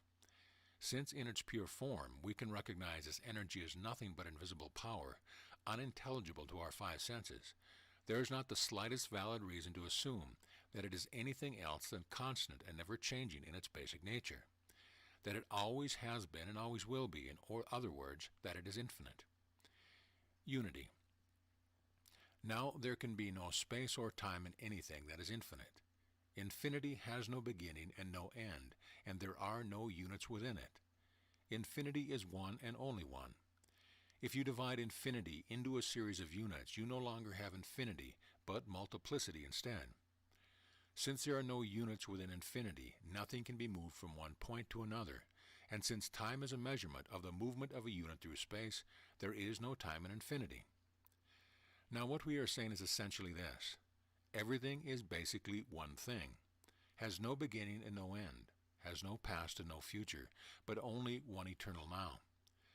Einstein has said that, since a mass traveling at the speed of light would appear to be everywhere at the same time, the speed of light represents infinity. This premise is a small part of the master mathematician's theory of relativity, which he has stated came to him as an intuition of revelation. The entire theory was years in the proving by a group of highly trained mathematicians working night and day, and even now there is room for doubt that it is exact, so difficult it is to cope with infinity with finite tools and measurements. Yet few, if any, doubt the basic truth of the theory of relativity today. It is obvious that anything actually traveling infinitely fast would be everywhere at the same time, which could only be one time or all time, and all of whatever was traveling at that speed would be at any particular point, and all of it would be everywhere at all points. Infinity and God. Infinity is a difficult word. Since words are attempts to convey thoughts, the word infinity has come to cover a multitude of so-called unknowables. Today, many people popularly use the word to cover anything that goes beyond their understanding, but it actually is as exact a conception as anything could possibly be, very probably the most exact conception mankind has ever been able to draw. Infinity is the word that science has substituted for God. This is not to assign to science an irreverent attitude, for scientists as a group of men are the most reverent in creation. Scientists simply cannot work with an unknowable, and religion says that God cannot be known. Infinity, says science, is that oneness behind all creation that can be known. Thus the natural substitution of words. But of course we are not talking about two different things at all. God is one. Infinity is one. God is everywhere. Infinity is everywhere. God is an everlasting now. Infinity is an everlasting now. God knows everything. Infinity contains everything. Religion, biology, botany, chemistry, electronics, physics, and all science, all philosophy, all the thinking efforts of man are but different roads which lead to one common destination, infinity or God, whichever you will. Infinity or God, eternal substance, eternal intelligence, that thing which is everything and yet is but one thing, that thing which is everywhere and yet is but one place, the thing which is all time and yet is but one time, that thing which is all form and yet is but one form, infinite, eternal, only one and never changing, that to which all things are known and which every physical object has its being. This is God, and all of God is in us this moment, right now, and all the moments to come. The grand conception. If we have lost you now, it is only because your conception of the final reality of the physical world is so strong that for the moment it will not dissolve before your efforts to free your mind. If you are floundering, wondering whether this is a dream or substance, fact or fiction, simply keep your resolve and keep your faith.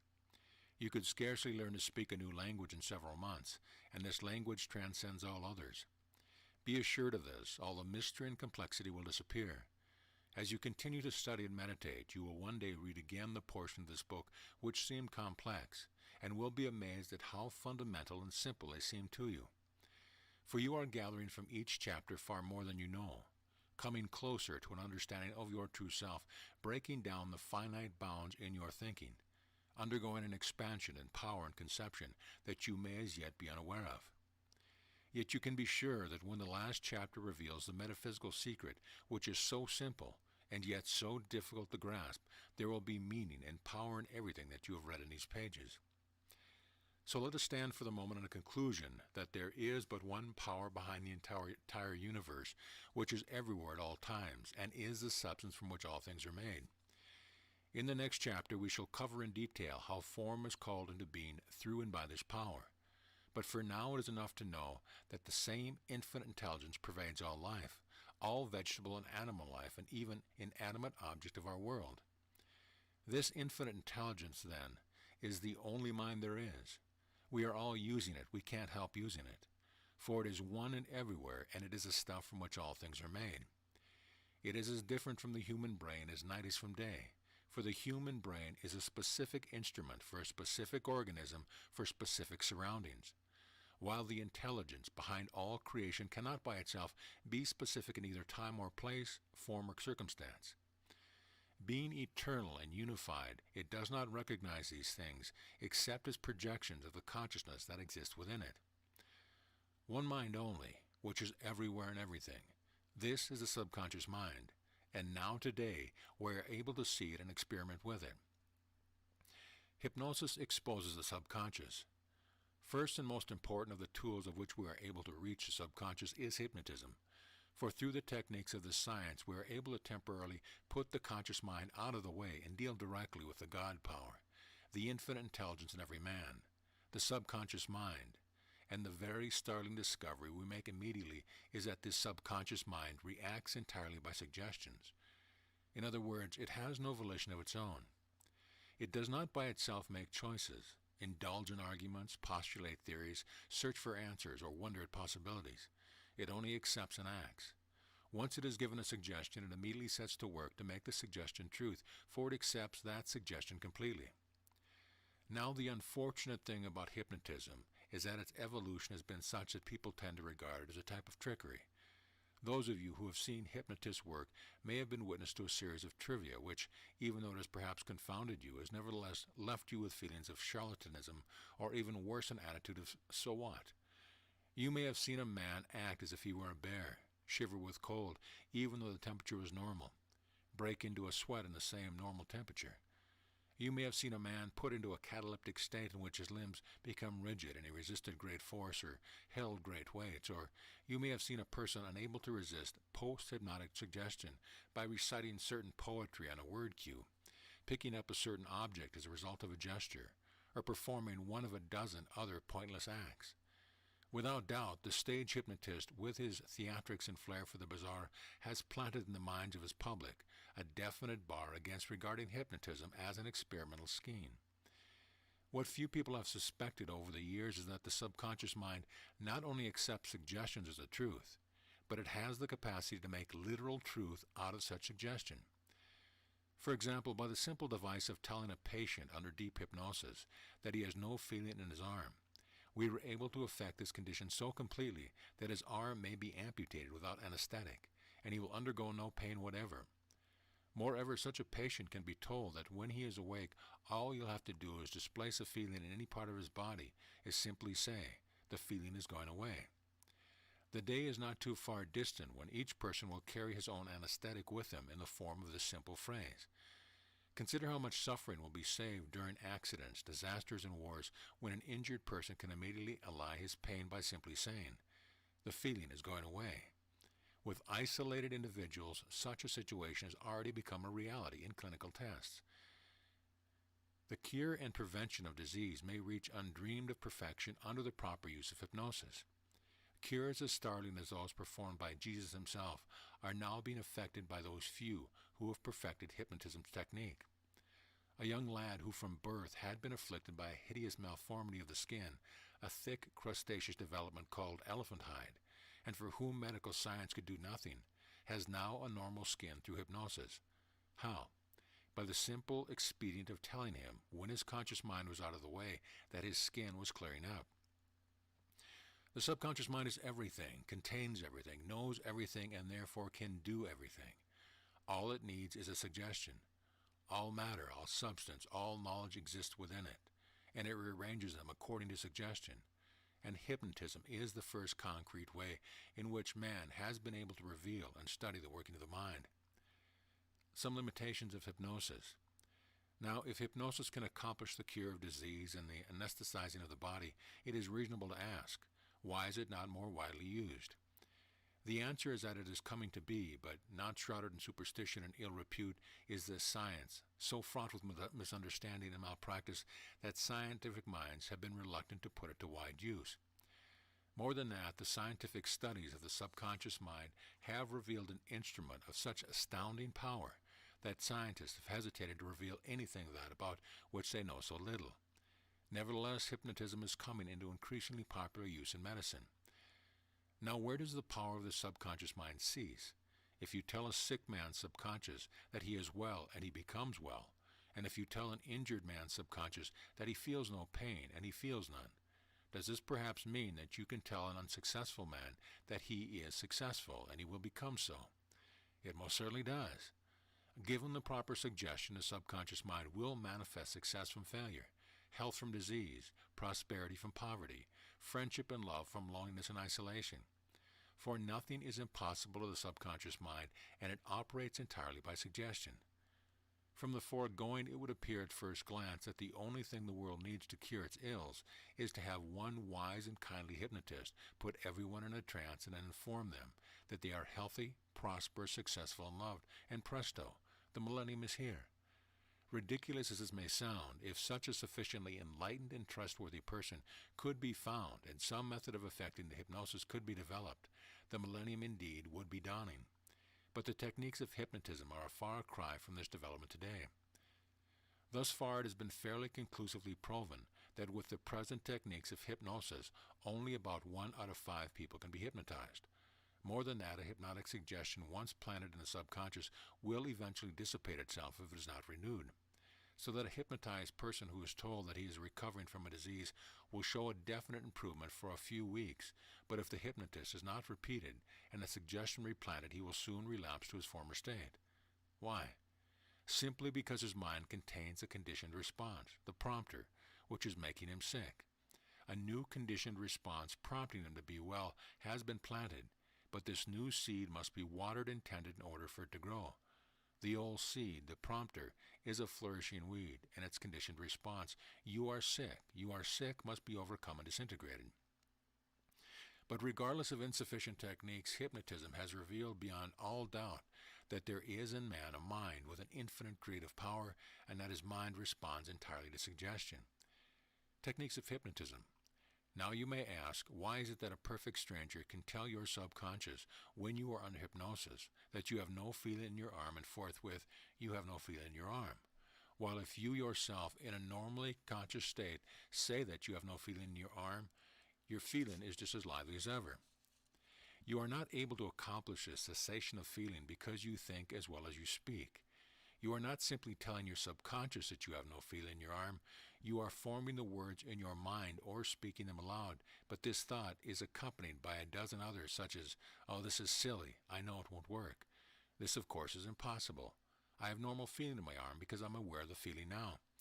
In other words, you have so accustomed yourself to having feeling in your right arm that even when you say, I have no feeling in my arm, a dozen others of your thoughts are directed to your subconscious to assure that you still actually have feeling there. There is positively no other explanation for the fact that the hypnotist can accomplish that what you can't. The very primary fact that he must put your conscious mind out of the way is all the proof we need. The conscious mind, then, being asleep, cannot say don't or it is impossible. The conscious mind can do nothing, and the subconscious mind seizes on the suggestion of the hypnotist and attempts to turn it into truth. The very techniques of hypnosis illustrates this point. The hypnotist begins by having the subject get into a comfortable position. Why? Because he knows that the conscious mind of the subject must go to sleep. He then begins to talk sleep to the subject.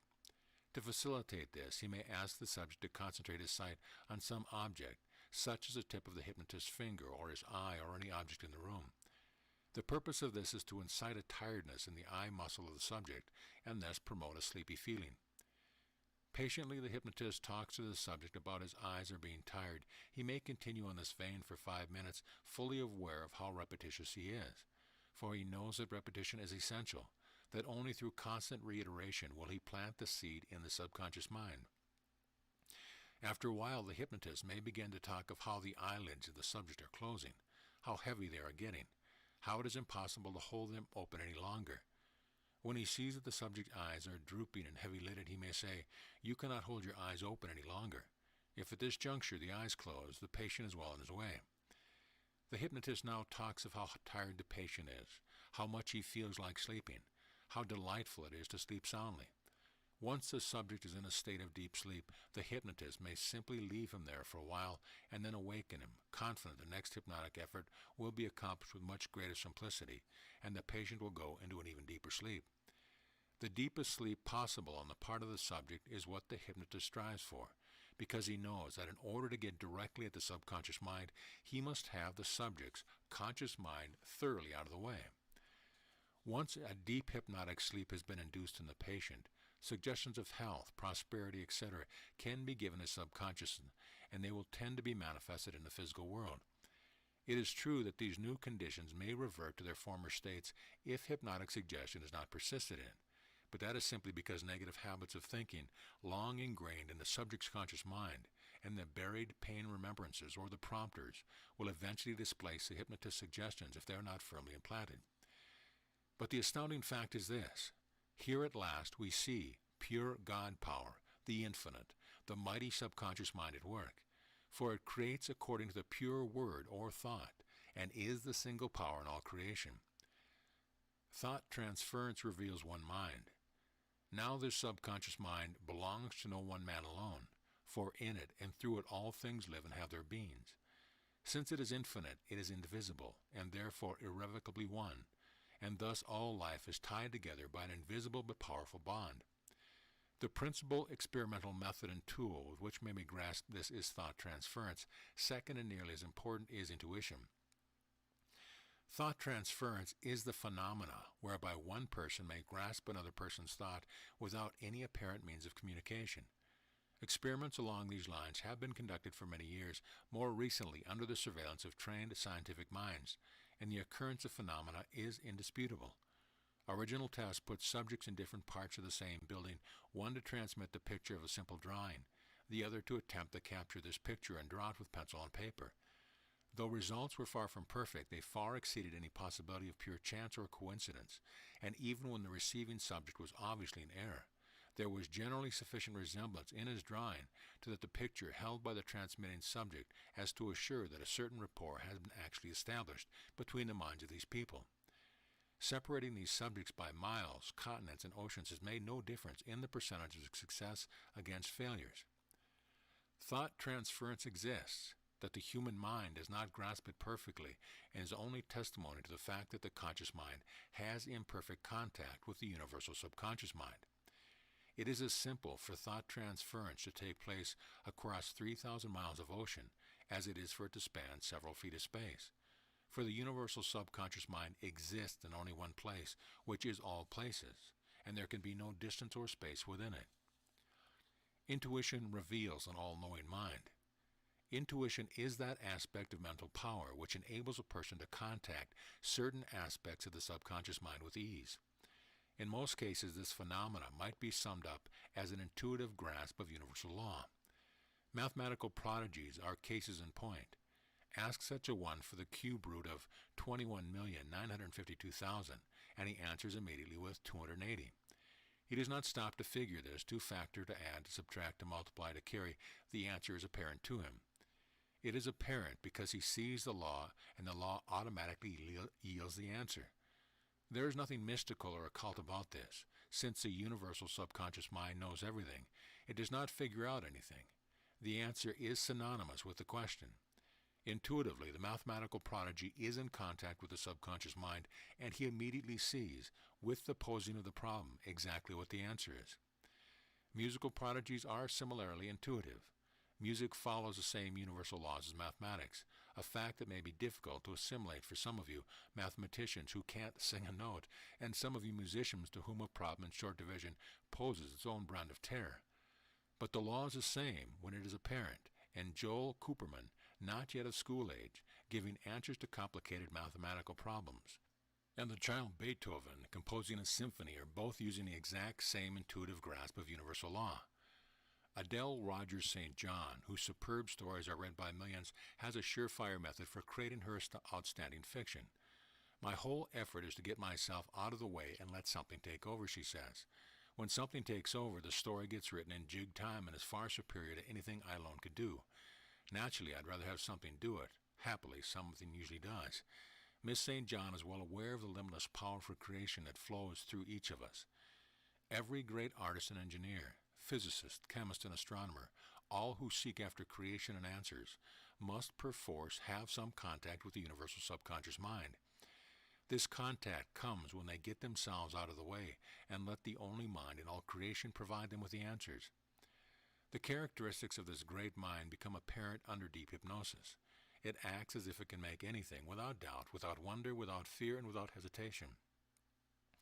Though hypnotic experiments have not yet gone so far, there is little doubt but that the subconscious mind can do exactly what it undertakes to do. For it knows everything, and everything exists within it, and its only movement is to change the arrangement or apparency of its own substance. The success of thought transference is increased many times under hypnosis. The intuitive grasp of universal law is increased many times under hypnosis. The hypnotized person can, with vastly increased effectiveness, read the thoughts of other minds and answer problems where he has no known understanding. Methods of reasoning. As science knows the reasoning method of the mind of man, they generally come under two main classifications: inductive reasoning and deductive reasoning. Now, inductive reasoning means to reason from the particular to the general. For example, given an individual cat that can see at night, inductive reasoning sets out to prove that all cats can see at night. Deductive reasoning, on the other hand, given the premise that all cats can see at night, will arrive at the conclusion that a particular cat in a particular place at a particular time can see at night. In other words, inductive reasoning observes a specific occurrence and attempts to arrive at a general law to cover all such occurrences. Deductive reasoning is already in possession of the general law and simply uses this law to determine what may happen in specific circumstances in which the law is involved. It is apparent that inductive reasoning knows circumstance and seeks a law, while deductive reasoning knows the law and seeks a circumstance. The parallel can be seen immediately. Man knows circumstance and seeks a law. The universal subconscious mind knows the law and seeks a circumstance. The subconscious mind reasons only deductively. It cannot reason inductively because it already knows all law. It seeks only to determine circumstance from its complete knowledge of the law. This characteristic of the subconscious mind, that it reasons only deductively, that it therefore has in its possession the full knowledge of all governing law, is an indisputable proof that it is the infinite substance, God and man, the ultimate or absolute of all creation. And it is obvious that the individual's complete use of this mind will provide him with all the power of creation. The subconscious responds to suggestion alone. The great enlightening truth with which hypnosis has provided us is that this universal subconscious mind responds entirely to suggestion. In other words, the subconscious mind attempts to create in form and circumstance that which the conscious mind suggests to it. The subconscious mind does not direct man as an automaton, visit disaster and suffering upon him, and govern his life. Indeed, it is the servant of man and does exactly what man tells it to do. To illustrate this towering conception, let us go back to the young man who was cured of elephant hide through hypnosis. What did the hypnotist say to him? Your left arm is clearing up. That only. He did not enter into a series of whys and wherefores and ifs and buts. He simply said, your left arm is clearing up. Forthwith, the left arm cleared up. It is ridiculous in its simplicity. The young man himself could not say, my left arm is clearing up, and have any healing take place at all. Why? Because he was in complete rapport with himself. And when he said, my left arm is clearing up, he was simultaneously thinking, I've been this way all my life, and there is no hope. It is impossible to cure this hideous skin by simply saying words. I see this ugly skin before me, and it is there, and I know it. So what did this subconscious mind receive? It simply received the young man's conviction that he had an ugly skin which continued to manifest in reality. For the subconscious mind always acts, and it acts on those thoughts behind there, which is most conviction. Perhaps you are thinking that it would be a wonderful shortcut to simply put yourself in the hands of a qualified hypnotist and have him solve all the problems of your life by planting the proper suggestions in your subconscious mind. It is true that any immediate problem of yours might be well solved in this manner, but it is certain that you would not relish the necessity of running to the hypnotist every time you were faced with a problem for the rest of your life. No psychiatrist or hypnotist can live for you, and it is likely that you would want him even if he could. This is your life. You will live it to your fullest possibilities only when you are able to consciously exercise the great power that belongs to you. You cannot live by proxy, and live you must. The only answer is to arrive at understanding of the mighty forces of which you are a part this minute, and of which you are a part forevermore. Hypnotism you can and may practice either as subject or practitioner, but you will make a grave error if you regard it as anything else than an experiment. It is only one small facet of the study of the universal mind, and its principal use to us, at this moment, is to show us behind all doubt that the universal subconscious mind responds to suggestion alone. Meditation affirms suggestion. Thus, our primary tool in attaining all our desires is to use the meditation. In meditation, we are simply affirming certain suggestions to the subconscious mind. We are simply repeating and affirming certain thoughts with faith and conviction so that they will be acted upon by the infinite intelligence. It is true that our percentage of successes will be low at first, for even as we affirm, we deny. Even as you settle yourself for your daily meditation and affirm the good that is to come into your life, certain negative doubts ingrained in your thinking over the years will tend to project themselves into the subconscious and thus negate all your affirmations. The prompters themselves are difficult enough to overcome, and habits of negative thinking make the problem of successful meditation all the more difficult. While a hypnotist might cure you of a specific illness in several sessions, you yourself, undertaking the same cure, may find that it takes you several months or even a year. But don't be misled in seeking solution through hypnotism unless your problem is so acute and time of such essence as to forbid any other procedure. For only by solving your own problem, only by attaining control and understanding your own power, will you be the true master of your own life. Even as chronic illness keeps you running to doctor after doctor, so will the solving of your problems by hypnotism keep you running to hypnotist after hypnotist. Now this fact we must make very clear. If your appendix is ruptured or your leg broken, the person for you to see is a doctor. If an acute neurosis is leading you into intense melancholy or displacement of personality or any psychotic behavior that may be dangerous to yourself or society, the person for you to see is a psychiatrist. When a physical event or circumstance has reached its acute stage and life or welfare of the individual is seriously threatened, the event or circumstance must be dealt with on the physical plane. Doctors and psychiatrists will play the important role in human welfare for many years to come, but the day will arrive when mankind understands that all physical circumstance originates on the plane of thought, and that day each person will stand individual sentinel against all disease and all emotional suffering, and they will disappear from our world. Ultimate reality. Our conscious minds, these instruments of ours which classify and analyze pain and pleasure and have their seats in our brains, tend to play a very disconcerting trick on us.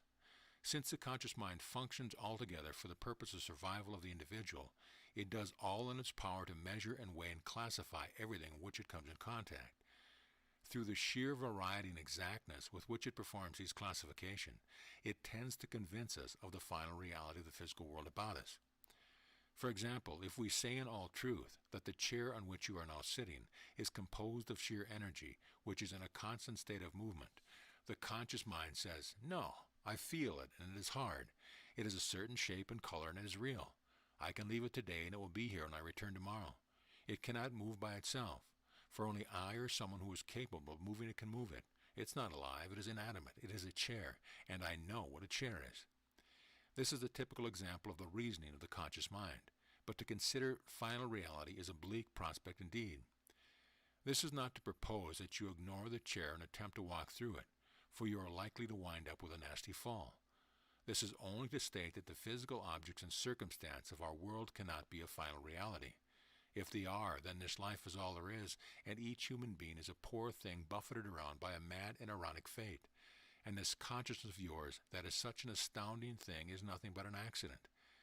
The great plan and design of the universe could not possibly permit such an appalling accident.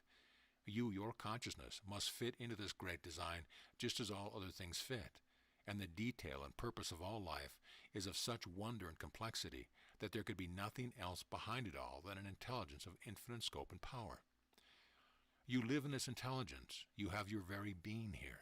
This intelligence is the only mind there is. It responds to us as we recognize it, and it responds entirely by suggestion. What a towering, wondrous world. We may call upon the power of all creation simply through thought and conviction. Nothing is impossible to man, for the intelligence in which he lives gives him anything he can visualize and have faith in. So let us not allow our conscious minds to trick us into believing that the physical world is the ultimate reality. Let us go through our days following the dictates of the conscious mind in the physical world, for this pain-pleasure discerner of ours is a finely made machine for coping with the physical. But let us constantly reach outward for the infinite intelligence that is ours. Let us know that all form and circumstance must first originate on the plane of thought, that the first cause of all creation is simply thought and conviction. Let us know that we can contact the universal mind for the answers to all of our problems, that we create all of our own circumstances by giving birth to them in our minds, that nothing in the universe can stop our thoughts from becoming real in our experience, for that is the law of life and of living. First cause is mental. You are immortal, not your body, not your conscious mind, but the real you, the part of you which exists forever in the universal subconscious mind. You always have been, you always will be. You are inseparably one with everything that is. Each human being in this world, all life, all form, all objects, one, just one, and everything answers thought and faith. Later we shall undertake to show the origination of all form and circumstance in our physical world. We shall undertake to show the beginning of the universe and to explain the basic process and reason behind evolution. In the meantime, it is important for you to realize that the first cause of all circumstances in your life is thought. All things and all circumstances must first be created on the mental plane. When such creation is clear-cut and born of faith and conviction, nothing can stop this image from becoming real. Once this image has come into your mind and you have accepted it, you have done all that is necessary for you to do. All the process of creation, time, place, and circumstance must be left in the hands of the all-knowing subconscious mind. The physical circumstances you desire may come from a direction you expect, or it may come in such a way, in such a manner, as you have never dreamed. Don't strain or urge or become impatient. Simply have faith and let go. Remember, whenever you observe closely causes you to entertain an element of doubt, you have nothing to do but create the mental image with complete faith. And with that simple act, the process is completely done. Be assured that the image will become real in your physical world, for you are dealing with law and law alone. Let's review. Here, then, are the principal points covered in this chapter. 1. The conscious mind is an instrument for the recording of pain and pleasure. It measures experience of pain and pleasure, files them for recall, analyzes the experiences that produce them, and imagines escape from pain and flight into pleasure. Thus the compartments of the conscious mind, memory, reason, and imagination. 2. The conscious mind is a finely tuned instrument with the sole aim of physical survival of the organism. 3. The conscious mind is as destructible as the body of which it is a part. 4. The conscious mind has no memory of its own, but simply a certain ability of recall. 5. The memory of the subconscious mind is perfect. 6. The subconscious mind is the infinite substance of which all things are made. It has no beginning and no end, and everything exists within it. 7. The subconscious mind is everything and knows everything. It is everywhere at all times, and all of it anywhere at any particular time, for space and time cannot exist in infinity.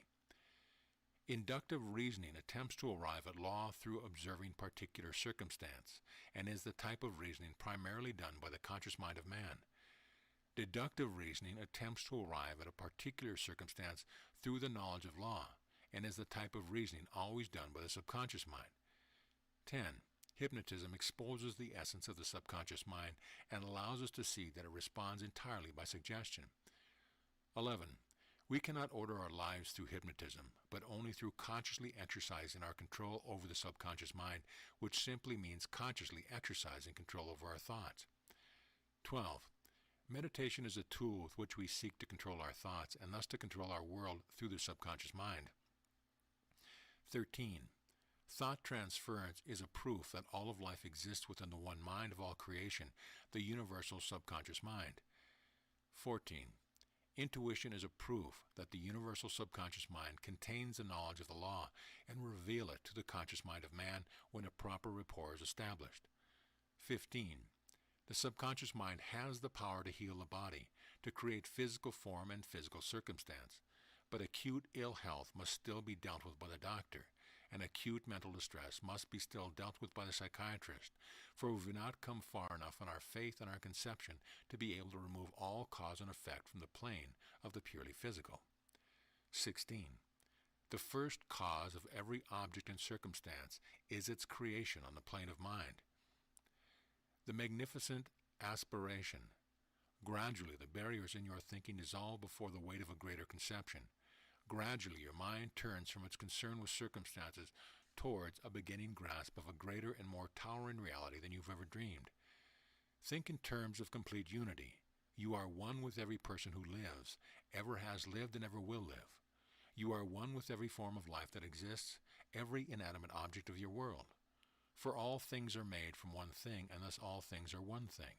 And objects and circumstances exist as the result of conception and desire being projected into the infinite creative substance of which we are all a part, in which we are all one. Thought is the only mover. According to the degree of your conscious intelligence, you will grasp the power that is yours. According to your conscious intelligence, you will project images into the subconscious mind which are great or small. Thus there will be returned to you only these circumstances of which you are capable of conceiving. But whatever you conceive will be returned to you, and if doubt and fear predominate your thinking, these very things that you fear will be visited upon you, for they are convictions that the subconscious mind must create into actuality. We cannot escape living in the subconscious mind, and we can't escape thinking, and we can't escape having our thoughts manifest themselves in our physical world. But we can control our thoughts. We can control our thoughts, and thus we can control our destinies, and we can become as great and as powerful as we can conceive of being, for there is at our disposal the unlimited power of all creation. The meditation that follows is aimed at creating harmony and effectiveness in your daily life. No matter what your work is, out of the home, in the home, manual, mental, employer, employee, you can create and attract circumstance and harmony so as to make each day full of achievement and satisfaction. Remember that meditation is the tool with which we work. It is our way of giving suggestion to the subconscious mind. You must not fail to engage in your meditation period daily. Only through the constant use of this great tool can you achieve control over your circumstance and your destiny.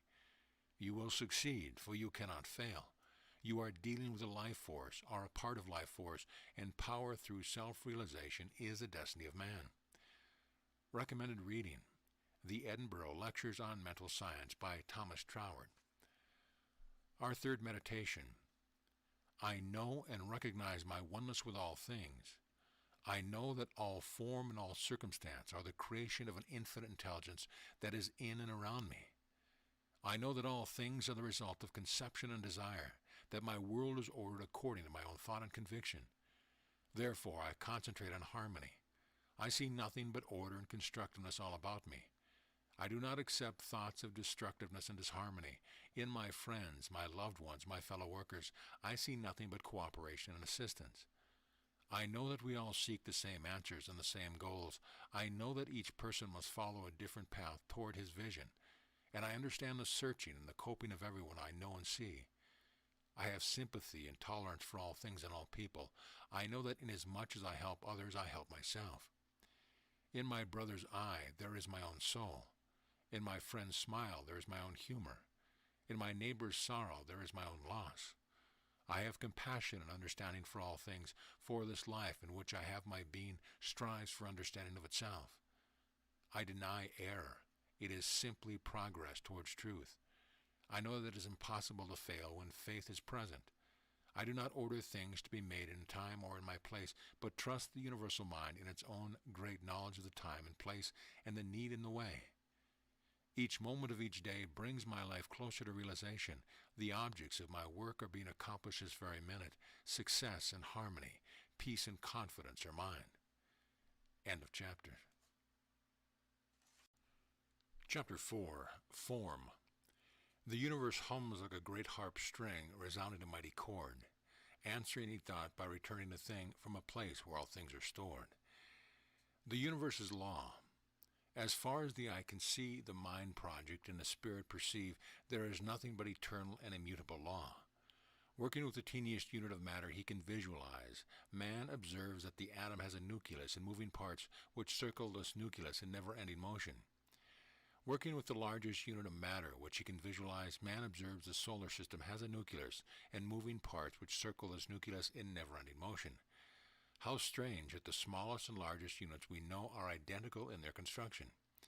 Indeed, it is as if there were many mirrors in the mind reflecting one eternal law in infinite gradations of size. No doubt the atom contains many atoms of its own. No doubt the universe is but a part of many increasingly greater universes. How small and lost we seem as we perceive the vast reaches of infinity. Yet all our perceptions exist in mind, and just as surely as we perceive them, we are the center of them. Our premise is that thoughts make things, and in order to substantiate such a transcendent truth, we must turn to the beginning of all form. What is the one basic substance that permeates all space and all time? If we take apart a substance and discover atoms, and we take apart the atoms and unleash energy, we must eventually say that the basic thing behind all form and all creation is energy. What then is this energy? It obviously does not explode helter-skelter throughout all space, but rather becomes apparent only in matter or in movement, and always such matter or movement attains an intelligent existence or moves in an intelligent direction. The design and flow of all energy is such as to leave no doubt that basic and eternal in the universe are everlasting and immutable laws of action, which alone account for the accumulation of substance into form. Inherent in these laws are movement and activation which set up the atom and the solar system alike, without regard to size. Indeed, lacking a specific viewpoint or a scale of relativity, the solar system and the atom are identical, as they assuredly must be in the universal subconscious mind. A living universe. This universal subconscious mind, or this first cause, this infinite plan and energy, then, is the stuff from which all things are made. In its pure form, if indeed it is ever perceived as such, it is represented only by intelligent movement, or by a word which seems much more concisely to describe it, law. Its first intelligible manifestation in a center of force, which on the smallest scale we know is represented by the atom, and on the large scale we know is represented by the solar system. Nothing extraneous to law calls into being these centers of force. It is the nature of the law to manifest them. For the law is one of life and movement and energy, which by its own nature congregates itself into units of similar frequency in a vibrating universe. To consider this further, let us attempt to visualize all space as consisting only of vibration. We need not ask ourselves what it is that vibrates, nor postulates as to what causes the vibration, for the vibration is intelligence alone, and the force it exerts is of intelligence alone. The vibrations in pure universal intelligence are established on many different frequencies, and all vibrations of one frequencies are inevitably attracted together to form a unit. This unit, this center of corresponding vibrations, we know as an atom, or as a solar system, the first sign of visible form, the first evidence of tangible matter, called into existence by the very nature of infinite law acting within and upon itself. The formed atom also sets up a vibration and seeks out other atoms of a corresponding vibration, and in this coalescence of units vibrating on the same frequency, there is formed matter, as we know it in our physical world. Thus matter is formed from intelligence, and more important, intelligence is in matter. In fact, intelligence is matter.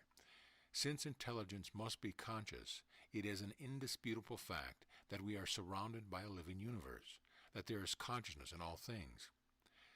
The consciousness of the atom.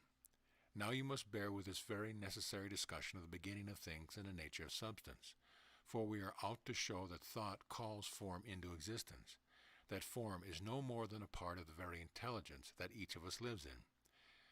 Thomas Edison was extremely preoccupied with what he termed the obvious choice of the atom, in its infinite acceptance and rejection of the myriad combinations of chemistry. When two chemicals were put together in solution, and some of the atoms of one combined with some of the atoms of another, Mr. Edison was forced to ask himself why those particular atoms and not some of the others, and indeed, why any of the atoms at all. The only answer he could possibly conceive was that the atoms of each chemical exercised a conscious choice whether they would or would not combine with the atoms of the other chemical. Now, Mr. Edison certainly aired no views as to the self-consciousness of the atom, but only of the intelligence or consciousness of the atom, in other words, the ability of the atom to make a choice. The atom, the building block of the universe, is a center of force, and the atom is conscious. Working in accordance with law or universal intelligence, the atom seeks out other atoms which vibrate at a corresponding rate, and the coalescence of such atoms forms that which we designate as inanimate matter, water, earth, air, and minerals. Expanding consciousness. Now then, you may well say this is all well and good as a plausible theory as to the formation of substance in a living universe, but how do you account for life? Let us repeat, the entire universe is alive. There is nothing dead, nothing inanimate. When Jesus said, God is not a God of the dead, but a God of the living, he was revealing the basic truth of all creation. For all is living, and all is intelligence, and all is conscious. And the great motivating force of all life is its attempt to expand its consciousness. In other words, it seeks to know itself. Though we can safely attribute consciousness and intelligence to the atom, there remains not the slightest possibility that the atom is self-conscious. In fact, all evidence points to the consciousness of the atom being of the lowest possible order. It chooses, but its choices are within the rigid scope of operating law. When a certain number of atoms begin vibrating together on a certain frequency and form, let us say a rock, there is created in the rock a kind of consciousness which is on an infinitely lower scale than that of the atom, for the rock exhibits practically no ability to choose. Yet there can be no doubt that there is actually a certain consciousness in the rock, for a group of conscious units must of necessity form a group consciousness. The rock exists, therefore it must be conscious. It consists of conscious intelligence and must then have some consciousness of its own, albeit far below our level of consciousness as to be indiscernible to us. From the rock and sand and earth and water and air to the formation of the pain-pleasure responsive amoeba, a thing that grows and feeds and reproduces itself, what gigantic step is this? Expanding consciousness, only that and nothing more. First we have energy moving according to law, congregating into centers of force by its own nature, setting up polarization or nuclei of positive polarity around which revolve electrons of negative polarity. These centers of force, or atoms, have lives of their own, or conscious. The nature of these little lives is to congregate with others vibrating on the same frequency, and thus matter is called into existence, which is basically not matter at all, but merely units of intelligent energy. Secondly, we have all form consisting of many individual lives, building up to a conscious whole, building up to a conscious entity which attempts to work out its own purpose. From these two conclusions we go on to the third. The form, which results from the union of many individual lives or consciousness, is the result of the consciousness of the whole. In other words, the form of the rock is the result of the consciousness of the rock. The form of the amoeba is a result of the consciousness of the amoeba, and the form of the human being is the result of the consciousness of the human being. Life seeks to know itself. Now, once again, you may say, this all sounds reasonable enough. But where does this consciousness come from?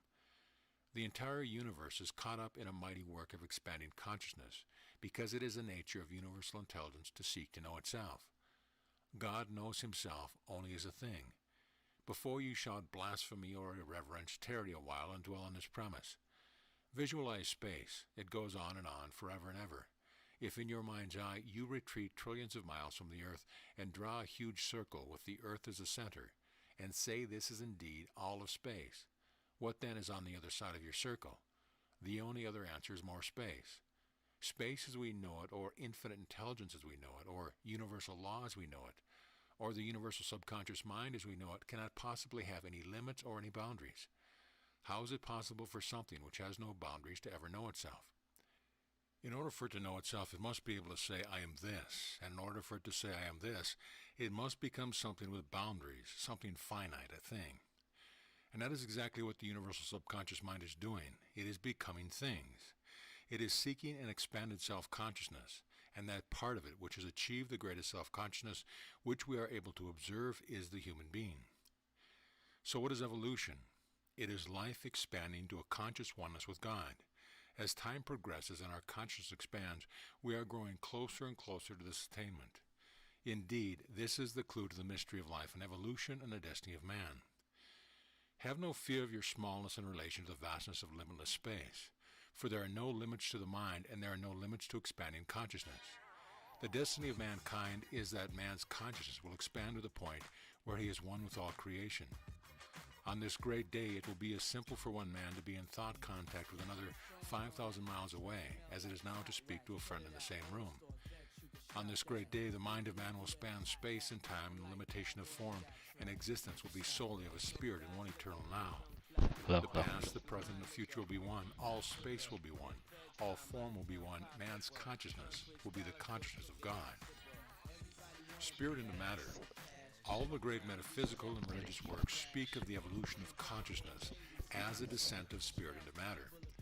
The great allegory of Adam and Eve in the Garden of Eden is an illustration. The temptation of the serpent, the eating from the tree of knowledge, the final fall which culminated in awareness of self speak only the beginning of self-consciousness.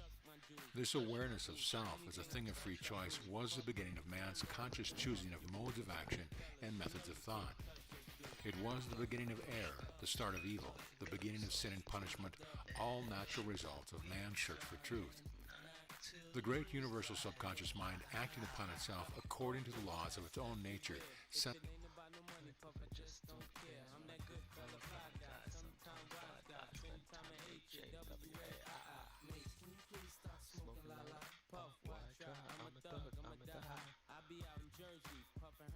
brothers ain't worthy to rock my derby. Don't never drug me when I'm in the thug G. Y'all know the thug be wanting to slug me. Could it be I move as smooth as Bugsy, or be at the bar with too much bubbly? Yo, I think it must be the girls wanna love me, or is it simply the girls just love me? Brothers wanna rock my rolls, rock the clothes, rock the ice, pull out Glocks. I'm like, damn, how these niggas got that track? Used to be my man, how you gonna plot on my wife? Do you think he snake me cause he hate me, or he got a PhD, play degree? Can't nobody take my pride, can't nobody hold me down. Oh no, I got to keep on moving. Quit that, you a big cat, where your chicks at? Where your whips at? Wherever you get stacks, I'ma fix that. Everything that's big dreams, I did that. Don't knock me cause you're boring, I'm record sales soaring, straight touring. Simply a lot of men be wanting to hand me, cause the words just don't offend me. We spend cheese in the West Indies and come home to plenty cream Bentleys. You name it, I can claim it. Young, black, and famous, with money hanging out the anus. When you need a hit, who you gonna get? Bet against us, not your bet. We make hits that'll rearrange your whole set, and got a Benz that I ain't even drove yet. Don't push us, cause we're close to the edge. We're trying not to lose our heads. Ah, ha, ha, ha, ha.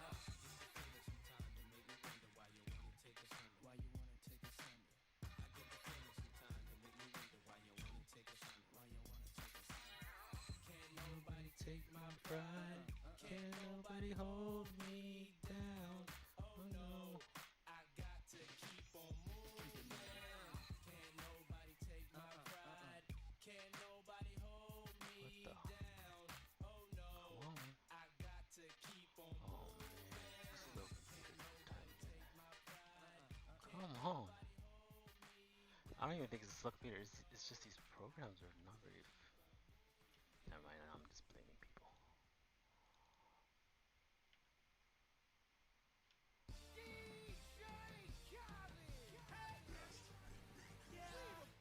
All I do is win, win, win, no matter what. Got money on my mind, I can never get enough. And every time I step up in the building, everybody hands go up. And they stay there. And they say yeah, and they say there. Cause all I do is win, win, win. And if you going in, put your hands in the air. Ludacris going in on the verse cause I never been defeated and I won't stop. Keep your hands up, get them in the sky for the homies that ain't making it, my folks like that. I never went nowhere, but they saying Luda's back. Blame it on that contour, the hood call it Ludiac. And I'm on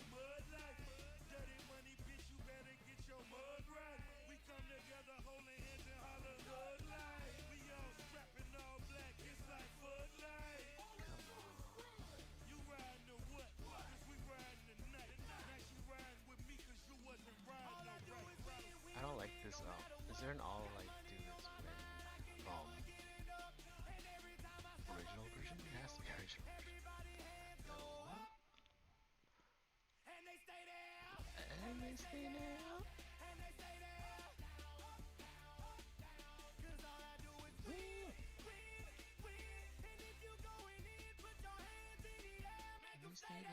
Heat in the kitchen, pot on the stove, water getting boiled, dope being sold, Snoopy in the hootie, system overload. I've been running this rap game since I was 20 years old. I hung with the worst of them, bust till I burst them up, floss them up, toss them up, harder work, close them up. Pardon me, I'm bossing up, brace you up, bless you, bro, don't mess with us. We like the youth in the 80s, back to back, set a track, hit the lick, get it back, get the trick, jump the track, bitch, I want my money back. Time and time again, while I'm sipping on this gin, Al Davis said it best, just win, baby, win. All I do is win, win, win, no matter what. Got money on my mind, I can never get it up. And every time I step up in the building, everybody hands go up. And they stay there, and they stay there, and they stay there. Cause all I do is win, win, win. And if you going in, put your hands in the air, make them stay there.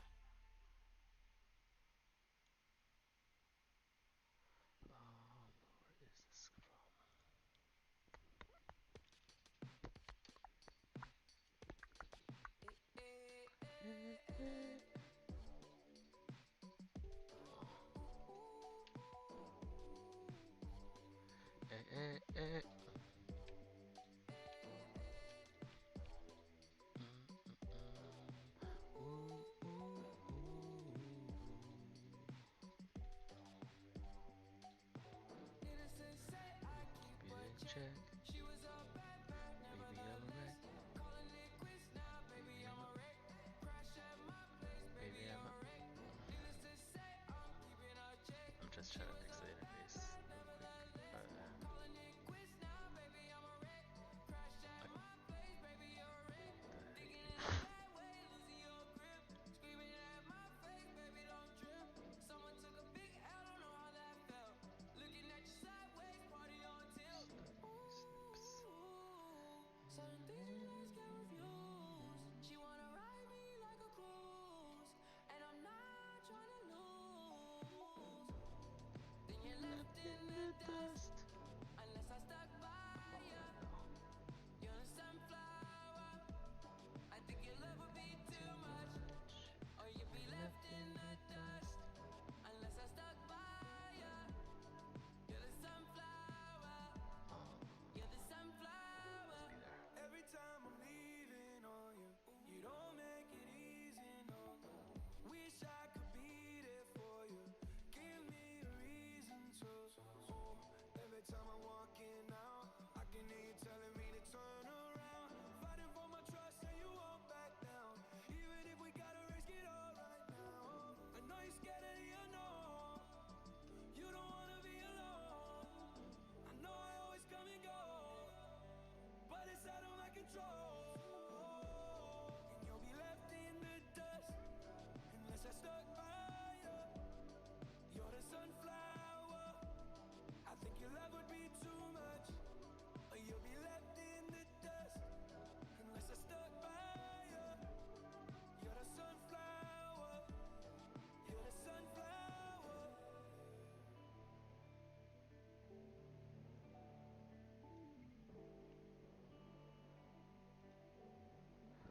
Left in the dust. Sunflower. Yeah, yeah, yeah. My mama called.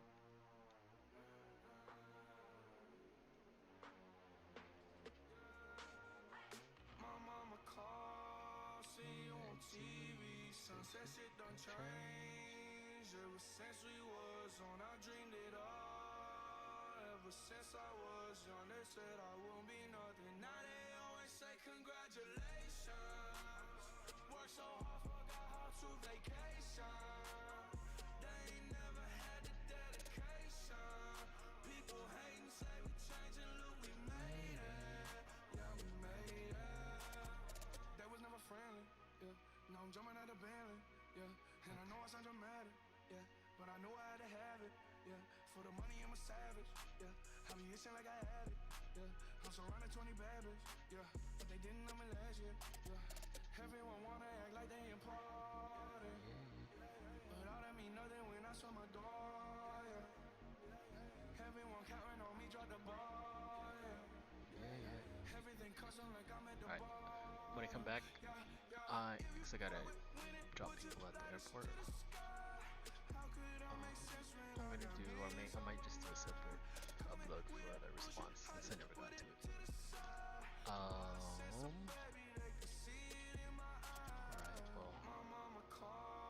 this was useful as in I get to review a lot of these and see which videos are useful at, you know, like portraying something that I can use. Plus, it gives me a chance to recap because seeing things for the first time is not the same as seeing it for the second time. They all have their own effects.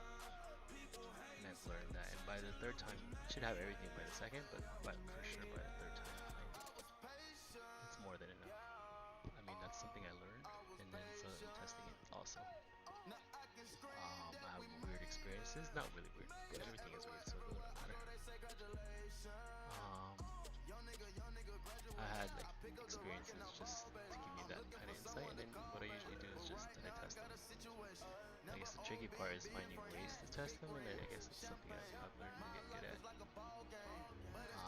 Trying to get really good, like so good at it maybe, but at least got to a point where I can do it. I don't know how reliably, but I can do it in most cases. Just to create like a prototype model of it, and then somehow be able to test it. This is just a prototype also. It's called like a wireframe, but maybe I can use this window instead. It's a little bit faster than what I was doing earlier, which was using the OBS. And this way I could actually keep all the notes in one place, so like all the videos that I would watch or any notes I take. And then I could have like a text visual. And again, this stuff I made basically in response because you know, it's relevant. At the time I felt like I needed a note thing. At the time I felt like I needed a sign to source. Like I don't, you know, I'm not trying to, I'm not trying to take someone's content. I'm basically just sharing what would normally happen throughout the course of my day, where I'll randomly listen to things. And I guess you can call it intuition, or you just say randomly, right? Depends on what your belief systems are. And then it's up to you to see if it's really random, because I tend to find the same, just what I need, and that's really the point of, like, how else would somebody share this weird phenomenon where, like, you go about life, and when you need something, you know, it comes to you, and it's coming from a perspective where knowing was a big part of my life. Like, I liked learning, I liked doing all this stuff, and only to come to find out that, or come to learn that knowing is not even really a thing. Like, that's just our excuse to I guess make ourselves feel important. Like, because really we come to life without knowing it, yet we live, right? It's like, not knowing is not a requirement to live. In fact, it's almost like it slows you down from learning about the world. You could almost say, just the way that perfection is the enemy to progress. I don't know who said that, but knowing is the molasses, the hindrance, the enemy of understanding, or experience. Actually, that's what it means. It's experience. I want to make my own little statue here. So you can tell where my thoughts really are. Are they really? Am I serious about this stuff? Serious enough to do this stream, but then you can tell where my thoughts are. I want this to line up to that thing. Come on. I don't like this non-live view.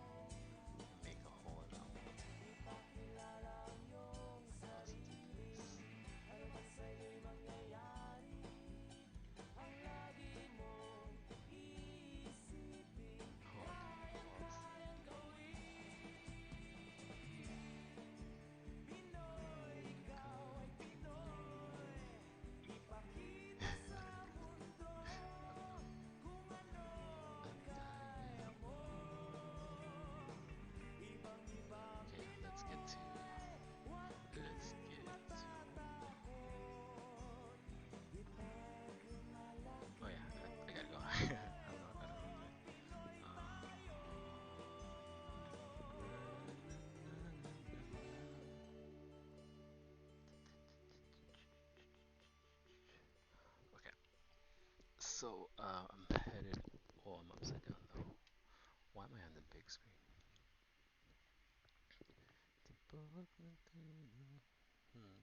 Didn't transfer. It's supposed to transfer over there. Nope. Oh, that one did. Yes.